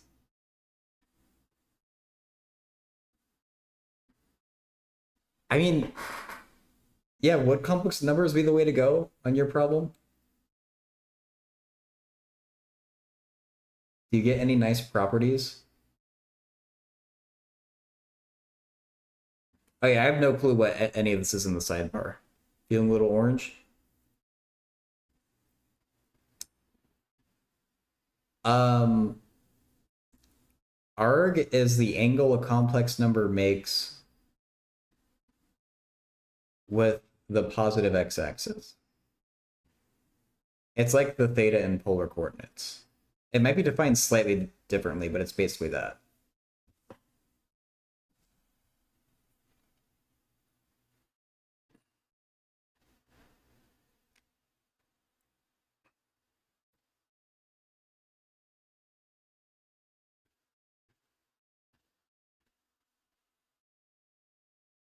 Oh, so that's funny. You were doing this. Okay, I guess I see what's happening. This is like giving an error tolerance.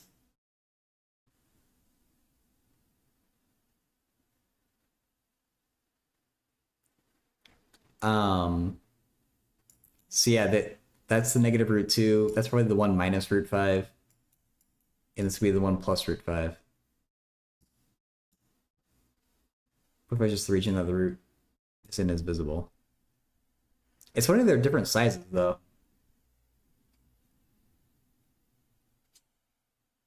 Yeah, you just take the 3 solutions along the real axis. Um,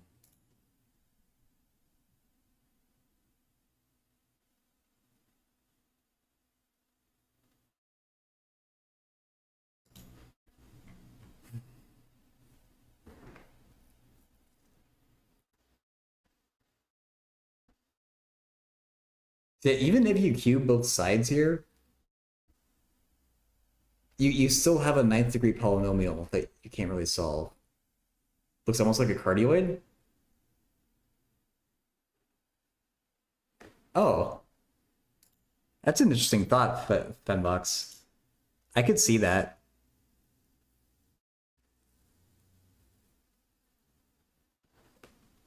It's like the type of cardioid that has the little like loop-de-loo on that part. Oh, you can't see my cursor. The loop-de-loo on like this part on the left. Simple equation 1 and 2, you're lost on 3.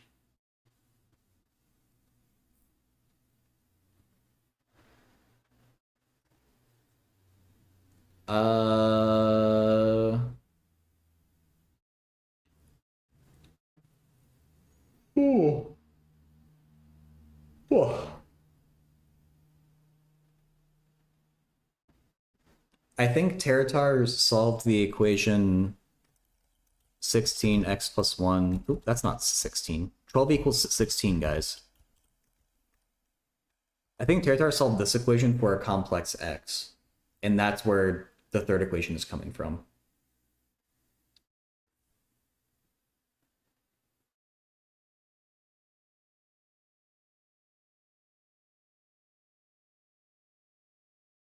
And it's written in polar form. So the absolute value of x plus 1 to the 1/3 is, I guess, the magnitude of... Really?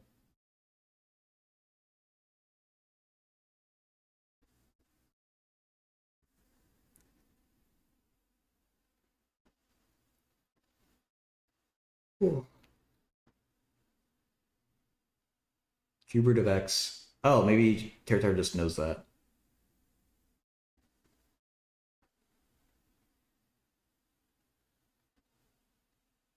Yeah, this reminds me of like with roots of unity, you get like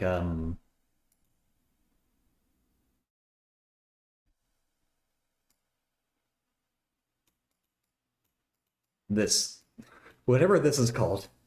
You get different values of like k or whatever, and you plug them in like 1 through whatever number of root it is. And then all Territar is you're understanding the first line. Never mind.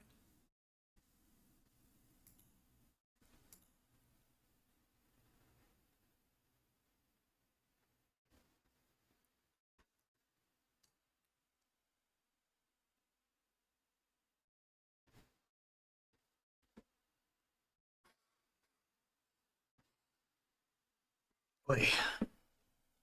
Plugging number into g of x. Yeah.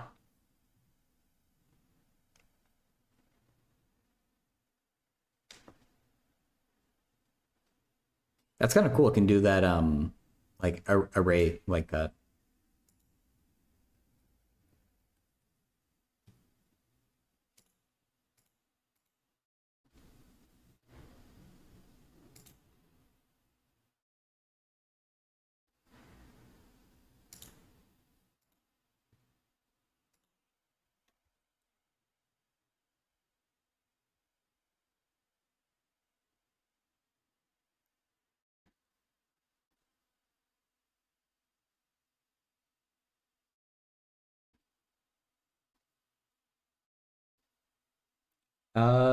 Just as a warning to everyone, this is the last day of class for Zach. Or well, for Zach's class. It I think I'm gonna do the thing I've done before, where in 15 minutes I'm gonna cut the YouTube stream off, and the Twitch stream will be on a BRB screen, and I'll raid into Zach whenever he goes live. So we still have 15 minutes to do some math.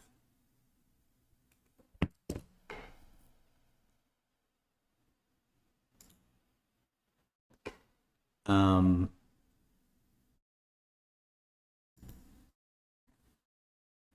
yeah, this is. Oops. Uh, I don't leak anything.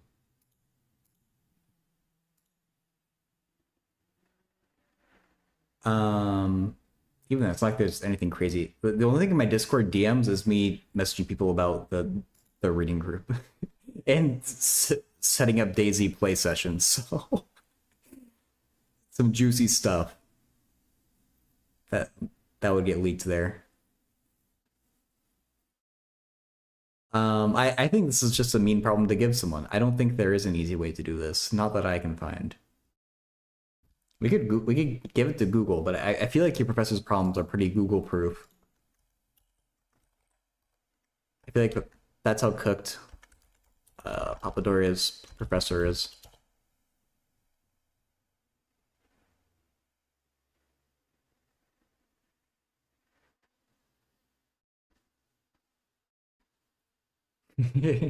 No, we need the exact.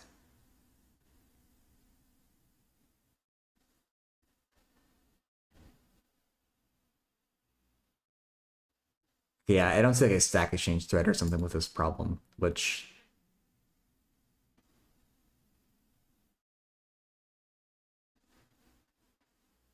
is what I was hoping for.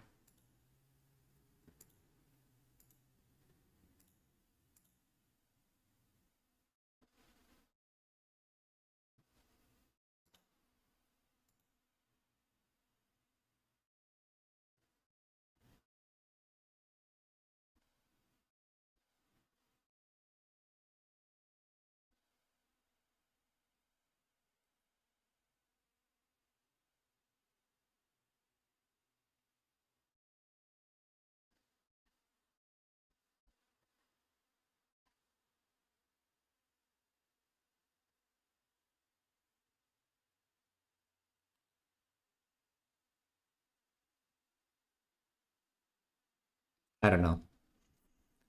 I think I'm gonna pull maybe some linear algebra for the last little bit of the stream.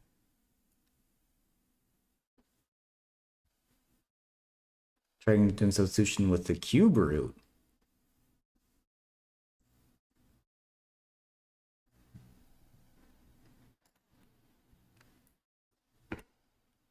Like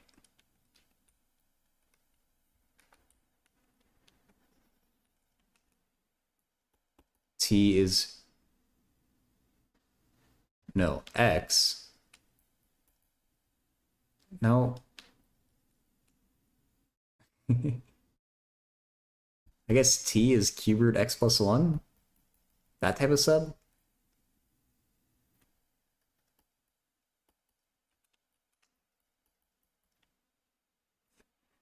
So have school burnout, take a mental day tonight. Yeah, you definitely should. Famished.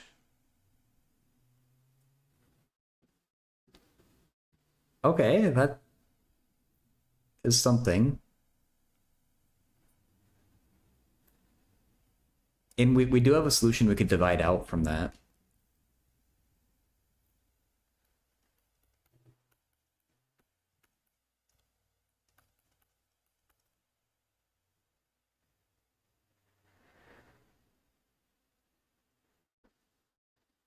Would it be better to factorize the difference of two cubes? I don't think it would be. There is simply no possible way. You got it? Wait, are you saying are you saying you've come to the conclusion there is no possible way? Or that you have found a possible way?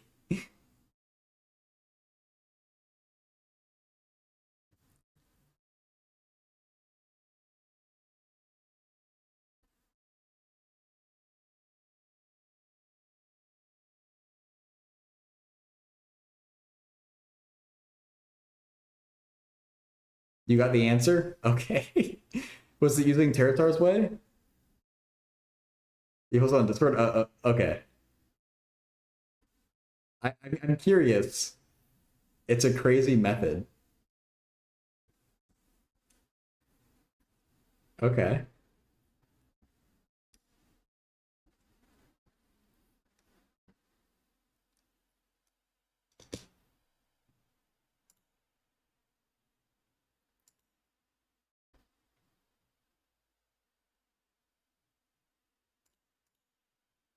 Hey, Reaper.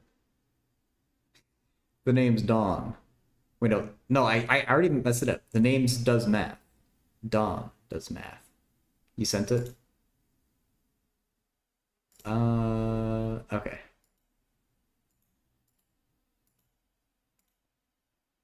Hope you're doing well, dude.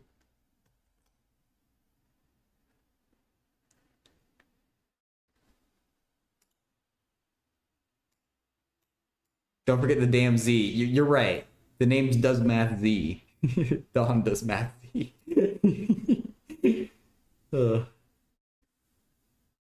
Very important.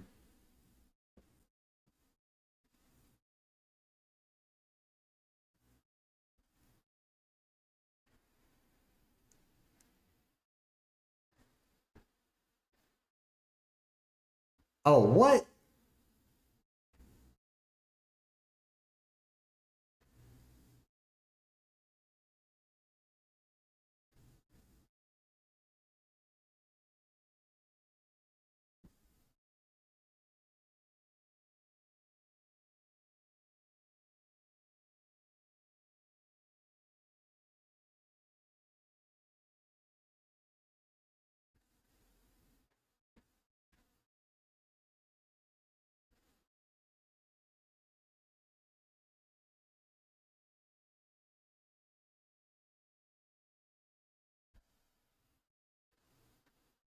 Wait.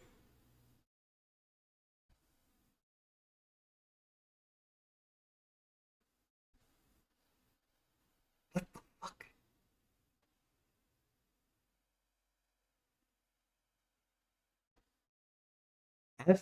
F of X. Yeah, Krolski analysis, indeed.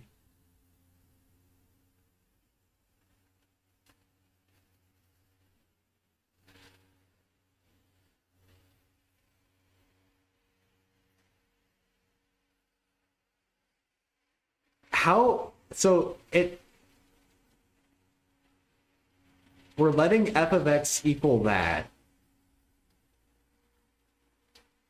and then you also find that f of x must equal x, and so you end up with that.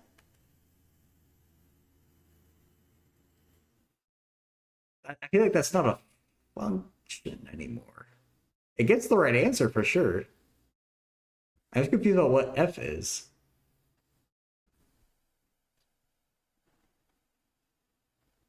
Is f the cubic or is it the x? I guess it's apparently both.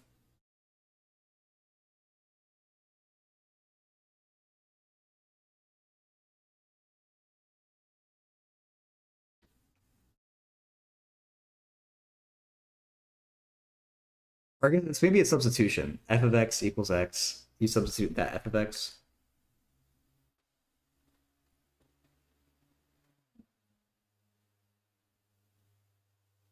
Yeah, I guess I was mostly confused about like this implication. I don't know. Wow, indeed.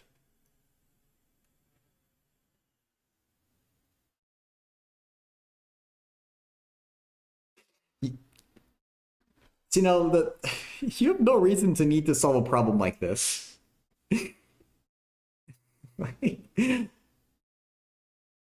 That's a neat trick, but like I don't know why you're given problems like this. Oh my god.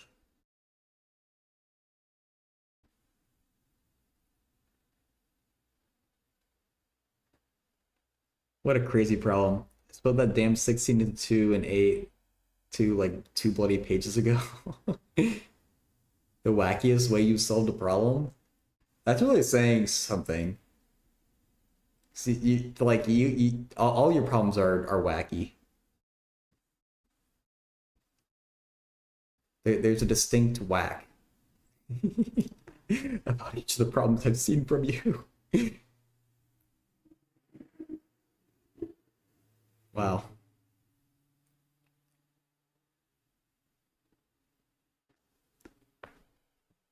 Um, that might be the note that we ended on. It's 5:13, and does this truly work? It gets the right answer. Um,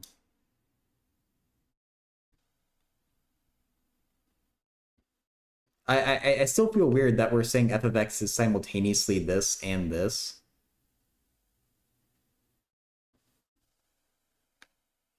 But I don't know. 24/7 polynomial palooza. This is a day of polynomials, isn't it? We have the Papadoria polynomial. We have this power series. Something else, linear algebra, that's kind of like a polynomial. We had this, whatever that was.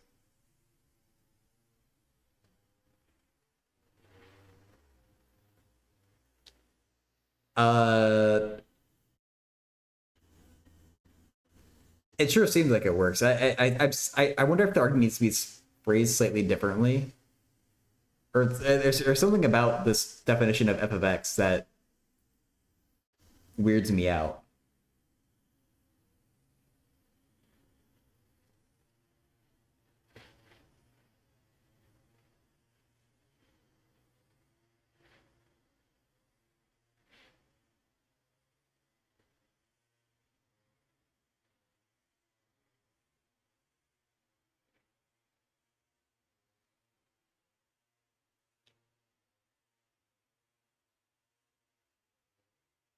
But I think it's just a phrasing issue. I think your method is fine. It's just how this is phrased. I'm not sure.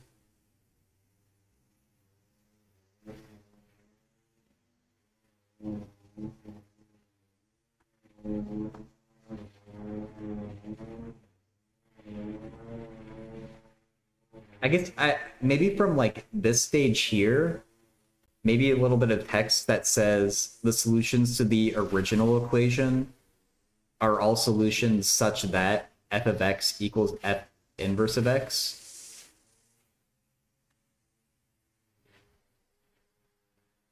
And then the rest of your logic works. Maybe that's all I need to read to make me get it.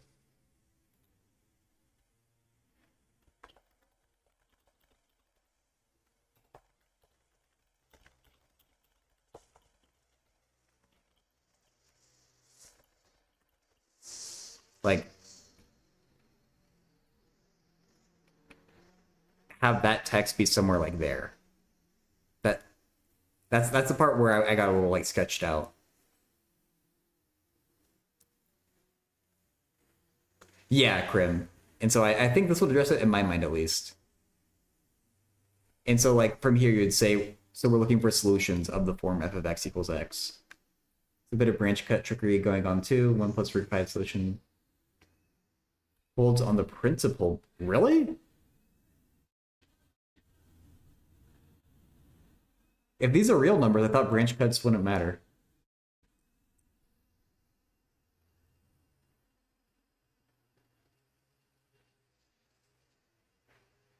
Shoot. I do really need to get going though. I think I've got to be on the voice with Zach in a minute here.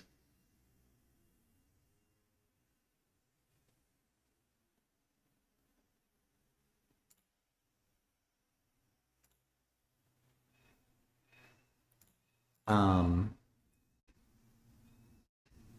Plug it into Wolfram Alpha.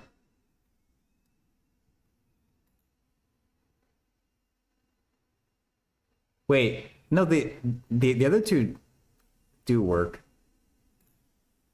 Or I got all three roots. -2 cubed. It ain't 0.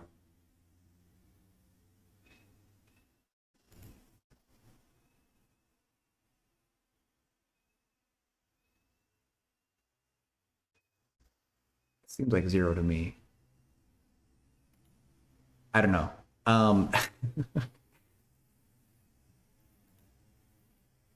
This is posted in the Discord though, so if there's something that's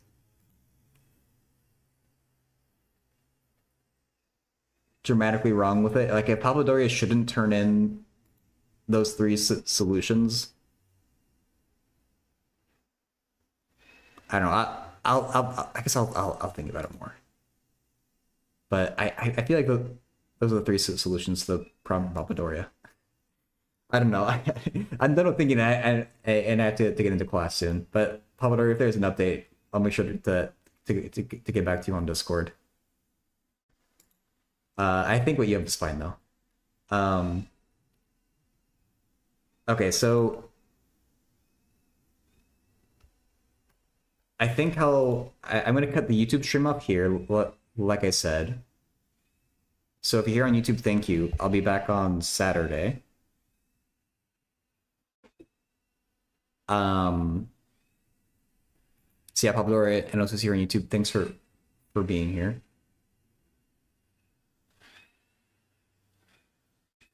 See you both. Yeah, see you too, Nick.